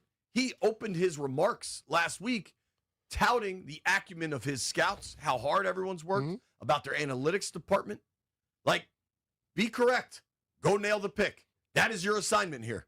Just say, Jay, people have their minds, because I read a dude's comment this morning, and his exact words were that Michael Westbrook was so underrated. And I was like, did you watch him play? Because I hope he responds. Did you really watch him play? Based on his expectations, there's no underrated, but nowhere else in there. And he even said it to me just 2 years ago. Dude, I wish I had followed you all. Because he said, I really didn't love football. If I had loved football and worked out more, I could have been way better. And you call that underrated? No, that's a person that didn't even get close to what his potential was. Nothing worse in life than unfulfilled potential. We will not go down that road on the BMitch and Finlay program. We are going to talk lots of NFL draft. Dan Duggan at 11. Charlie Campbell, Walter Football, believes Washington really wants to trade back. We'll talk to Charlie at noon. Nobody go anywhere. It's BMitch and Finlay.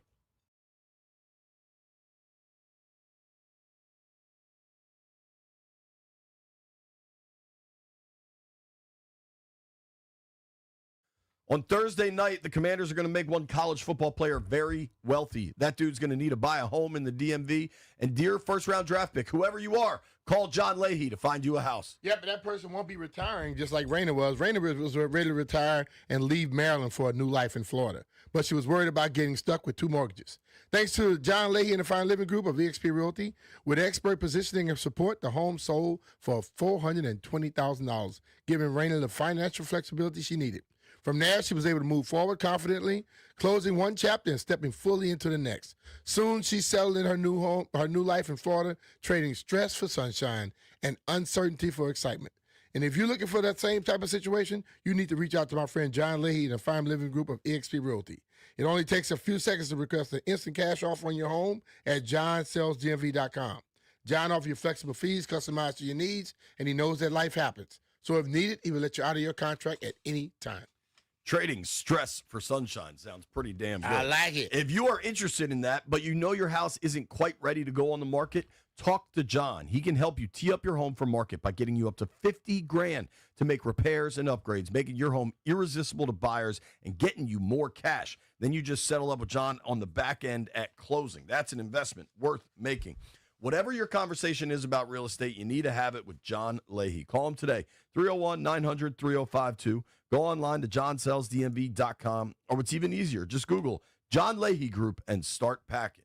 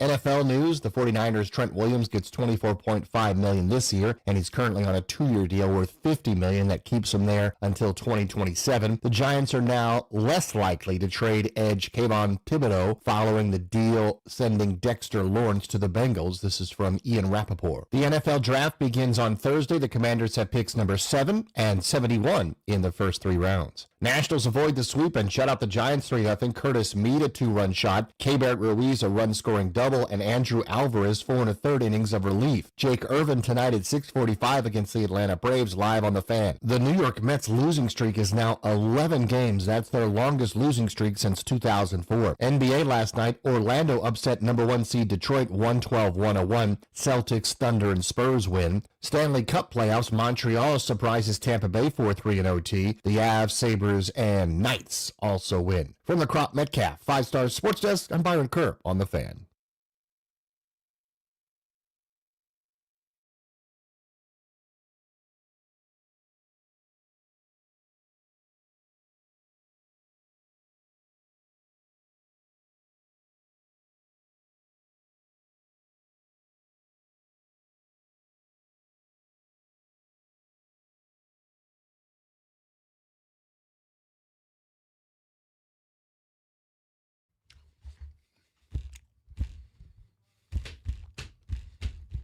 When I wake up in the morning, love.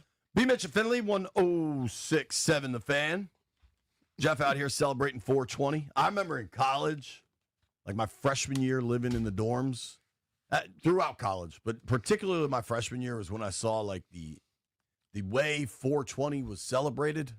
And it's probably not as big of a deal now that weed is just so rampant and everywhere. Yeah. But like in the year 2000. I was in college, it wasn't being celebrated, Jay. It was just every day. Yeah, that's the dumb thing is we were getting stoned every day, but 420 was like it was like Mardi Gras for getting stoned. Yeah, like it was just like I wasn't a weed smoker, but I never heard any people even looking forward to it. I don't know when it became such a big deal, but it certainly did. Back then was crazy. I don't think they allow this anymore on college campuses, but then they did where they had these credit card companies would just set up. Yeah. And you would sign up for a credit card, and they would give you, like, shot glasses and lighters. And I remember, like, on 420, like, literally 200 people must have signed up for a credit card. Just all they wanted was a lighter. Because they were giving out, like, 420 paraphernalia. Yeah. I mean. We didn't give away that type of stuff. We just let you drink beer all day and eat crawfish. Sounds like a good day. We actually still have that day. Lanyap. We got to go to Lanyap, man. The stories I've heard of Lanyap, we got to go. It's going to be a really interesting week kind of leading up to the draft. And I got one this morning that I need the BMitch lie detector for. Sava. This is from Schefter. Okay. So Schefter can certainly be part of a transactional process where people want to disseminate information. But Schefter ain't lying. He's not making stuff up, and he's having a conversation with somebody, right? Like some people around draft time just throw stuff out to get some clicks. I don't think he throws stuff out just like some people, but I think he does stuff with an angle. Sure. Here we go. Schefter, 7:13 a.m. There is growing chatter in league circles that Notre Dame running back Jeremiah Love is in play with Arizona at number 3 overall. Ideally, the Cardinals would like to find a team willing to trade up so they can acquire more picks. And there have already been exploratory calls, as one source described it, regarding the number 3 selection. But if the Cardinals hold on to their pick, some around the league believe they could pull an early draft surprise and select Love. Don't you think they need somebody at that position to help out whoever gonna be their quarterback? Well, their current QB1 is Jacoby Brissett, and they could who really is currently holding out because he said they're not paying him like a QB1. Yeah, but what I love about like Brissett is not the guy who's gonna blow the top off anything. If you give him a running back like that, and he has a lot of open spots to throw the ball to, he could be a lot better than what he's been. And he's been very serviceable. But I don't blame him. I'm a big Jacoby fan. Listen, bro. People like to, we're going to just, we'll start him. Well, there's a certain level to quarterback ones. To quote the great Cody Betts, real or fake, Arizona could take Love at number 3. Real. Really? The more you hear people talk about him, I'm not just going by how when people talk about him. People can talk loud and be lying their ass off. But when you look at people talk about this dude, it's like they describing a woman. Like when it really is. When you went somewhere and you saw, you're like, man, I'm telling you, her body was just. When they talk about him, their eyes get a little squinty, and they start, bro. I'm telling you, this dude right here, this. So when you hear that, you start wondering, like, damn, is he that damn good? To where, the way people talk about him really is like they're describing. Yeah, but like, dude, hey, bro, man. Like, remember when we saw you keep doing stupid stuff like that. What the hell? But him, he may be, and I can see it.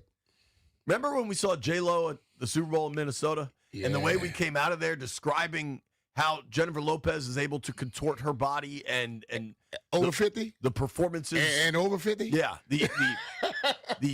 the acts she was able to do on stage. Woo! That is how people talk about Jeremiah Love. We running did. the football. They say you dream about what you go to sleep thinking about. I sure went to sleep thinking about it. Real or fake? Can we at least establish on our program A.J. Brown is gone from Philly? I believe that. I've believed that since I was in Arizona. Yeah, and to her credit, Rossini had that But a while listen, back. man. Well, Jay, you might not want to bring that up like that because you're adding on to that whole story. I get it. So I just think the way things ended, and normally when things get like that, you can tell the coach was done. Because what is he doing? He was bashing basically the coach and everybody the coach brought in. You can bring in who you want. When you bring in your little friends, your little flunkies, and they running your stuff, and it's garbage, and the player says something about the garbageness that they were dealing with, who is he really talking about? The head coach. So the head coach gets this one. The next time the head coach is going to be gone. Because I know how he knows how to play this thing. I played golf Saturday morning poorly with a dear friend of mine that's from Philadelphia, and he said the latest rumor I'm hearing is that Howie is grooming the offensive coordinator they hired, Sean Mannion, to replace Sirianni when the inevitable next Sirianni Blow-up bar incident. Yeah. Oh, he going to do something. It's well, coming. you know what? Maybe smart because sometimes I think people wait until something happens to decide. Hell, do it ahead of time. Have a plan. Right. Like if you screw up, I know you're good enough to go for it. That's the way people do it. You don't wait until you screwed up. Now I got to go looking. Because what is remarkable about what happened in Washington is Dan Quinn had a succession plan specifically at offensive coordinator. Mm-hmm. Like a year ago, if I had told you Cliff's gone, they promoted Blau, I'd be like, yeah, that tracks. Now, we would have thought it was Cliff left to take a head coaching job. Totally. Instead of Cliff got fired because there were some differences of opinion, but like they at least agreed to depart. Sure. Mutually agreeable parting of ways. Pardon me. But like the plan was still there. Maybe Philly's doing the same thing. I got another real or fake from you. All right. This one's going to be pretty damn obvious, Brian. Okay. The Eagles could be making more trades beyond any A.J. Brown related move. True. Always true. Yeah. Because, look, man, that's a team, and I think a lot of these people can learn from what Howie does. Howie plays chess. Everybody else plays checkers. He seems to always be a step ahead of what people think they should do. He's already done it. Right. And if you look at how the Eagles continue to amass draft capital, you know what I mean? Like it just never, they always are loaded. Right now, they have 23, 54, 68, 98, 114, 137, 178, 197. So that is 8 picks, 4 top 100 picks. Philly I'm always. going to apologize real quick. Brian, I'm sorry. I forgot you said we were on StreamYard. I just decided to look for it. I'm so used to just sitting down and it's working. So now I got to go. I hadn't even pulled up my email on my computer. So has the stream just been me so far? Basically. Should I apologize to the chat for having to just look at my face so far? Nah, that's all right. I mean, Yeah, that is a lot to deal You with. needed something to wake them up this morning. I'm sure they jumped a little bit, Jay. Well, BMitch is about to join. So for everybody on the coming. chat, what up, YouTube? I'll say hello. BMitch is on his way in. I'll apologize to the chat that I'm just wearing a T-shirt. I've tried to dress better since the television stuff, and it's hot as hell in here. Hey, man, don't worry about it. I had a quarter zip on, but do you agree that it's hot? Yeah, I just hadn't taken off my jacket yet. I bet it's. I do. I'm behind today for some reason. I bet it's 85 degrees in this It's studio, hot in this damn place. And then the aquarium is 65 What's degrees. the thermostat saying? Because that affects over here. Nobody ever knows. It's right behind him, over his shoulder. 74. The cameras don't work. You think that thing works? 74? Well, it need to be that hot. Honestly, if it's 74, that kind of tracks.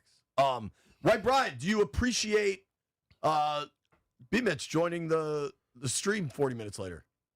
Yeah, if he ever gets in here. I'm gonna get in there when I get in there. Now, if you start talking too much trash, I will not care because they installed this stuff should be working. B, at what point were you going to send a reminder text to BMitch? What is your threshold for when you need to remind him? I normally give him like 45 minutes. Well, I may wait on the 45-minute Now, mark. there's no way I get 45-minute grace period. How quickly would you have texted me? 10. I need one of you in here. What do you do if neither of us are in there? It's just the BMitch and Finlay logo. Do the people come in when it's just the logo up? Yeah. God bless you. To everybody in the YouTube chat, we appreciate you, man. Right hand Back down, in left hand stride up. again. B will join us soon. I'm Nobody here. go anywhere. We're going to keep playing real or fake. Bam, there we go. Oh, Brian's in the chat. Bang.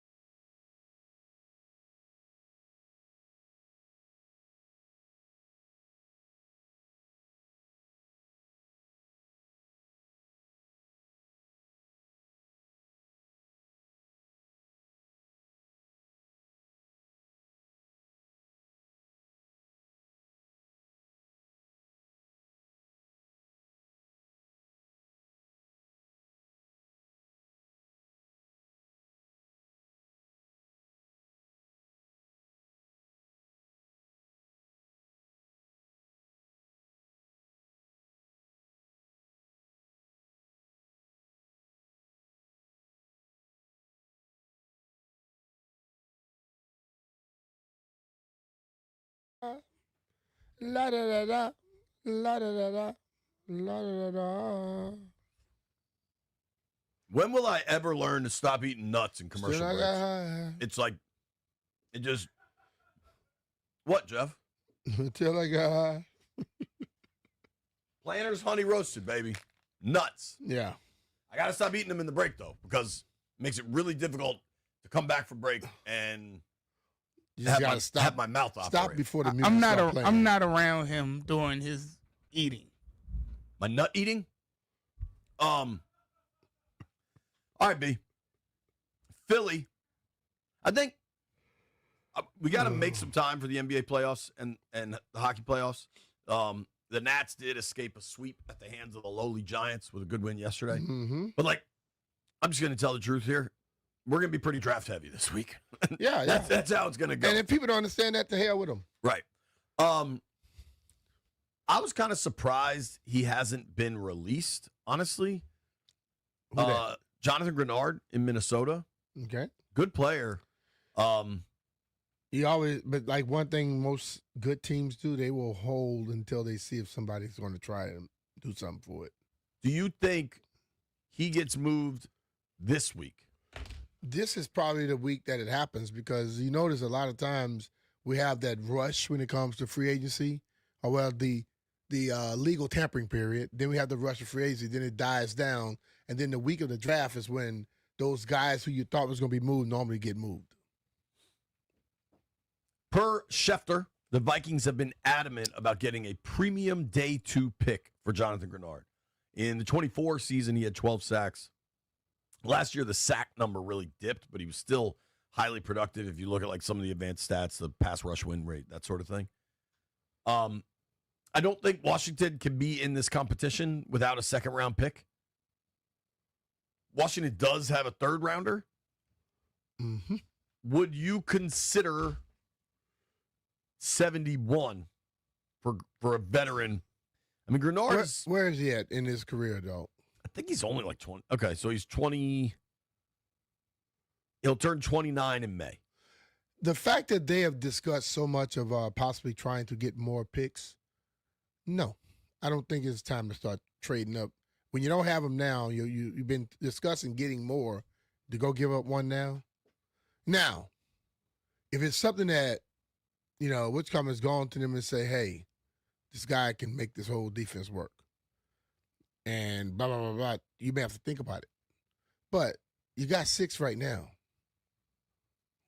Right. You want to have 5, 4? I also think a lot of it will be impacted by what happens with the 7th overall pick. What if Arvell Reese or David Bailey somehow get to them? I watched a little draft thing last night. I don't know if Reese will.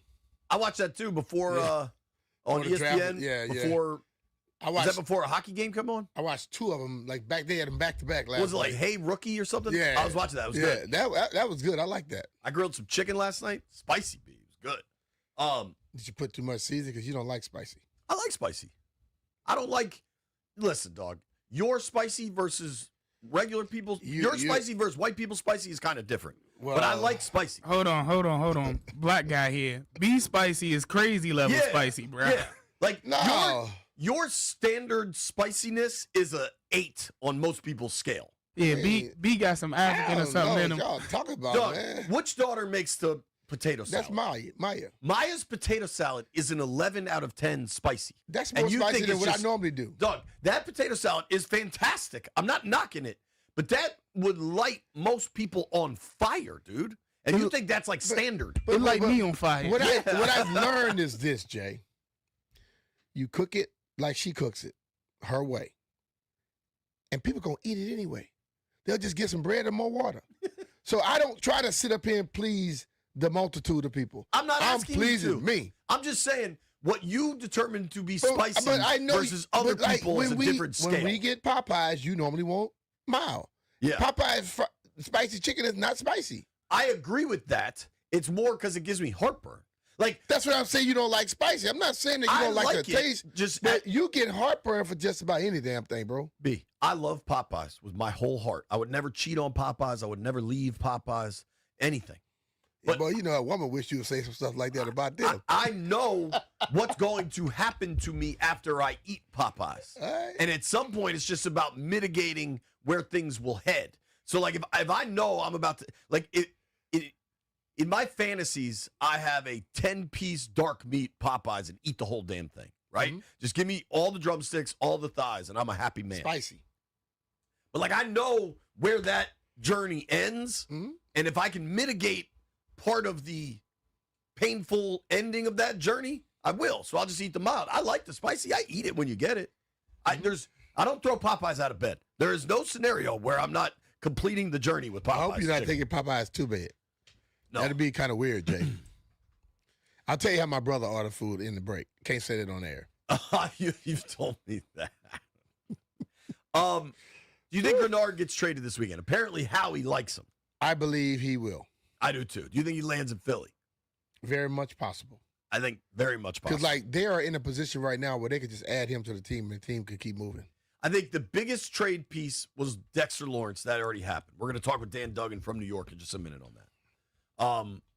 I think the A.J. Brown thing is pretty much done. It Probably just a done deal. contractually has to wait. The number of other players that could be traded. What's the BMitch interest level in Anthony Richardson from the Colts?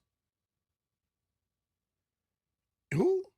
AR-15, Anthony Richardson. None. I have none. Will Levis.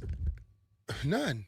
Look, Anthony Richardson. I'm not even saying for Washington. I'm saying anywhere. Okay, well, he quit on his team, and he seen. Listen, bro, I've seen nothing where they show me he's a very good quarterback. They show me he's an outstanding athlete, but I've seen they show more of his athletic traits than they did with Heath Schuler. And when he got here, was he a good quarterback? No. Okay. Dude, you know, I think Booger McFarland, I think I have this right, that Booger was on with Grant and Danny one day last week. Mm-hmm. I was in the car listening to it. And you know the player you always reference as the combine star that couldn't get it done? Mike Mamula. He brought up the same thing. Yeah, dude. I thought that made me laugh. But that amazes me. That's why, like when I hear all these numbers thrown out sometimes, I'm like, okay, whatever.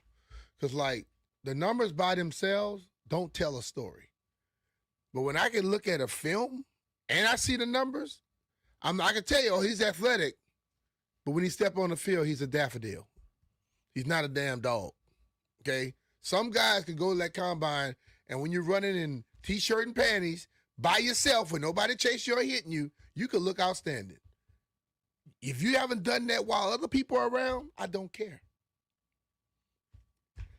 We're talking about the trade that shook up the NFL, Dexter Lawrence to the Cincinnati Bengals, next on The Fan.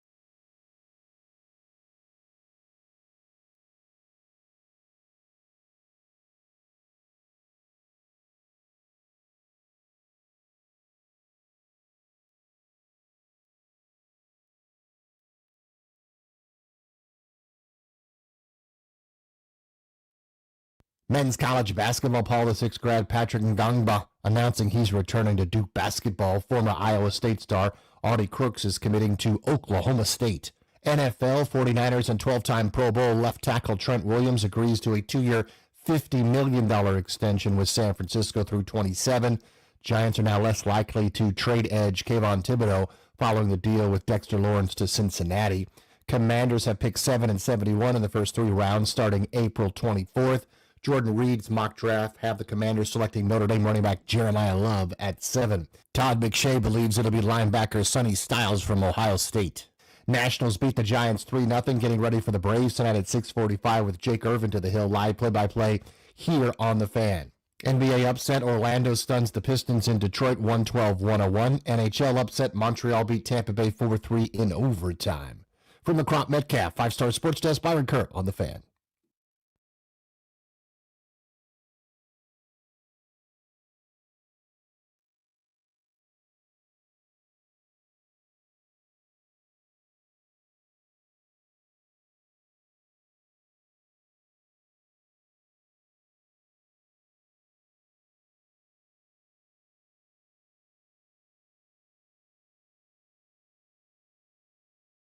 BMitch Finlay 106.7 The Fan. Fired up right now to jump on the Rude guest hotline. Rude is the official show sponsor of BMitch Finlay.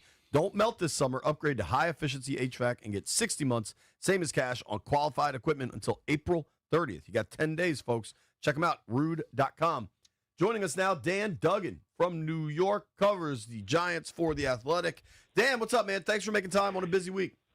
Yeah, I think I should get like a weekly spot. The Giants are just so darn interesting. You guys keep coming on to discuss this team. Well, dude, it's funny because I remember talking with you and Pat in Arizona about this Dex thing, and you both kind of were like, I don't think it's going away, right? Like this, Dexter Lawrence being unhappy with the organization, this has been going on for some time, right?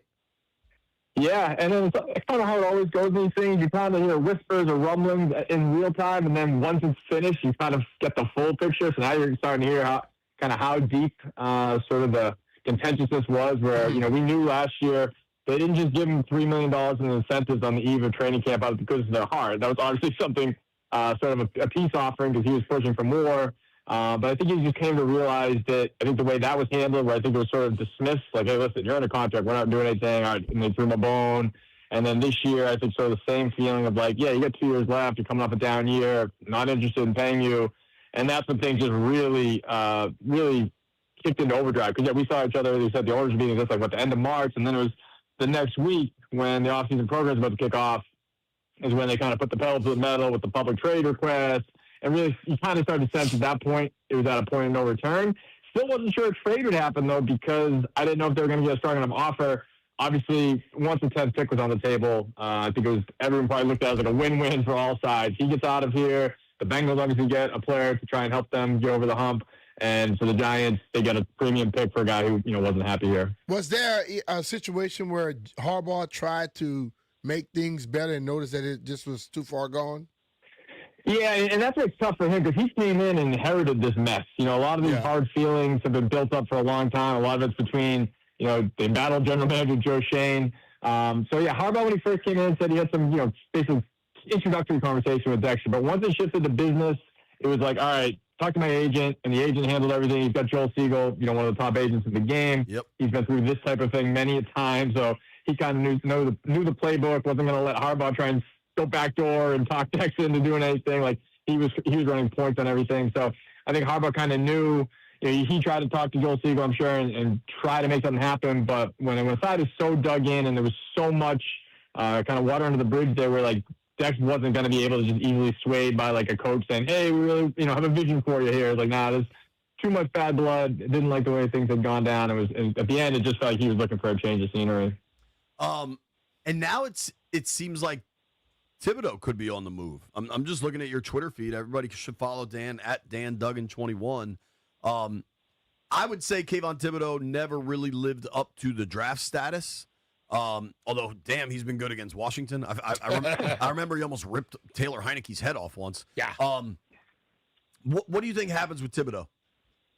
Yeah, no, I mean, that came out, Ian Rappaport put out that, like, they're less likely to trade him. All that tells me is the offers haven't been strong enough because they have been very willing to listen. At the same time, it's a little similar to Dex. Obviously, he's not nearly the caliber of player. You're not going to get that type of return. But they're not just going to give him away. Like, he's under contract. He's a solid player. I think probably the fact he did just trade Dexter Lawrence, do you want to take another solid piece of your defense, out of the equation? That's what probably tougher to stomach. So they've always had a higher asking price than I think they're ever going to realistically get. Like, they're not getting a second-round pick. I don't even think they're getting a third-round pick. I think they would have to probably pull the trigger on a third-round pick. But if you're talking day 3 picks, if you're them, I don't think there's really much incentive to make that move. Again, you just have traded, a key piece of your defense. Thibodeau isn't as important as Lawrence, but he's still a good player. And you have time. Like the trade deadline, let's say there's going to be a contender that needs a pass rusher. You can probably get the same level pick you're going to get now, in 6 months. And then the benefit, obviously, you give yourself a chance to see how it goes. If he comes out and plays great, then, maybe the asking price goes up, or maybe you somehow want to keep him, or the comp pick comes in next year. There's a lot of variables there where I think if they're not going to get a strong offer right now, they're really not compelled to make a move. Do you think any of these moves, well, the move with, Dexter Lawrence, is that a move that makes their approach in the draft change up?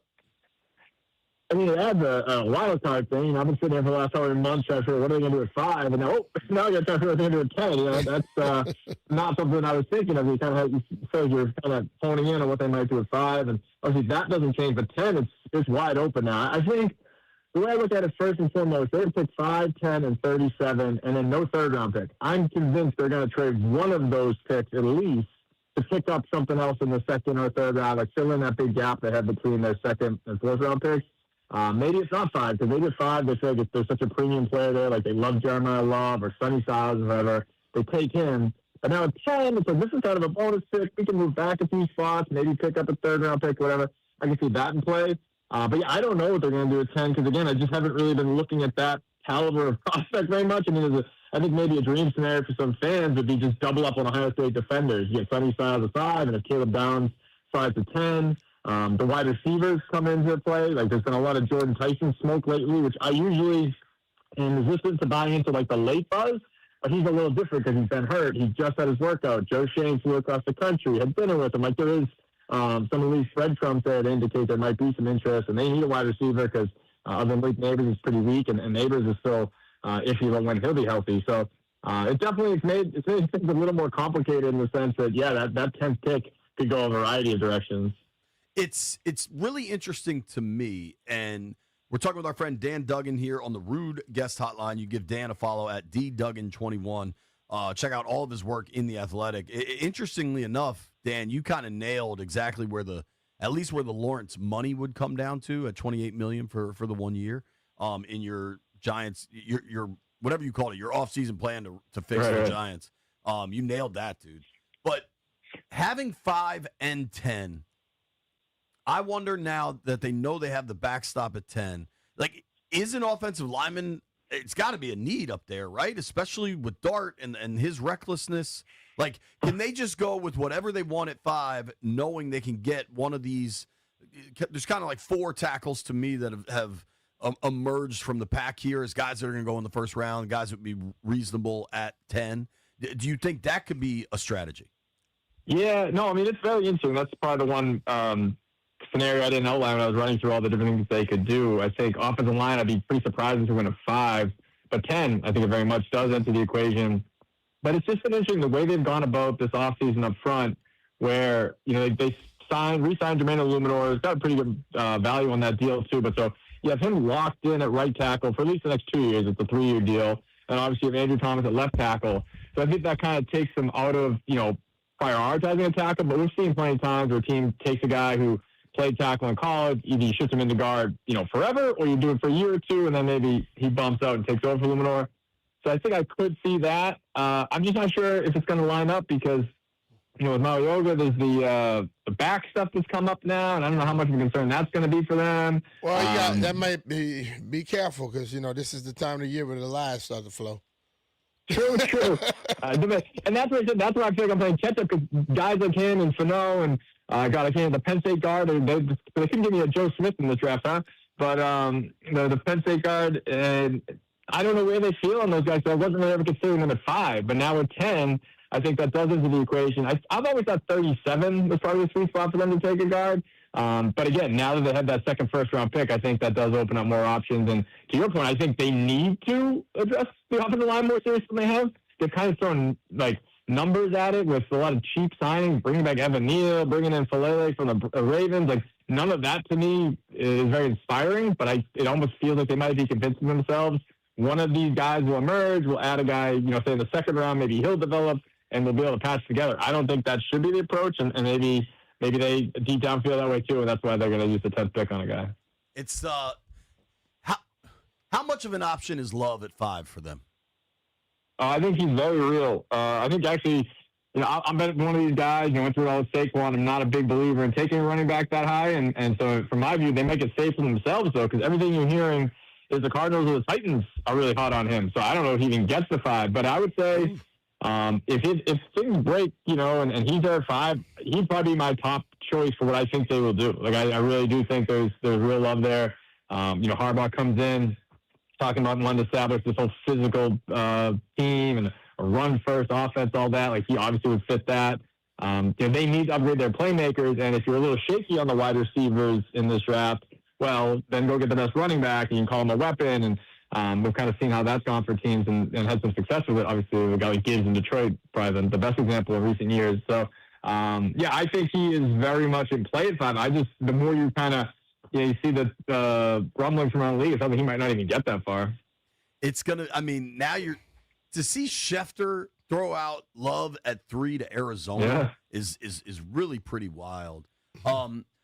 Two names that I've always thought make sense for the Giants, knowing John Harbaugh's history, are a pair of Ohio State defenders in Sonny Styles and Caleb Downs. How much does the organization like Styles and or Downs? Yeah, and I think they like them both a lot. And this is one of those things where when I was referring to Tyson earlier, you get nervous when you start buying in too much to the last week. Oh, they love so-and-so. Whereas with Styles and Downs, I feel like the interest has been pretty steady and consistent from the outside of the process. So I'm a little more confident that that's genuine because, they're not making that up at the last second to spend time with these guys. I mean, you guys might not have been paying attention. I was when they were at Ohio State's pro day. Harbaugh spent a lot of time talking to those guys. So I think there's a real chance that they could just do a double dip. And I think there's a lot worse ways you could come out of 5 and 10 than getting, the best inside linebacker in the draft, the best safety in the draft for a defense that, is shaky to begin with and just, took a major blow with losing Lawrence. Again, there are a lot worse ways to come out of this. I think, I did my final mock draft, whatever that's worth, and I gave him Styles at 5. And even in the simulation I did, Downs was available at 10. And I kind of maybe went against my instincts. I went with Tyson because I do think maybe they split the difference and all right, we'll get a defensive player and then we'll get an offensive player because at the end of the day, we still need to support Jackson Dart and give him weapons. But I would not be surprised at all if it does shake out like that it's Styles and Downs. And I think you have to be happy with that if you're a Giants fan because, I think that's 2 big pieces to get this defense turned around in this sort of new era. And obviously, they're not going to place next to Lawrence, but if you fortify other parts of the defense, it can mitigate his departure. Which side of the ball you think is more vital that they improve? I mean, they can go either way. It's one of those blessing and a curse because I don't think they're so strong on either side. They're they're good on defense, just focus on offense. I would say defense is probably more. If they just had 5, I would have thought that was definitely where they go. That's why I think they might be able to split the difference, and that 10th pick helps them out. And they can. I don't think they're going to roll the dice on a wide receiver if they only had picked 5. But now, if you say, all right, we got Styles at 5, we got Caleb Downs at 5, whatever it may be, then we can. Use that 10th pick on a receiver. But I think defense is a little bit more of a dire need, especially with how I think the board will match up, because I don't know if there's a ton of wide receivers that are worth the 5th pick or maybe even the 10th pick. And kind of mentioned how the O-line, certainly I don't think we'll be in play at 5, but they have a lot of options now. It certainly made Thursday a heck of a lot more interesting. And, I'm interested to see how it shakes out. A couple still draft things, but not necessarily who are they going to take, right? Because I don't think any of us know. I think the Love stuff is such a wild card. New York likes him at 5. He's a great player. Washington likes him at 7. He's a great player. He might not be there. They might pass because you still have to deal with the running back side of it. Yeah. I am curious, though, knowing the intense scrutiny Joe Shane is under and knowing what the Giants probably had to promise and pay John Harbaugh to take that job, who has the final say Thursday night? if Harbaugh wants Styles and Shane loves the guy, who wins out? Oh yeah, that's John Harbaugh. There's a reason why. I think if you remember that timeline, it got announced that he was the head coach on a Wednesday night, and they didn't put pen to paper till Saturday afternoon. Pretty much that preceding 72 hours was hammering this type of thing out, where he was not coming here and reporting to Joe Shane and being number 2 in the organizational power structure, which is the way the Giants have always had him. Maybe coaches like Bill Parcells and Tom Coughlin, the GM, was still above them on the power structure of the organization. He was not coming here to do that. I guess theoretically they're on the same plane, but one guy's coming in here, with a potential Hall of Fame pedigree. The other guy's barely hanging on his job with a 22, 45, and 1 record running the show. So I think Joe Shane will fall in line. Now, they've all said it's just been such a great collaboration. Everything's worked so smoothly. That sounds great. We'll see how things shake out maybe after the draft. But as far as Thursday night, I cannot imagine a scenario where Joe Shane is going to dig his heels in. If John Harbaugh has a conviction on a guy, he's going to have to go along to get along. And I think that's just the way this organization is going to run going forward. It's Harbaugh's show. Yeah, I think that's kind of what I thought, certainly. Yeah. Talking with our friend Dan Duggan from The Athletic, covers the New York Giants, does a great job. Read all of his work in The Athletic. Give him a follow at @DDuggan, 2 G's, DUGGAN 21. I have a reporter question for you, because the business we've chosen, to quote The Godfather, means news can break at any time and you just got to work, right? But this Dexter Lawrence trade happened. You live on the East Coast. We live on the East Coast. Saturday was an absolutely gorgeous day. It was like a gorgeous spring day. I had played golf that day. I had enjoyed my Saturday. And when I saw that trade go down, I was like, damn, I feel bad for Giants reporters. What kind of shape were you in Saturday night, 8:30, when that trade goes down? Or did you have a feeling it may have happened, so maybe you hadn't cracked that third beer yet? Oh, wow. This might be the best question interview. I don't know how much time you get, because I can paint the whole picture. Let's do it. Paint away. All right. So I got a 7-year-old, a 5-year-old. One Saturday night, that's date night. We drop them off at the after-school program. Does a thing where they watch the kids on Saturday night. We also have a brand new Bernese Mountain Dog puppy, which, trust me, the women in the house made that decision, not me. But so we left the dog alone, went out to dinner, dropped the kids off. We come home. It's right around 8 o'clock. I have actually an agent call me. He's like, "Hey, I hear that they're trading Dexter Lawrence to the Bengals." That's a chatter. I'm like, "What?" That blindsided me. So I'm trying to track that down. But meanwhile, as you walk in the house, you leave a puppy alone for a couple hours. I don't even paint the picture too vividly, but it was a bad scene. Yeah, we could tell.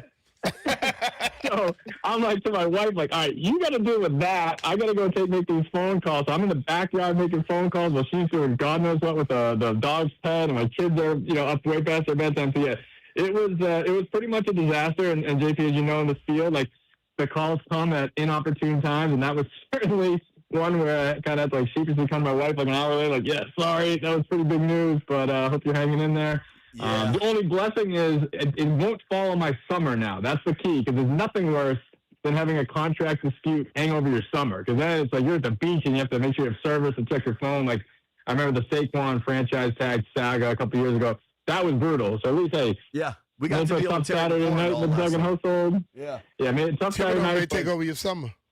Nah, he's not big enough. That's fine. Whatever. I'll get to that when I get home from the beach. But I'm at least glad this was resolved pretty quickly. But yeah, no, it was a messy Saturday night in more ways than one. So the Duggan family, I imagine Dan Duggan's feeling pretty good about his chances, Brian. The kids are going to an activity. We're going out to dinner. It's a Saturday night. Nobody's got to wake up early. Your chances, you're feeling good going out to dinner. And at least in my personal experience, when I have to blow off a nice event with my wife, and then I try to recoup some of that good energy an hour, 90 minutes later, the good energy is lost. It's gone. I mean, you had it happen with the puppy. There was no good energy left by the end of that night. I'm sorry, dude. I'm sorry, man. Well, listen, man, I hope this week goes great. It's going to be really interesting to see what the Giants do. 5-10, man. That is serious firepower. So you'll be busy this week, but hopefully it quiets down after that. Yeah, and hopefully the puppy gets housebroken. Yeah, good luck with that, dude. That's its own thing. Thank you, man. Appreciate the time. All right, thanks, guys. All right, man. That is Dan Duggan from The Athletic, covers the Giants. Busy week for the New York Giants, man. 5-10. John Harbaugh's got to get it right. Nobody go anywhere. Stallion has some buy or sell thoughts for us Oh, boy. when we return.